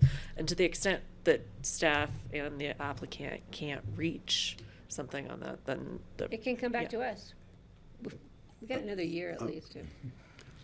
In terms of, on the same topic, I'm not sure I'm ready to just leave it for staff administratively. I'm sure you've got more of a handle on this than I do, but I'm not comfortable. It's just like that opens up a few things that make me uncomfortable, and I'm not sure that I would want to approve it and say, well, let you guys hash it out. So I'd have to know how it comes back to us. I'd probably want to have a exec session on this because I'm not feeling particularly comfortable with what I'm hearing, because the things that make this the most attractive to me are the things that might change dramatically or you might not feel obligated to follow through on. And I think we're being asked to, if I'm not mistaken, it's like the great promises made regarding water and roads don't seem to be as important at this point. And so I'm trying to understand the phasing and how does this work? You don't want us to promise too much and deliver before we give you what you want. Absolutely and we feel the understood. same way. I'm a little off balance here now. And before parking lot that, I just want to get Francie because she's had her hand up, and I'm sorry, Francie. No worries. I would like to see a extension of the vested interest because I understand your point. I do, however, wonder if you are imagining not having your application in before 7 years. I mean, if you get your application in it seems like you're protected then by the application as it stands, even if we have house size limits and change the TDR value of square footage. So I guess I kind of agree with Greg that it would be good to see the specificity of the extension. And 7 years does seem a little bit long. I agree you need something more than 3, but I wonder if 5. So I'm wondering if the motion that Steve made would then include a change to the resolution that, well, I don't know, exactly how would you imagine we would do the change to that motion? We'd have to Bring the amend development it. agreement back to the board when it's done? For us to, we don't generally approve development agreements or construction management plans. Right, again, I think what you'd want to be putting in the condition now is saying, yes, we agree to a development agreement, yes, we agree to some extended vested right, whatever that number might be, and that would vest certain specific things like the approved floor areas as specified and the use of TDRs to accomplish this floor area. And that those would be, you know, as Justin kind of said, would be, protect them against other changes, you know, against the, you know, something that would be considered general applicability. But if the building code changes, the energy code changes before they come in to build this, they will be subject to those new codes. Those are rules of general applicability. Right. But so we're carving out maybe a few things that would not fall within that otherwise could. Like Justin said, right, if it was a house size change throughout the county, that could would be affect a it rule less. of general applicability that would apply. So if that happened before they came in for permit, they would not be building an 11,000 square foot house. They'd be, you know, it would not be the plan they've showed you of what they were going to build. So that would change. So what they're asking is to, I think those are the two specific ones, is the TDRs, the value of the TDRs, the square footage value to achieve the floor areas they're talking about, and to be allowed to build those floor areas during that vested time So period. I have a question though. Greg's fear that these promises are gonna be abandoned for all these good things, that is in the application, that's on the public record, so they can't abandon that. That's right. Correct. So, yeah, that's already documented in the public record, that they're gonna do X, Y, and Z as far as the road improvements, the water system for wildfire, all that's already in there. And I don't have a problem saying in a development agreement that will extend vested rights for, that we can argue the time frame. I would go for anywhere from 5 to 7, but this is a massive project. And I have, through previous experience, I would rather give people time to do it right than to rush them into just getting it done. Because a lot of times people come back to us during that vested rights and say, you know what, we don't really want 11,000 square feet. We only want 9, or, whatever. And rather than go, we better hurry up and get this done. And I think that's a benefit to the community on all sides. So I would like to see a development agreement come back with a period of vesting rights, but protecting the square footage and the TDR. I think everything else is covered in the application. Now, when you say protecting the TDR, what do you actually mean? What value. they're stating today. The what deal, they're getting. the deal is it is now based on the TDRs Yeah. we're doing now. Yeah, the request is that the TDR value at the 25 would remain applicable to these properties during the vesting period. So if the TDR value changes one way or another and the square footage size changes one way or another, that won't matter, that won't They're apply. requesting that not apply. Got it. During this vested period. Right. Okay, now, the part that made me nervous is just, I wasn't sure if you said, well, can we do the road last? Which means we do the road in 7 years or 8 years or 10 years. Meanwhile, everyone needs that road sooner. Same with the water connection, so that's what I wanted to ask about. Yeah, but Glenn's right, if they have to come back in and dig I it know. up, that's. Yeah. Yeah, and I just want to clarify, because we're absolutely committed Sit right here. to all of. Oliver, sit right here. Come on over. We're absolutely committed to the improvements. There's no hedging there. Right. But the phasing of something Practicality. like the road, if we have to do it first, there are a whole bunch of issues, including when we get through the plat amendment and then the permit filing and how long it takes to process the permit. If we happen to be 2.5 months from now, just imagine we'd start it sooner. The asphalt plant closes. Right. So then we're stuck until next spring. So logistically, that's one component. Something I'd like to see happen early on that goes to the issue of construction, staging, the concerns of Lehrman for access. I'd like to get the retaining wall in and do a rough widening of the road because that benefits everybody. That's what I was and, thinking. And we're as concerned as they are. And Lehrman came walking by when we were first early walking the properties to raise his whole issue with fire concerns and the fact that if trucks are parked up there fighting a fire, he can't even escape. Right. You know, it's not about a fire truck getting past a car. It's about making Somebody getting sure out. that the cars can get out past the fire truck. So anyway, we're conscious of all of those things. We just want some flexibility about the timing so that we're not locked into waiting on starting construction. I understand that. Thank you. But I agree, Greg, we need to do some improvements to widen that road just because of the traffic Just impact. so you can and- do your job. Yeah, and also, we don't want them coming back and having to do road cuts later on, but I think that can be worked out in a phasing process with the development agreement. And Right, that would be part of the development agreement is to, But if there are preferences that this board has for that development agreement, it is useful to share those with staff now to ensure that they're captured in that agreement and that the applicant is aware of what that development agreement will likely include. Got it.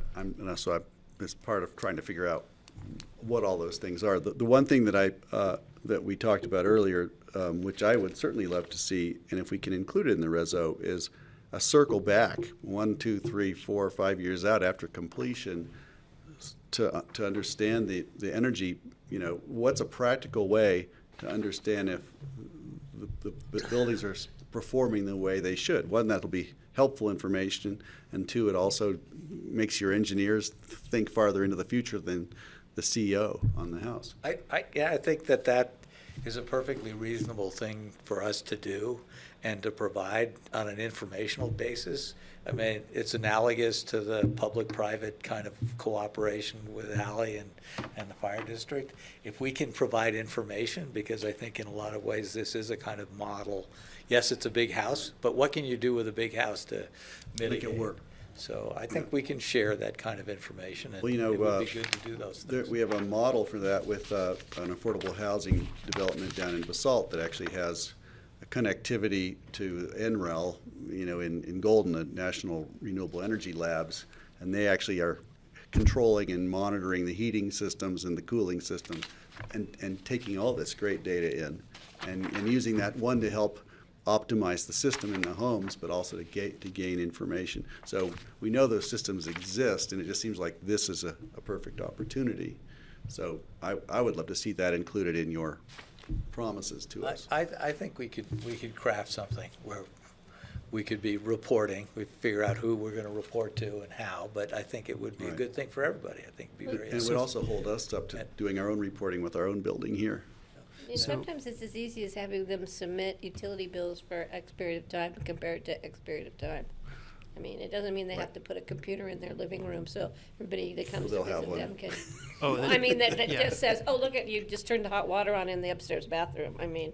So then we can It's call and not say, hey, very he's taking a shower. That's I a really worked long on shower. my first solar home in 1976. That was one of my first That's the vintage first of jobs. mine. That's the vintage of mine, so, yeah. Maybe it was my house you worked on, was it here? So perhaps okay. the condition that would be So are we clear on what we included, want in a development agreement, or do we have Well, other issues? perhaps the condition that would be included in the development agreement would be a requirement for us to come back after, let's say, 2 years with an energy audit showing the use of energy within the home in real time and compare it to kind of the projections that we made, you know, at this approval stage.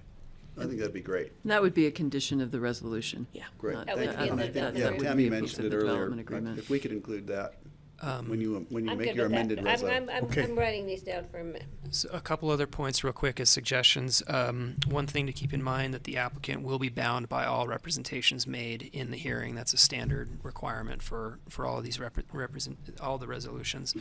So if we make a commitment here today, it's a commitment, and our client is completely committed to doing all of these, just doing them in the right order and the right way.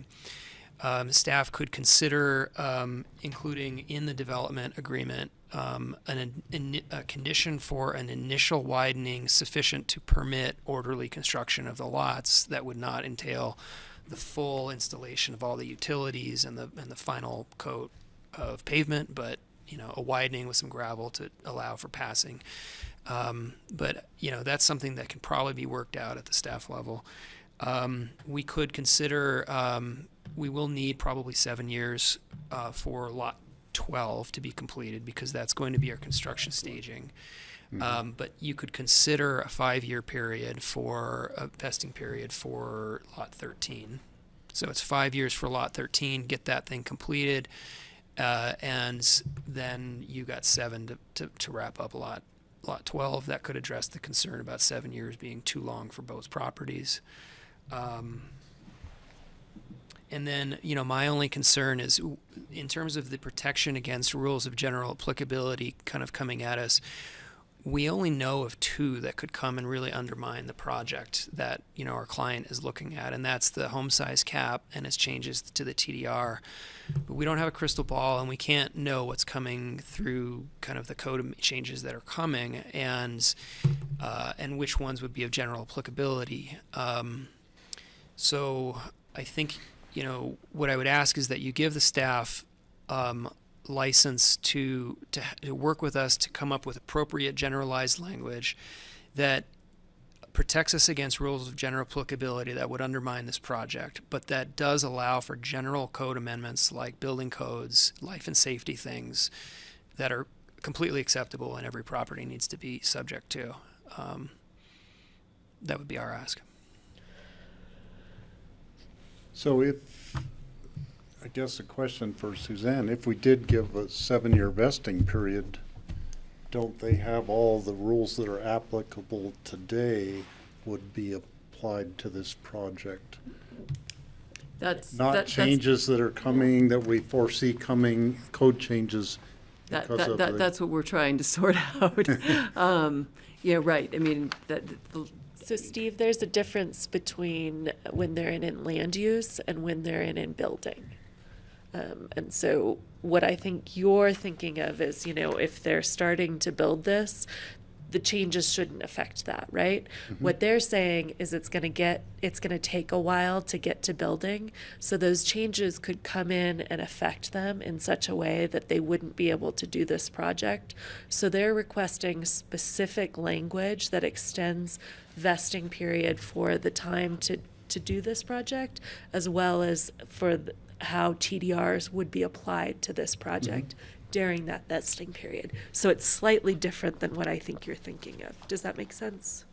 Well, yeah, and I'm okay with putting in specific language, calling out those specific, the square footage and the value of the TDR at 2,500 square feet. I'm okay with just putting that language in there somehow, but and I think the language of therefore be it resolved, item 1 is the blanket thing that all the material representations they've made apply, which was part of Greg's concern. That said, it's always best if you guys have specific concerns that we document them so there's no dispute about that language or intent or understanding in the future. One of the concerns just on the TDR issue that I have is that one of the attractive things about this approval, because as we have all said, these are big houses. We truly are trying to move away from big houses. The appealing part of it is that you're actually buying TDRs but not needing to use all of them, and if that follows through with the project, there's a couple thousand square feet of unused TDR which is going to go away, And that is certainly an important thing to me. So that's the assurance I'm looking for. is That's that- why I brought up TDRs. Very good point. Because the changes that I've heard, could entail breaking them into 500 unit increments, which would Smaller. eliminate our ability, where we would no longer be required to waste that extra square So footage. it's binding them to the TDRs and the benefit of us, is what I was getting at with the. Right. bringing And that's TDR. what I thought I heard, but I want to make sure I hear that, because if that's part of what makes the project work for me. I think we would be 100% willing to commit to extinguishing whatever increments. We're going to be extinguishing 7,500 square feet of TDR potential, no matter how those are, No, not that denominated much. in increments. 3,500. About 4,100. No, the purchase is 7,500, the sterilization is 3,500 Yeah. that won't be built. So it's 5 TDRs that are going to be used on the project, 2 on one lot, 3 on the other. And so it's actually 13, what is it? It's 7,500 square feet for one property and 5,000 for the second property. 12,500. So I think our commitment to you is that we will use those 12,500. We will extinguish that much TDR potential. We will only use a certain amount for this project in terms of what will actually be developed. a But win what will for be us. extinguished is 5 2,500 square foot value TDRs. Okay, great. So, Is that clear for you? yeah, I think what I was going to say is I think where this lands in your resolution is we're going to have to add findings for you all to approve a development agreement to allow an extended vested right.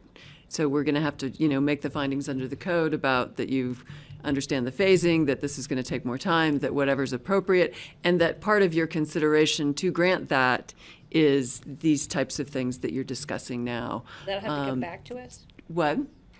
You're gonna bring that That's back to us? a question for you all, if you'd like that to come back to you to see the actual language. But, I mean, that is definitely something that is not in the resolution today, is any consideration of this extended vested right. But I think that's where we would capture some of these specific representations that I think are, important to you in your consideration in particular of that extended vested right. Okay, so, So I'd feel comfortable just specifying, changing my motion to make it as amended with the representations that we have discussed, with the exact language to be worked out by our attorney's office and community development and the applicant, something to that effect. I would like to be more specific. And I think Laura would too. I was going to amend the motion to add to regarding a development agreement. And Laura, will you help me with that? What is it we need to put into the development agreement? The vesting? Yep. And do 7 years for lot 12, 5 years for lot 13. And part of the development agreement will be a plan for phasing, specific to primarily, priority for the board is the road improvement. And then we will capture in the vesting the approved house size and the TDR requirements at this time. Or whatever you want, regulations, Is so that that clear enough stands. for you? I think that's clear enough. And then, Okay. I'm not I done. bet there's more. Okay, go ahead. And then I'm gonna add to the resolution, I wanna add an energy audit to come back 2 years after CO on each unit. It's house built on lot 13 and the house built on lot 12. Okay, if I could. That's I'd- my amendment Thank you. to the That- resolution. That's good. So- Before we finish making the amendments, I wanted to bring up one last thing that occurred to me. As we were talking about how things change over time, I did pretty extensive fire mitigation at my house last summer, and I did it again this year, and it's growing back at such an alarming rate that in 2 years' time, all the work that Ally has done may be invisible and it may require doing this again. Is there a fire mitigation plan, a maintenance plan for the fire mitigation going forward as part of this? Or is this a one-shot deal with the fire mitigation. be I don't the know how res you've zone. structured it, and I don't want to step into it, but I want to ask the question. That would be, that would be in addition to the resolution, would My be oak my brush is understanding? already waist high after cutting it down last summer. I can speak to part of that. Thanks. I mean, I can't speak for the private parcels, but Open Space and Trails is an active manager of that 25-acre parcel. So they've already been over there, like, treating weed areas and have kind of scheduled maintenance on an ongoing cycle. It'd be awesome if the private partners were also willing to do that, but I also don't know if it's possible to like enter that kind of agreement because there are two other private owners that are also involved in this project. You And can't if, yeah, enforce it. but That'd be one way to start, wouldn't it? you're never allowed to sell your house because we need to do ongoing fire mitigation. We could add a clause in the resolution that said requirement of wildfire mitigation in the Assessment. future, or perpetuity, or what? Yeah, how I do mean, we- the I don't know how cleanest we way do to do that would a be maintenance a issue. restrictive covenant, which I'm We don't wanna sure get in- council has thoughts on. We're pretty incentivized, once we have houses on the property. Well, that's to true. do There's that. Ongoing fire mitigation. Greg will be up there with his chainsaw, just so you know. I can barely take care of my place. So, It's something I hope the county considers comprehensively, in the future. Right now, there is no requirement for owners to maintain their property in any kind of continuing capacity. You can But I agree. require defensive space be maintained around a structure. There has not been an extension of that to the entire parcel, and what we're trying to do is work with work on our neighbors' parcels. We're funding Right. the fire knows no boundaries, and so we're taking care of two of our neighbors' parcel. The owner's already taken care of their parcel, and we're taking care of the big public parcel next door. So the contribution was contemplated originally as seed money to allow Ally to distribute that money in the best way that they deem fit through the foundation and the fund. She could retain those funds to focus on this lot in the future and have just an endowment that continues to kick off funds that are reinvested in the property. So this $200,000 could be reserved, and as it grows over 10 years, the Gamble Oak has grown back, the interest on the fund has grown back, and she takes care of that property. But what's more exciting, probably for Ally and her team, is to use that endowment of $210,000 to do 10 other projects like this and eliminate, more kind of urgent needs around the county. I do. It's a lot to ask for a restrictive covenant that we can continually be kind of mowing the open space on our parcel, but I'm sure the applicant would consider really anything at this point. I think that the most appropriate thing to do is to kind of adopt a guideline saying that we recommend owners maintain their properties, invest in wildland mitigation, and continue to try to at least protect the perimeter, the wildland urban interface, where wildlands that they're not responsible for intersect with their own properties. But that certainly is a bigger question that I encourage the county to think about countywide, not just on this application. Yeah, I appreciate that. You're just kind of on the bleeding edge of the vortex of the Venturi effect right there. So if this property That did just it, went it right might over my- protect the whole mountain. There is, but I'm not going to there is push it what any I would further. call a famous picture, and I think it's over near Colorado Springs somewhere. A house sitting on a flat place with a steep brushy hillside that had mitigation done on it.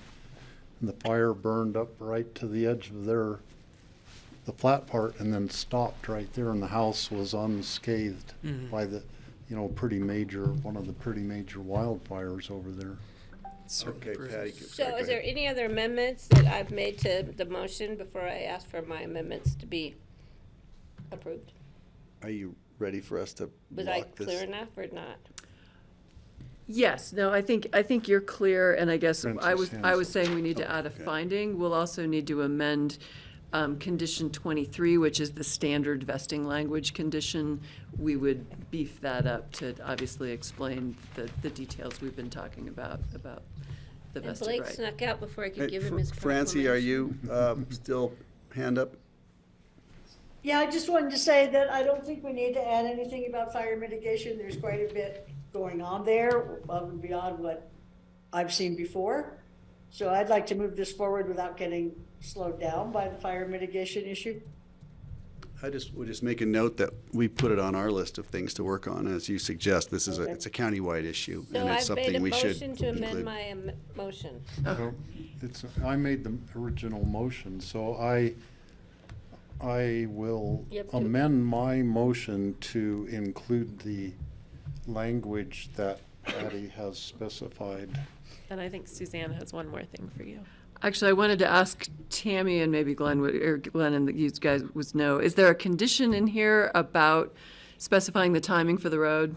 Yeah. Okay, so. Yeah, Okay. it's 8. Yeah, Okay. and I was getting I there. mentioned it just a bit ago, but it's definitely that they have to do those road improvements on the public section as well as the private easement prior to submitting for building permits for either lots. So they have to do those road improvements before anything. We're asking for that to be reconsidered in the development agreement with phasing. So do we need to change that part of the reso? Yeah, condition 8 would need to be modified. Condition I'll 8 add- and 9. Yeah, I would ask you to amend condition 8 and 9 and replace the language that says prior to building permit and prior to building permit issuance in both cases to say in accordance with the development agreement. And then we'll work out the details of how that'll be phased in the development agreement. Yeah, and I think staff knows where the board's priority is on the road that we would like to see.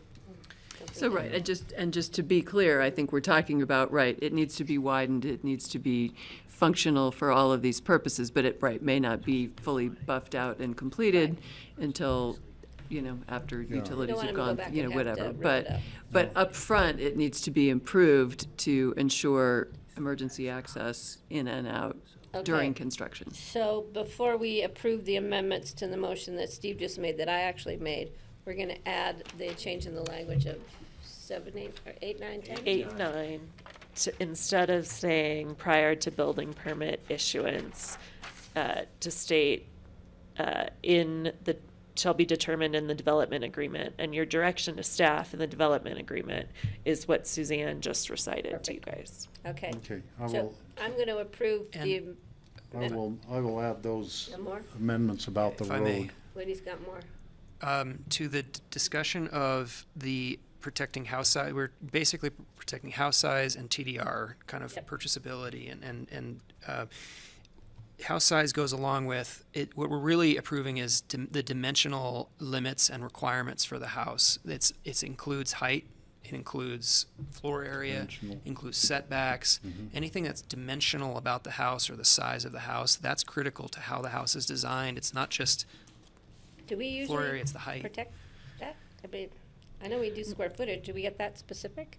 That's a No, new one what they're to me. asking you to do, but it can be prospective in nature too. You can require in the development agreement that what is demonstrated setback wise, the volume, all of that be reflected in. As part of the house size In protection. something that comes in before you guys. Suzanne looks very pensive. Looks concerned. When you said something that comes before you guide that, So sorry. what I'm saying is when they come in for a Development agreement. building permit, they need to make sure that, they haven't changed the setbacks, blah, blah, Sure. blah, blah, blah. But If they're going to have a vesting period that extends beyond the norm, that protects those sorts of things, it's a mutual sort of symbiotic relationship, right? You guys are looking for that volume to remain, you're looking for those heights to remain. The county's looking to ensure that the setbacks that are depicted on your application materials remain, those sorts of things.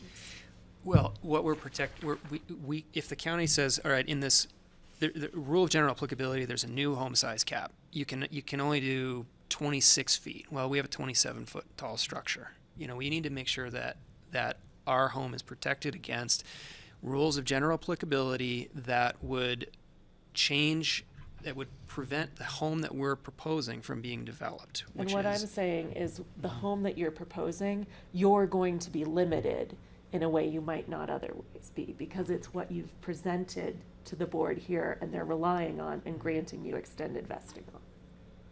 So what you, we're saying the same thing, Yeah. but what you guys have represented to this board, you're gonna have slightly less flexibility than you might otherwise have. correct. We must build the house. Exactly. Okay, so we have to build the house just in the exact dimensional requirements that have been proposed for both houses. So do you want to do that in 5 years or 7 years? You know, I think, actually, I can foresee, because internally we've had conversations about Lot 12 and whether we could in fact make it smaller, okay? So we don't know where we are, and it's phased. So I can imagine we might move some of the pieces around. As Patty I would said, rather gamble. I was thinking about using dimensional requirements just to be clear we're talking about zoning issues, because that's really what it is. It's because the building code, life safety, energy code, we need to comply with those things based on whatever the code is at the time we're filing.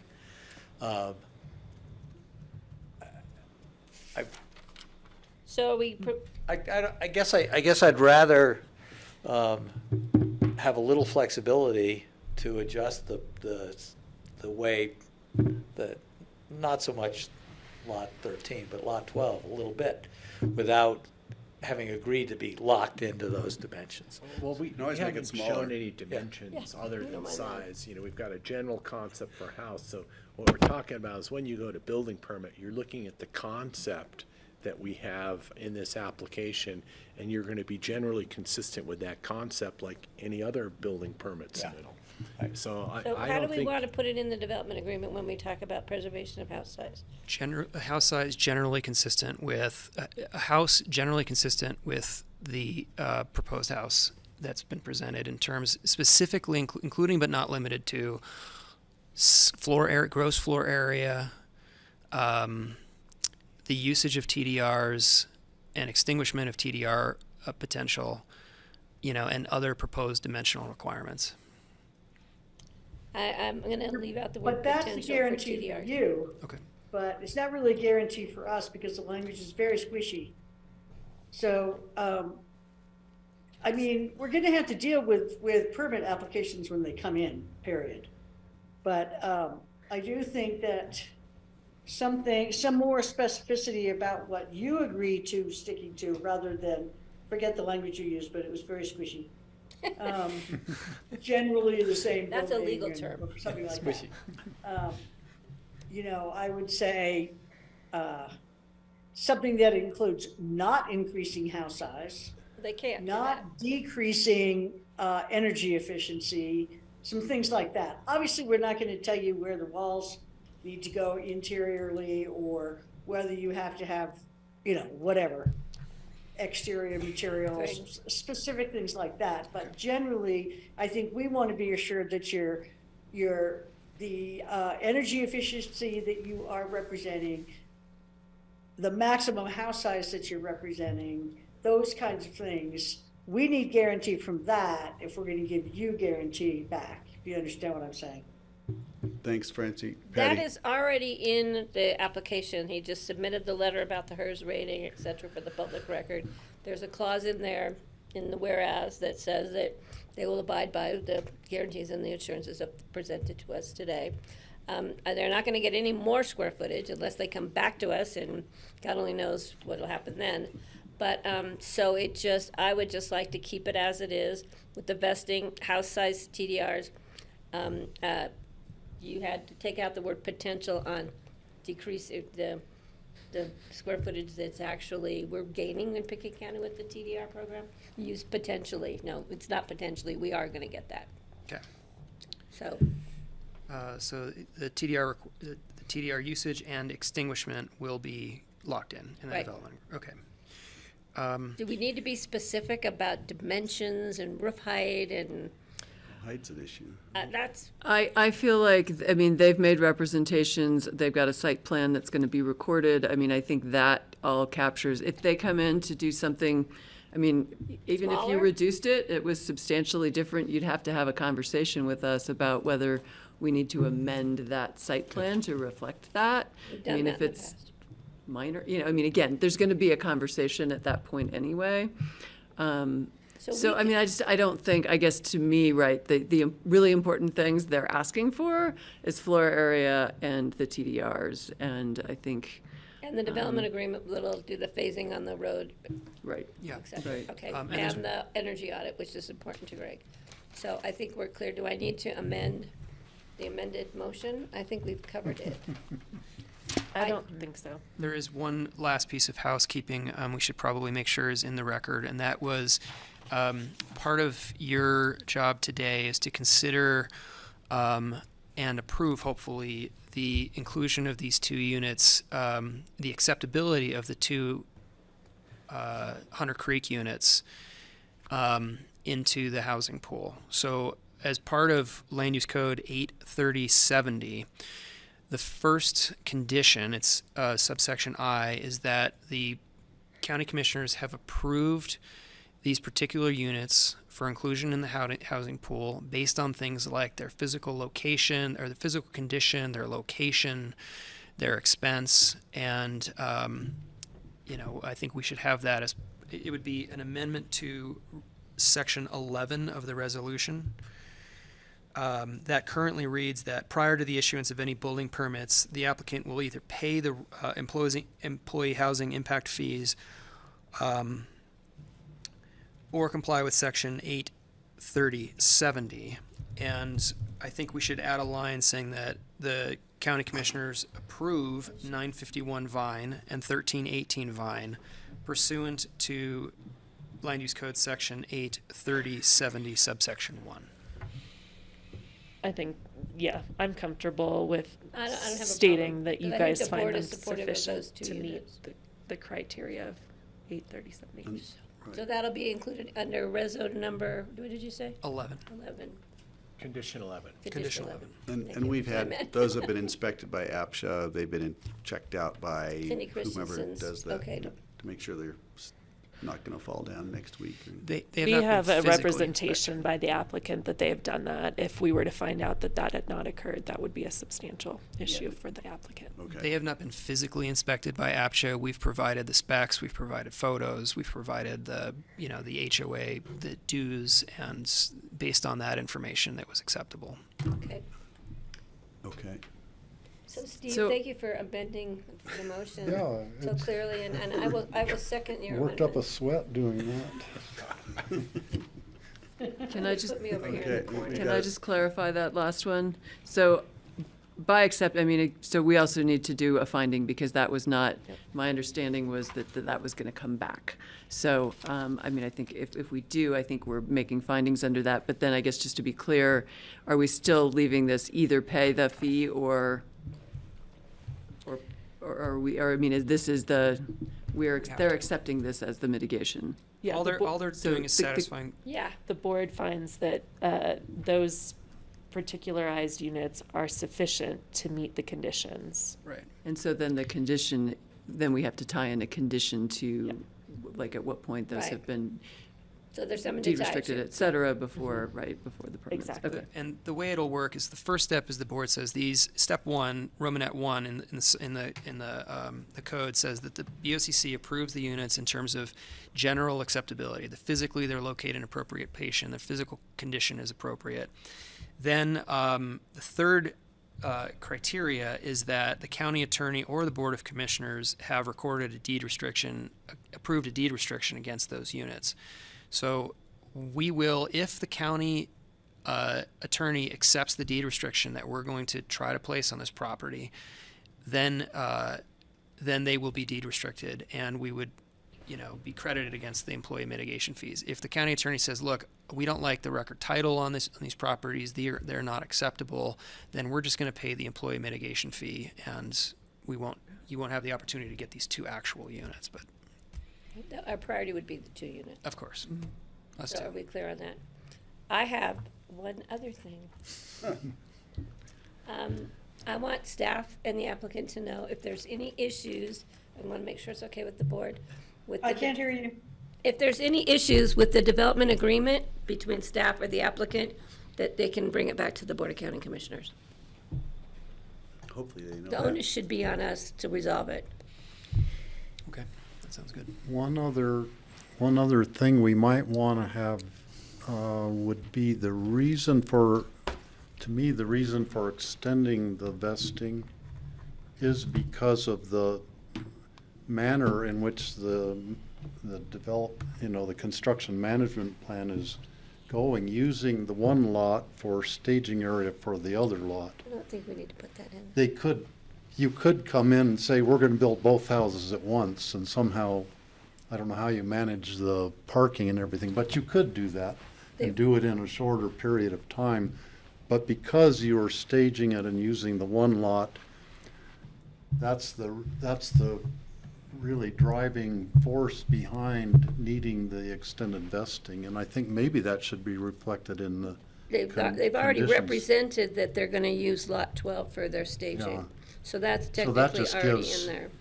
It's the criteria in the code references phasing as one of the reasons for the development agreement and the extended vesting. So it's right in the code. It's already in there. Yeah, and then they've represented it at this public meeting, so.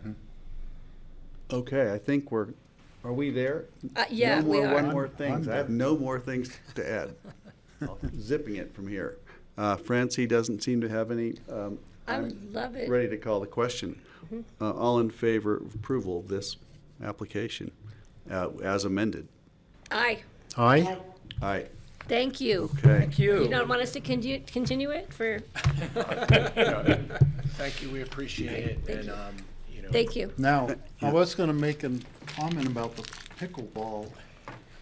I have heard that there are many injuries happening to pickleball players nowadays, and the owners might want to consider playing tennis instead of pickleball. I just want you to Pickleball's like reassure, 5 minutes ago, you I guys. want you to reassure Steve that there's no barbed wire fencing in that tennis court or that pickleball. Thank you for that. Yeah. Thanks, guys. Yeah, the Thank you. pickleball thing, I Okay, decided not to mention we still need that. to go to open discussion? Yep. Oh, we lost staff. I'm Are you still taking- Laura's coming back. Laura's picking it up. Okay, thank you, guys. We're gonna keep moving. We're gonna try and be out here by 5. I have one quick thing. appreciate it. Thank you. And Glenn, thank you. Nice The to meet you. presentation was really I'll clear. let you know how Scotland is. Really appreciated that. Thank you, I know, appreciate Good job that. on that. Thanks very much. Okay. Thanks, Ally. I tried to get you an endowment. Real quick, since we're Okay. out of here at 5. Open discussion. Yeah, I have one, and I talked briefly with Francie. I would like to do a letter of thank you and appreciation from the BOCC to the members of the assessor's office and those who have been handling the BOE because of all the stress and pressure they've been under. I have started drafting a little thank you note, Francie. I did this last night, so I'll work on that if it's okay, and I would like to bring it back to the BOCC for signature by all 5 of us. You guys okay with that? Yep, I think that's great. Sounds good. So I have a draft here, and I'll work on it. And that's all I have. I think we should even extend, perhaps, buy them lunch or something. We Well, should take them out to the lunch. assessor's been doing that for her staff, Got it, okay. She's taking care of and them. I brought All them right. cookies. Okay, that's good. All right. All right. Oh, Glenn, you were on the advisory group, weren't you? I got one of those. Oh, you did? Oh, he's already got one. Take another. Did you get one of the really nice ones, though? It's really nice, thank you. Okay, I was gonna give you one. And Oh, Yeah, Yeah, give great. one to Yeah, Blake. thanks. For Blake, yeah. All right, thank We- you. I was trying Thank to you. catch it, but then Have a you good said that. afternoon. Thank you. All right, Appreciate it. thanks, everybody. Okay, any other open discussion items? I see none. I will make a motion to adjourn. Oh, would you like me to do that? Second from Francie. All in favor? Aye. Aye. Thank you, Thank you staff. all. Thank you, grassroots. Thank you, Laura. All Thank you, right. guys.